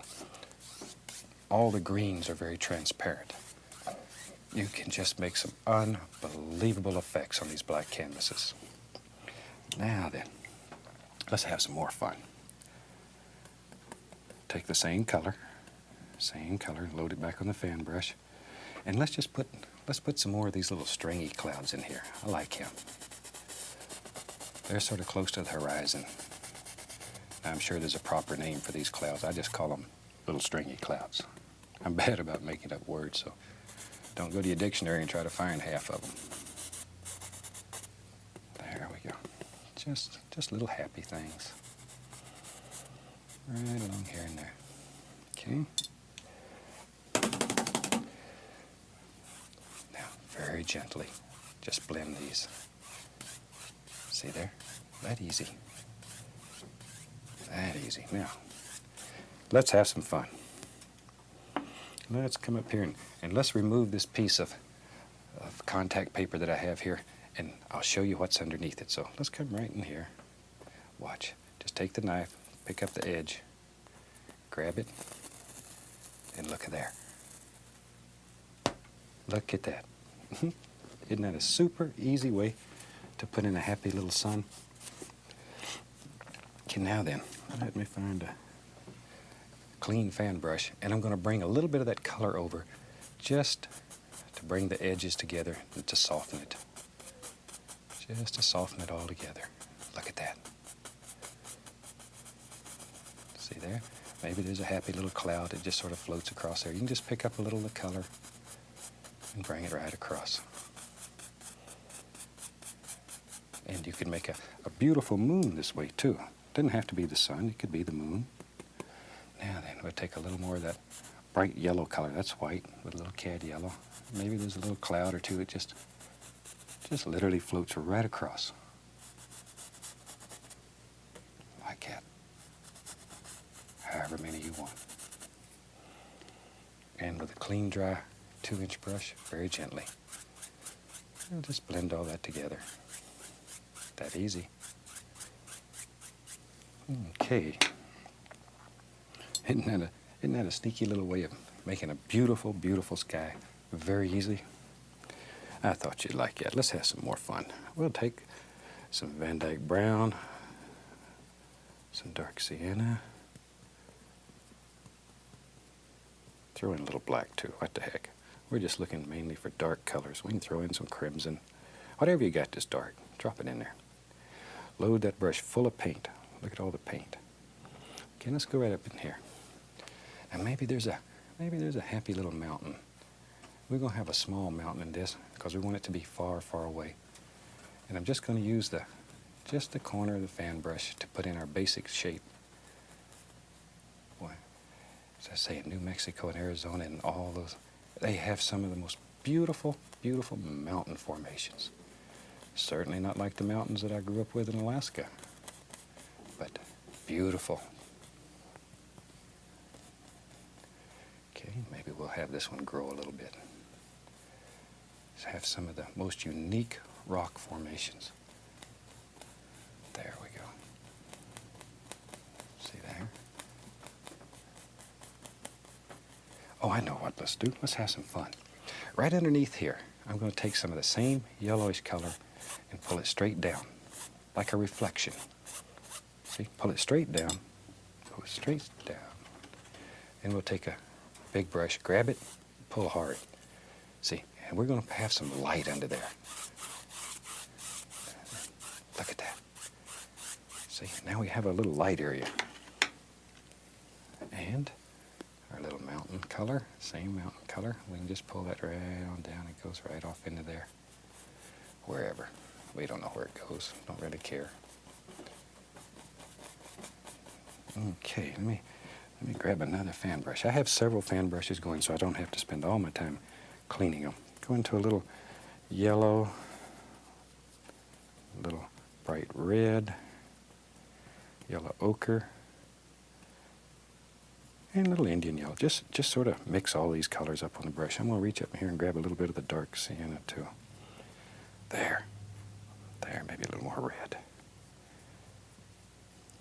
Okay, now we have a multitude of colors going on that brush. There's not just one color. There you can see it a little better. Look at all the things happening. Good, let's go up here. Now then, here's our light source. So we're going to touch and begin just creating the illusion of all kinds of beautiful little rock formations. I'm just using just the corner of the fan brush. Look at all those. It's a super nice, easy way to make some of the beautiful mountains, some of the fantastic rock colors that you see in that part of the country. See, I know there's an old coyote sitting out there. I can just sort of feel it. He's sitting way down here at the base looking up at the moon. And he's singing his song. There we are. Maybe a little touch over in here. Don't want too much. Don't want too much. And anywhere you want, you can go back with the dark and shadow it. You can change these as often as you want. So, now then, come back. Put a little more red right in there. We'll let that one really sing. Isn't that neat, though, that you can do them that easy? Okay, gonna grab a little touch more of the red. That looks so good. Put some there, too.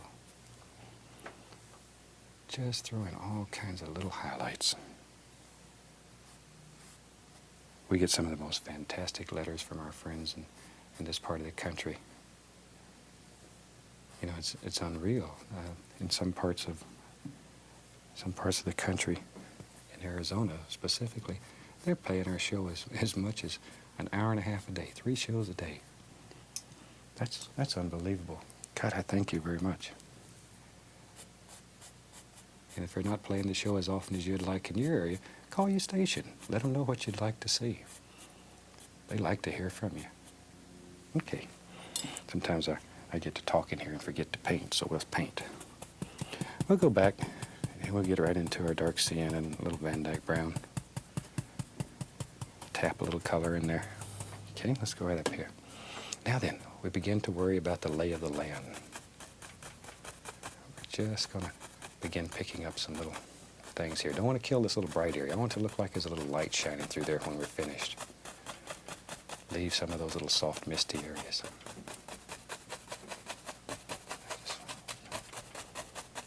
So I want this back here to be very dark. Okay, now I'm going to touch just a little bit of that same color that we used to highlight the mountain here and begin playing a little of that here and there, just where I think light would strike. Don't overdo. Don't overdo. There. Let it just work right down into there. See, that little soft area still stays in there. That's what we're looking for. Okay. Maybe there's another little hill right here. So you can just begin creating all kinds of illusions. There we go. That is one fantastic sky. I hope you enjoy this sky, and I really hope you try it.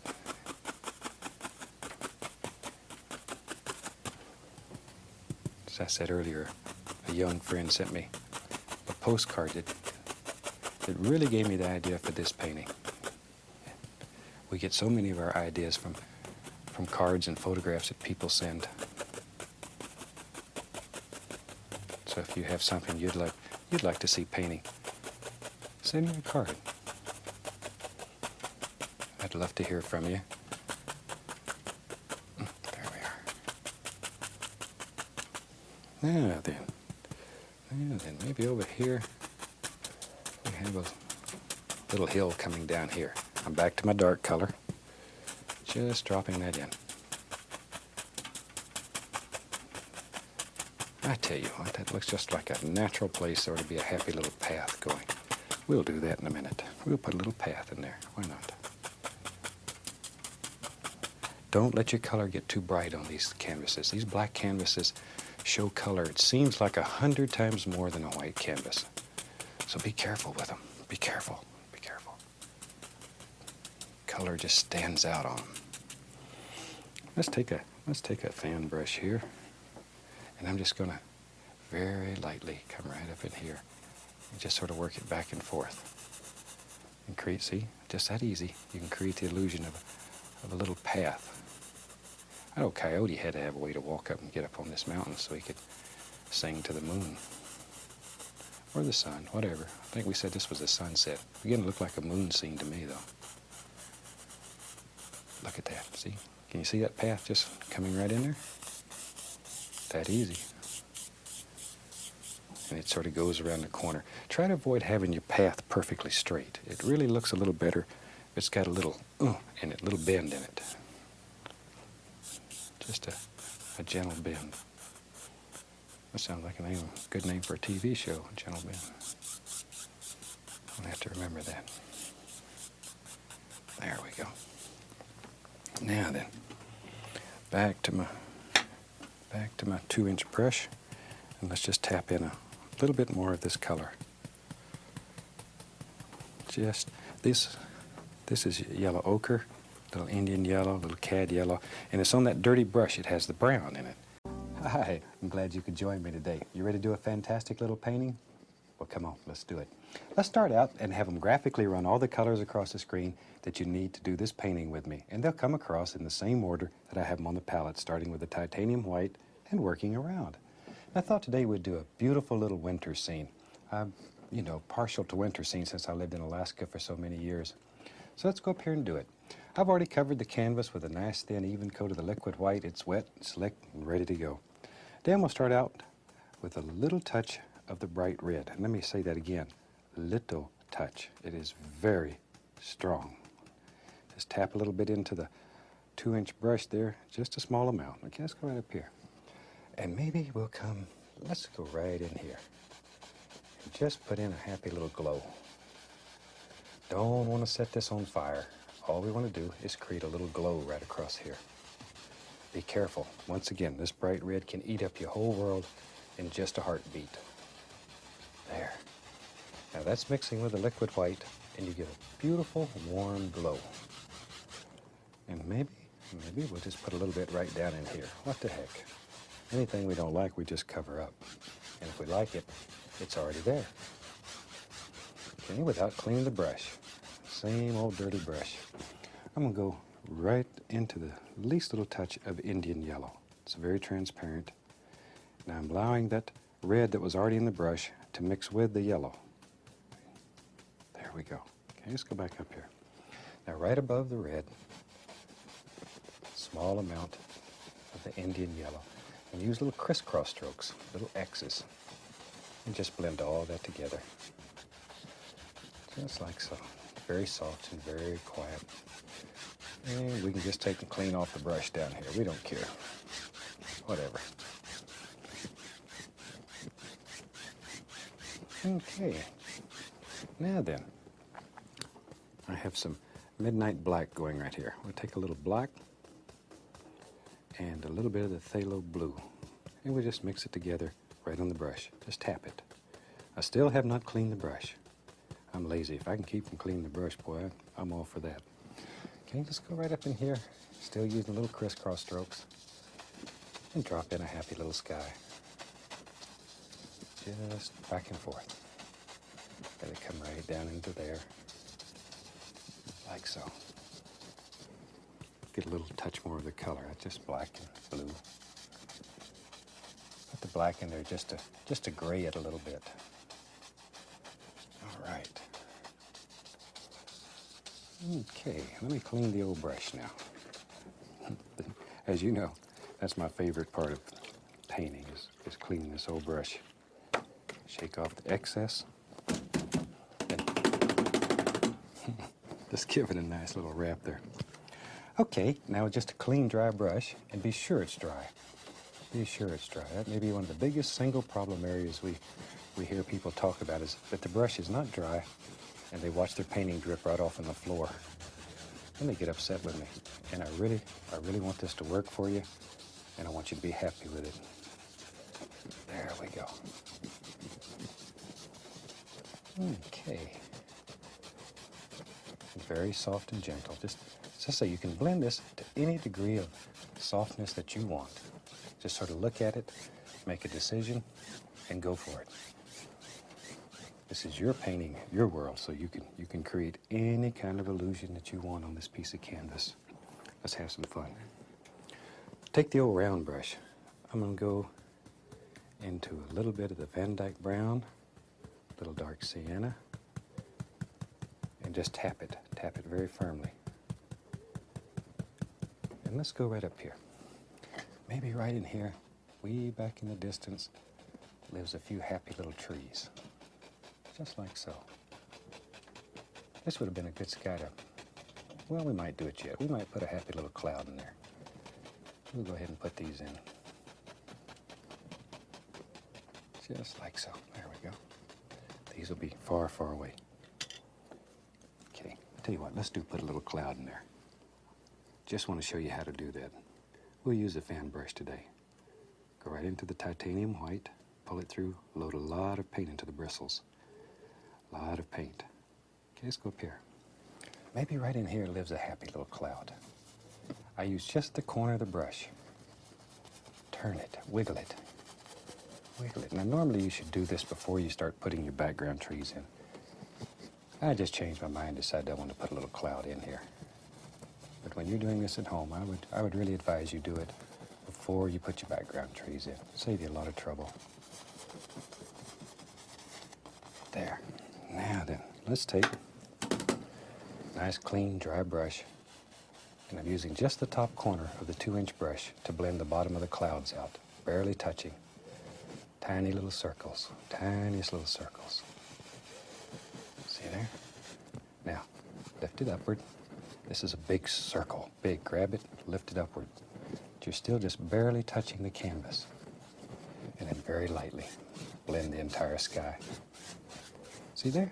Isn't that easy? You can drop in a happy little cloud. Clouds used to drive me crazy when I was a traditional painter. I'd work for days trying to put in a little cloud. Going back to my round brush, the dark sienna, the Van Dyke brown. So you just really tap it in there. Get tough with it. Tap hard. Okay, let's go back up here. I tell you, I'm having so much fun with these little trees. Maybe there's one. He lives right there. Right there. Okay. We don't want him to get lonely. Let's give him a friend. His friend lives there. Okay. And wherever we're going down here. We really don't have to worry about down here yet. A little bit later we'll begin to worry about such things, but right now all we're doing is applying some very, very basic little shapes. See, maybe I just want that pinkish glow to be really shining through the trees. Look at that. Maybe there's a nice tree that lives there. Think about the shape of a tree. Just think about it. Make up little stories about trees. There's one that's a little taller. There. You can get carried away with these. I like to do trees. You know, we travel all over the country doing demonstrations for PBS stations and other fantastic groups all over the country. And it's unreal some of the fantastic new modern equipment they've come out with. Recently I was doing a demonstration in a small town, and there was probably about, 150, 200 people had showed up, and they gave me a fantastic new microphone, and it was wireless. I didn't have any wires or anything on, and I forgot it was on. So just before the show, I went to the bathroom. Needless to say, with a wireless mic, when I came back, everybody knew where I'd been, and even worse, what I'd been doing. So I have to learn to be careful sometime. All right, there we go. We got us a basic tree line in here, if we want to call it that. All we're doing is just tapping. Now then, let's take the old script liner brush, and I'll dip it in a small amount of paint thinner. And I want this paint to be just like water, a liquid. Turn that brush. It pulls it to a nice sharp point. See how sharp it is? And it has long bristles on it. Okay, let's go up here. Now, here and there, put in a happy little tree trunk. Just drop them in, wherever you want them. Maybe there's one that lives right there. And let these old trunks just sort of wiggle and jiggle and carry on. We don't want them all to be future telephone poles. Keep them moving. If you have trouble making your paint stick, add a little more of the paint thinner. Okay, maybe up in this old tree, there's a big one that lives there. Turn that brush as you're pulling this down. Turn it. Allow it to pick up all the color that's underneath. There we go. And we're going to cover up most of that. We're not really looking for a lot of detail right here. Just some basic shapes. Let's go over in this one. Don't want him to be left out. Give him a little trunk. And maybe here's one sticking out through there, like that. One right there. Maybe it goes right off the canvas. We don't know where it goes. All right. Now then, I'm going to take another round brush, and I want to begin highlighting some of these things and really making them stand out. So start off with a touch. This is titanium white, and then I'm going to pick up a little bit of the phthalo blue. And maybe I should say that a little stronger. A little bit. Whew. It's like the red. It is very, very strong, very powerful. It'll eat up all the white in the world in just a matter of a second. But see, tap that brush. You really want to get a lot of paint in there. A lot of paint. Okay, let's go up to the canvas. Now, I want this painting to have both some cool colors in it and some nice warm colors. So let's go right up here, and I'm just going to use the top corner of the brush and begin tapping on all kinds of little things like that. Maybe I'll add a little more white to my color so you can see it a little better. There you go. There. See, just all kinds of little frosty things. Now, if you have trouble making your paint stick, add a small amount of the liquid white. So you just sort of dip it right down into a little liquid white and then go back through it. And because this is a little thinner, then it will stick very easily. Takes very little pressure on the brush. There we go. Now then, right here maybe lives a happy little bush. See? See? There he is. This is what keeps a little rabbit warm in the winter. He's got to have a place to cuddle up and be cozy. Don't want him out here in this cold. We're going to have snow down here. Now then, I'm going back to my other round brush. And with it, I'm going to a little bit of yellow to the bright red. A little yellow ochre. Cad yellow. And then to the red. Okay, let's go back up here. Now right here, where this nice glow is, I want to use some nice warm colors. Just let them sort of bounce through. Just let them bounce through. Add a little more. Look at there. Look at there. See them? Just let all those little things happen. And work in layers. Maybe on this tree here. See the lights playing through there? Look at there. All those little colors. Beautiful little things happen. This is all the yellows with a little bright red. Now, since our light's coming through there over here too, we'll sparkle these up with a little color. Still working in layers. Indian yellow, a little bit of the red. Let's go right up here. Put a little bit out in here. There. So round brush makes some fantastic little leaf effects for distant trees. I really like it for distant trees. There we go. Don't want to get too much. About like that. Now I'm going back to my round brush that has the blue and the white on it. And let's begin playing some of those colors right into it. So it just looks like a light striking over there on the side. Every once in a while I'm going to add a little bit more of the liquid white so it sticks. Easy. Okay, right here. We just sort of let these come together. Look at that. All the little warm colors and the cool colors are all playing together there.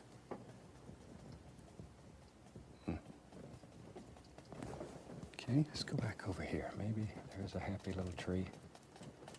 And we can just quickly drop on a few little things here and there. Think about some basic patterns. Just don't throw things on at random.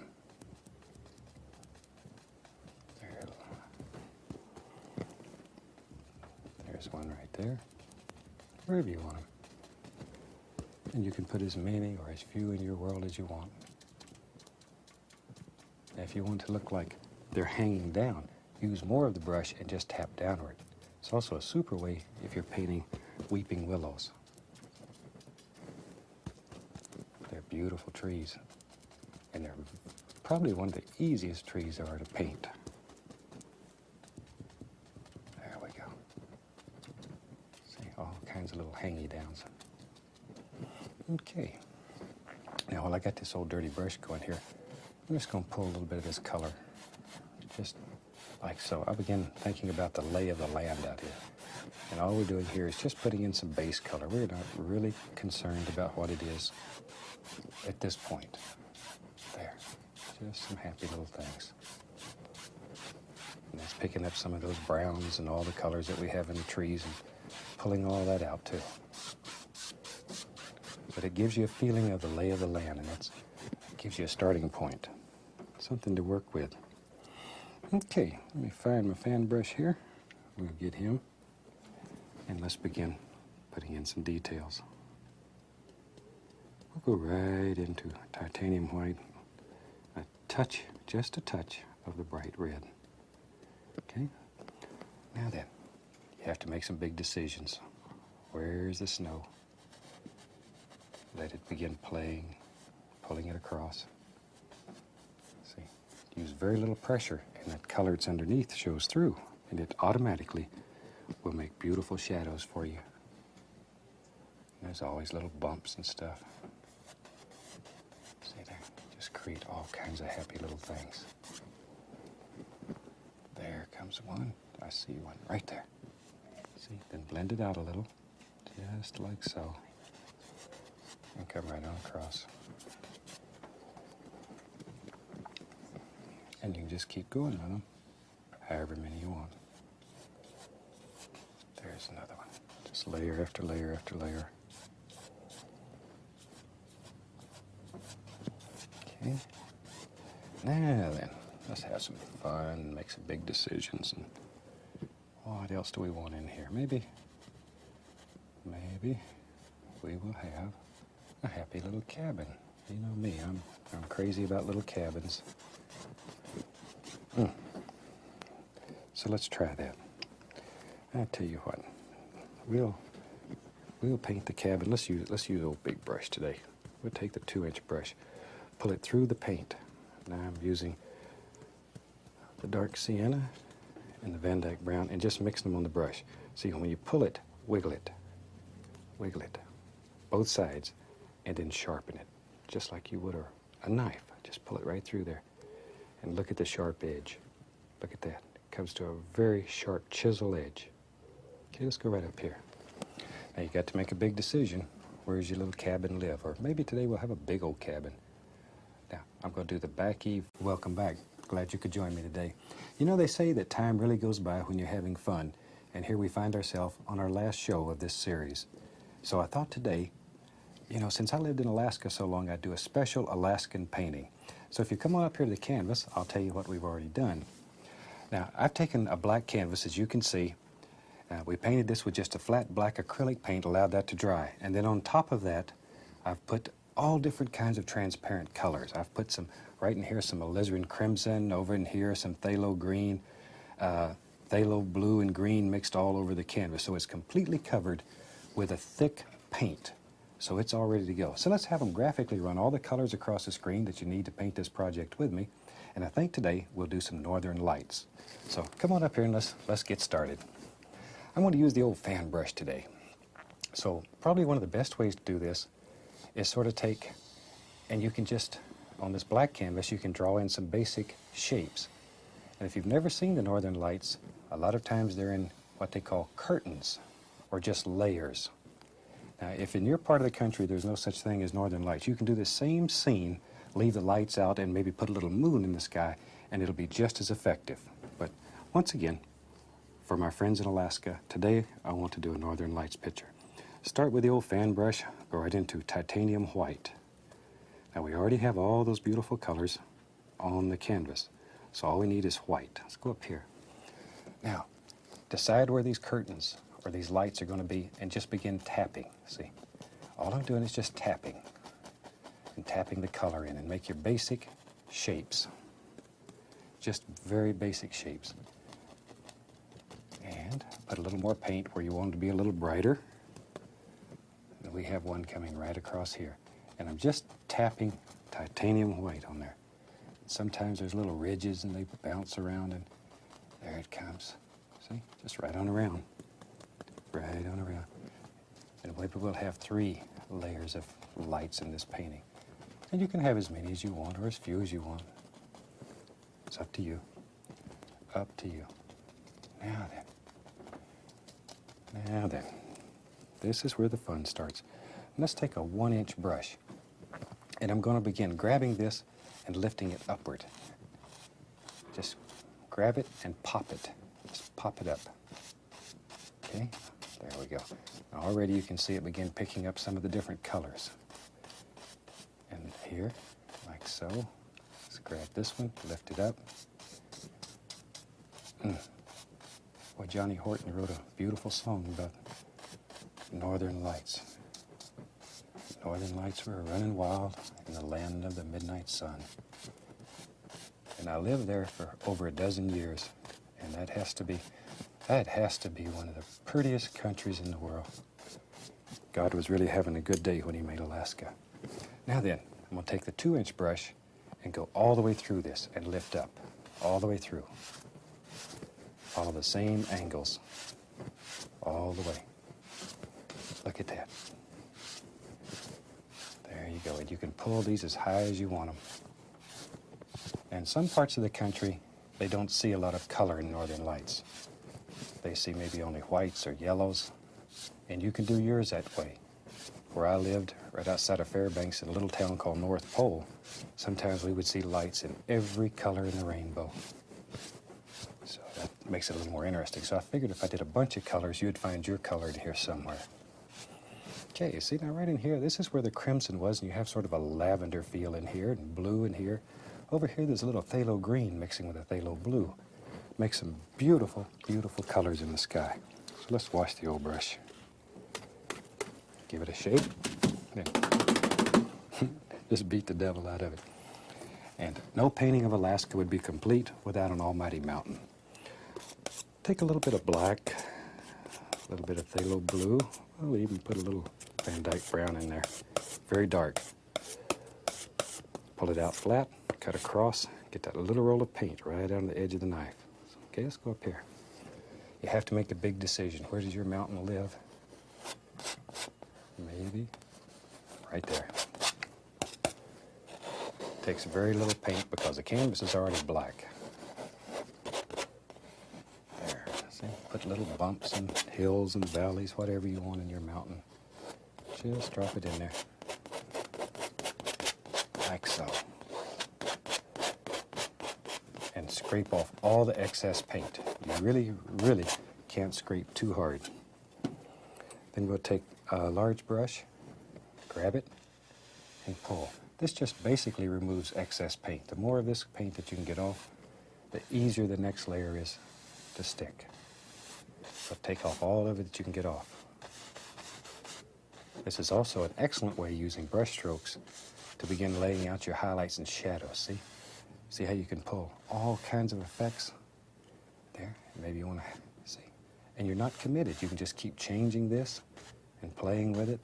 Maybe you want a little shadow. You can see there. It's that easy to find out how your highlights and shadows will look in there. Pull it through, or you can just keep going till you spend all day just playing there. Okay. Now then, let's use our old knife. We'll go into titanium white and a little bit of blue. Just a small amount of blue. There, just enough to tin it good. Pull it out very flat, as flat as you can get it. Get tough with it. And come across, get that little roll of paint right down to the edge of the knife. Okay, let's go back up here. Now then, let's have some snow just coming right down the side of this mountain. Wherever you want it to go. No pressure. No pressure at all. Just let it flow. You want that paint to break. Want all these little holes left in it. There you go. See it? And you can wiggle that knife and cause all kinds of little effects to happen. Let it go. Okay, right up here on the top, we want a little bit of snow right up here. There. It comes right down. Maybe it joins together. You have to make big decisions here. There we go. Okay, now maybe there's some light striking right over here on that little ridge. Let's begin with our shadows. For the shadows, we'll take the blue and the white, mix it together. Like so. Well, maybe we'll make that a little bit lighter. It's still a little dark for what I want. That's much better. Cut across it, our little roll of paint again. Okay. Now then, no pressure. No pressure. Just let it barely caress the canvas. And just begin laying in all kinds of little things. Anywhere you want a little ridge, just drop it in. This is your painting, your world. And you can do anything that you want here. A little bit right back here. See? Now we can take this one and pull it distinctly through, and it pushes that one right back. Did you know you had that kind of power? Could you push mountains around? Boy, when I go home, the only thing I can push around is a chair, but here I can push around anything. Mountains and trees and rivers. There we go. We'll put a happy little peak right up there. Right up there. Now we're using a very firm paint here. We want this paint to be as firm as possible. Look at that. Okay, now see this little point here, it needs to have its own private shadow. And if it doesn't have its own shadow, then it won't stand out like an individual.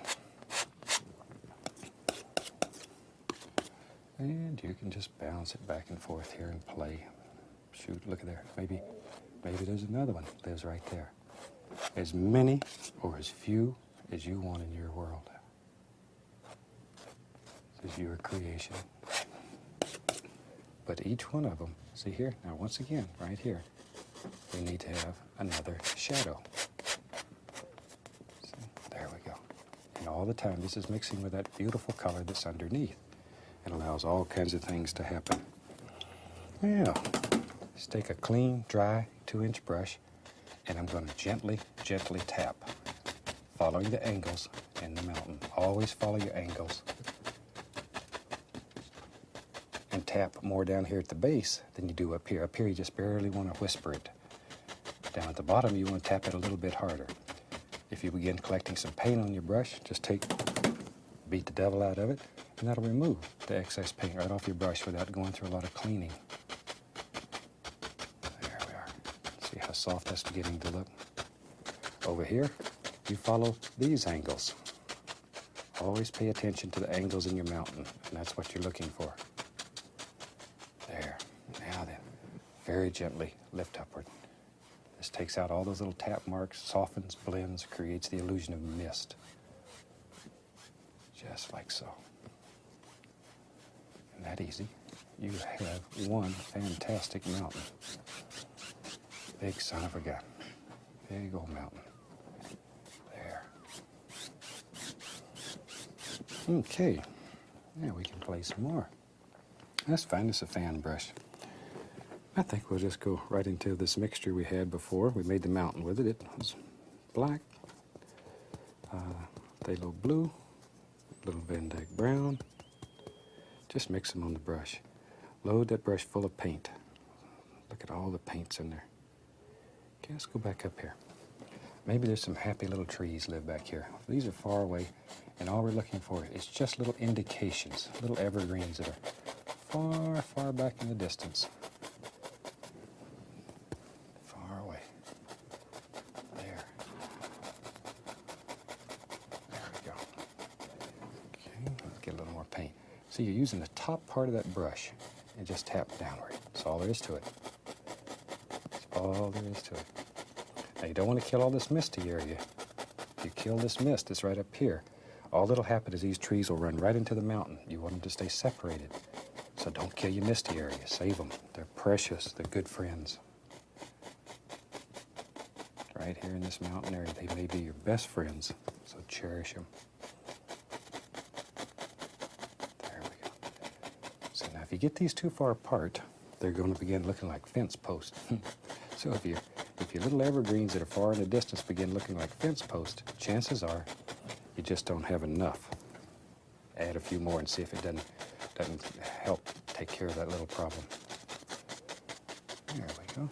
Not easy. We got some happy little evergreens living way back here in the distance, all the way across. Now then, we can take another fan brush, and I have several of them going here, so I don't have to Don't have to continually wash them. We'll take a little blue and white. This was just a little of the shadow color that was left over. Let's go up here. I want to just pop in some indication of some happy little tree trunks. Just on the bottom. Touch it, pull it straight up. Just touch, pull straight up. Very lightly. Very lightly. Just enough to create a little light area down here at the base of these trees. Just makes them a little prettier. So you're playing light against dark, dark against light, continually. Continually. That's what painting's all about. Now then. Now maybe, way back there in the distance, we can start playing with a little detail. We'll take that same old black color, just put a lot of paint in the brush. Just black, blue, a lot of paint. Look at there, that brush is really full, okay?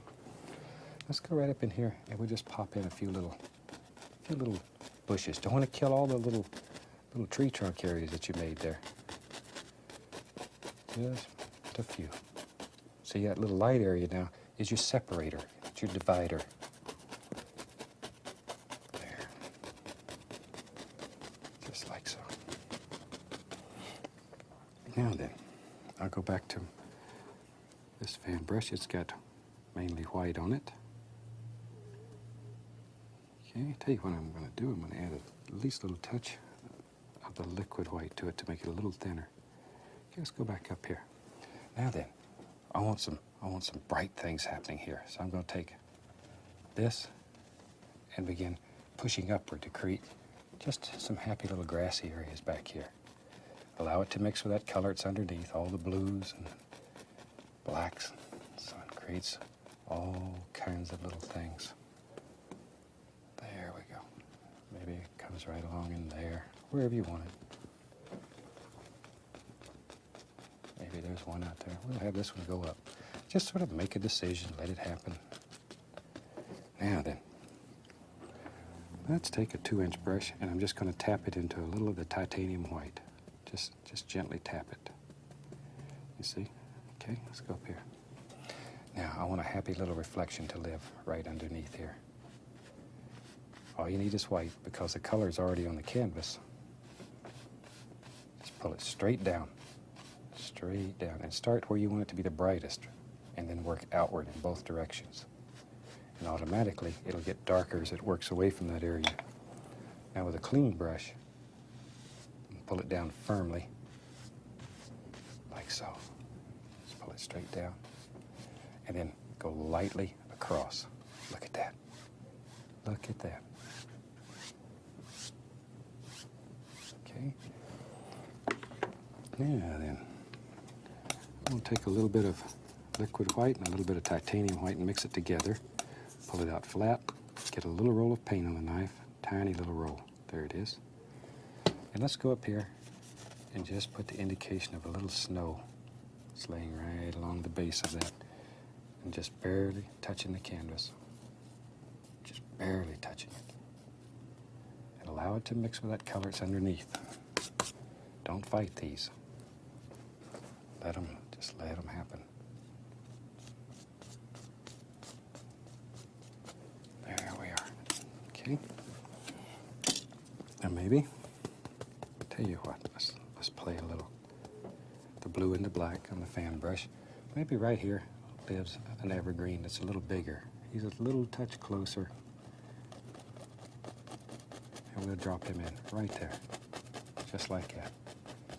And he lives right out there. We'll give him a little friend. We don't want him to be lonely. He's just sitting right here watching the northern lights or aurora borealis, whatever you want to call it. It's easier to say northern lights. And I'm going to take a little touch of that blue and white mixture and load it on the fan brush and come right along here and just put the indication of a few little highlights. These trees are far away. I don't want too many.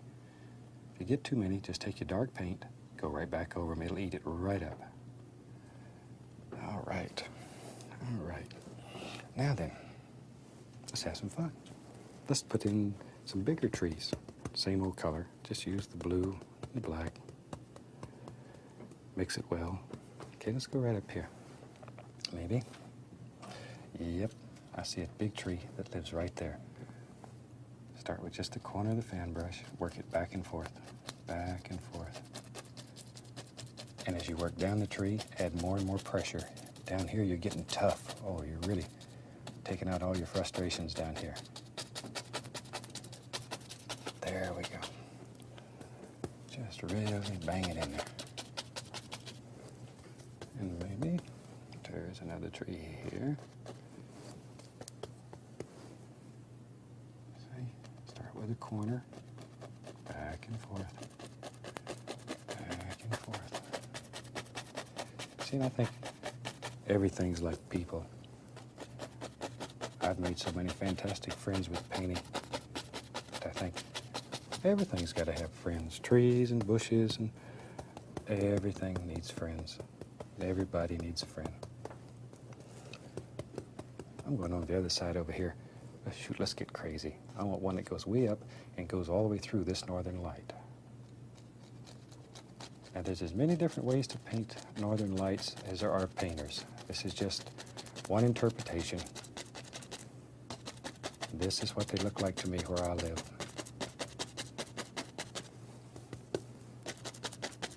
Really makes a beautiful painting. And these black canvases, when you change the light source, the painting changes. You put this under 3 different lights, and you'd almost believe you had 3 different paintings. It changes that much. It's almost unbelievable. And at home, try these black canvases with any transparent color. Now, I've got letters that have asked me, how do I tell what color is transparent? There's a very, very simple test. In fact, I'll tell you what, while the camera's right there, I'll show you. Take a color like blue. Bring the camera right in here so we can see. See, if you take this blue and rub it on here, that still looks black. That color is transparent. Now then, let's take a color, okay, let's use bright red. That's a very opaque color. Now, when you put it there, whoo, see what happens? That color is not transparent. It will not do for what we're trying to do here. That's a good test. Of course, now we got a red spot on the canvas. Hey, paint another tree. Trees cover up a multitude of sins. We'll have another one. Yeah, we'll put him right here. He's right there. There he is. This is still the blue and the midnight black. Just blue and black. Okay, I'm going to get a 1-inch brush. We'll use it for a little bit. Take that same color, the blue and the black. Shoot, we'll grab a little bit of this lighter color and put it in there. Pull that brush in one direction. Load it full of paint. It's a very dark blue. Okay, let's go right up here. And maybe we're going to have some happy little snow-covered bushes. So all we're doing is just beginning to lay in some of the very basic shapes. You're not looking for detail yet. Only very basic shapes. Very basic. Okay, let's go right over in here. Maybe there's a happy bush. Yep, that's right there. Comes right on out. Boy, just wherever you want them. Wherever you want them. You can have as many or as few. Just let your imagination take you. If you've never been to Alaska, you're to go see it. It's almost unreal. I was born and raised in Florida, and I was almost 20 years old before I ever saw snow. And my favorite uncle, Uncle Sam, he sent me up there in January. Thought that would be funny. It was funny. I got off the plane. The first thing I did was stepped on the ice and fell on my bottom because I didn't know how to walk on ice. Now I'm taking some liquid white and going right into titanium white. Pull it in one direction. We'll put a little tiny bit of blue into that. One direction. Look at all the paint that's on that brush. It's really full. Okay, let's go up here.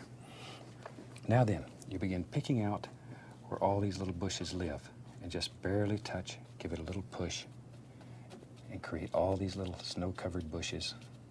In Alaska, they have ice fog. And ice fog occurs normally when it's about 30 below or colder. And it covers everything. everything with frost. It is so beautiful. Trees look like they're in full foliage. It's so beautiful, and the light plays through it, and all these little ice-covered frosty things, they act like prisms, and they break up the light, and you see all colors in the trees. In the dead of winter, you can see you have to go see it. I can't explain it all to you. It's so pretty. Boy, there's a nice bush. Just grows right out of that brush. And we'll put another one right there. There they go. Just drop them in. Just happy little bushes. Happy little bushes. There. Well, with the completion of this painting, this will end the 8th Joy of Painting series. It's hard for me to believe that we have over 100 shows now. Over 100 shows. Taking a little blue here, put a little highlight on these trees. I really hope you've got to see all the shows. If there's any of them that you've missed, you'd like to see them, give your station a call. Let them know. Let them know what you want to see. And when they need some help, give them a hand. There we are. Let's go over to this tree. Don't want him to be left out. There. Just here and there. Don't kill all the dark contrast. That's what makes it pretty. And you know me, I got to have a little cabin in here. So maybe with all this paint I have on here, I'm going to scrape out just the basic shape to get rid of that loose paint. It's also a good way to lay out your initial cabin shape. Start with a little bit of Van Dyke brown, and I'll mix some dark sienna right in that. Just mix them together. Pull it across. Need a little front on that cabin. A little bit right along here. You know, and as we're winding down this series, I'd like to take just a minute and thank the people here at the television station. We have one of the finest crews in the country, and they make some of these beautiful television shows. And you never see them. They never get a thank you. But if it wasn't for them, there wouldn't be any show. A little bit of brown and white here, just to put some highlight on him. Give him a little door. Bloop. Now then, tell you what. Let's put some snow up here on his roof. Bloop. Just like so. And that gives us a quick little cabin. We can just bring some snow right down like that. See how easy that is? Let's put some snow over here on the other side of the roof. We don't want that one to be left out. Put that wherever you want it. Okay, maybe some's coming there, just like that. See? And pay attention to your angles when you're laying the snow in. Angles are very important, very important. There we go. See, just put all kinds of little snow things here. Okay, let's go back in here, pick up some of the liquid white, go right into my titanium white, load the brush full, and let's pop a few more little bushes right in. Work in layers, completing the most distant part of your painting first and working forward. Just like so. A few little bushy things over in here. And we're on the verge of having a completed painting. You can take the knife, scratch through, let some of these little sticks and twigs show. And this one's about done. Once again, I'd like to thank you for being with me during this 8th Joy of Painting series. We have the 9th series under production already, so we'll see you again.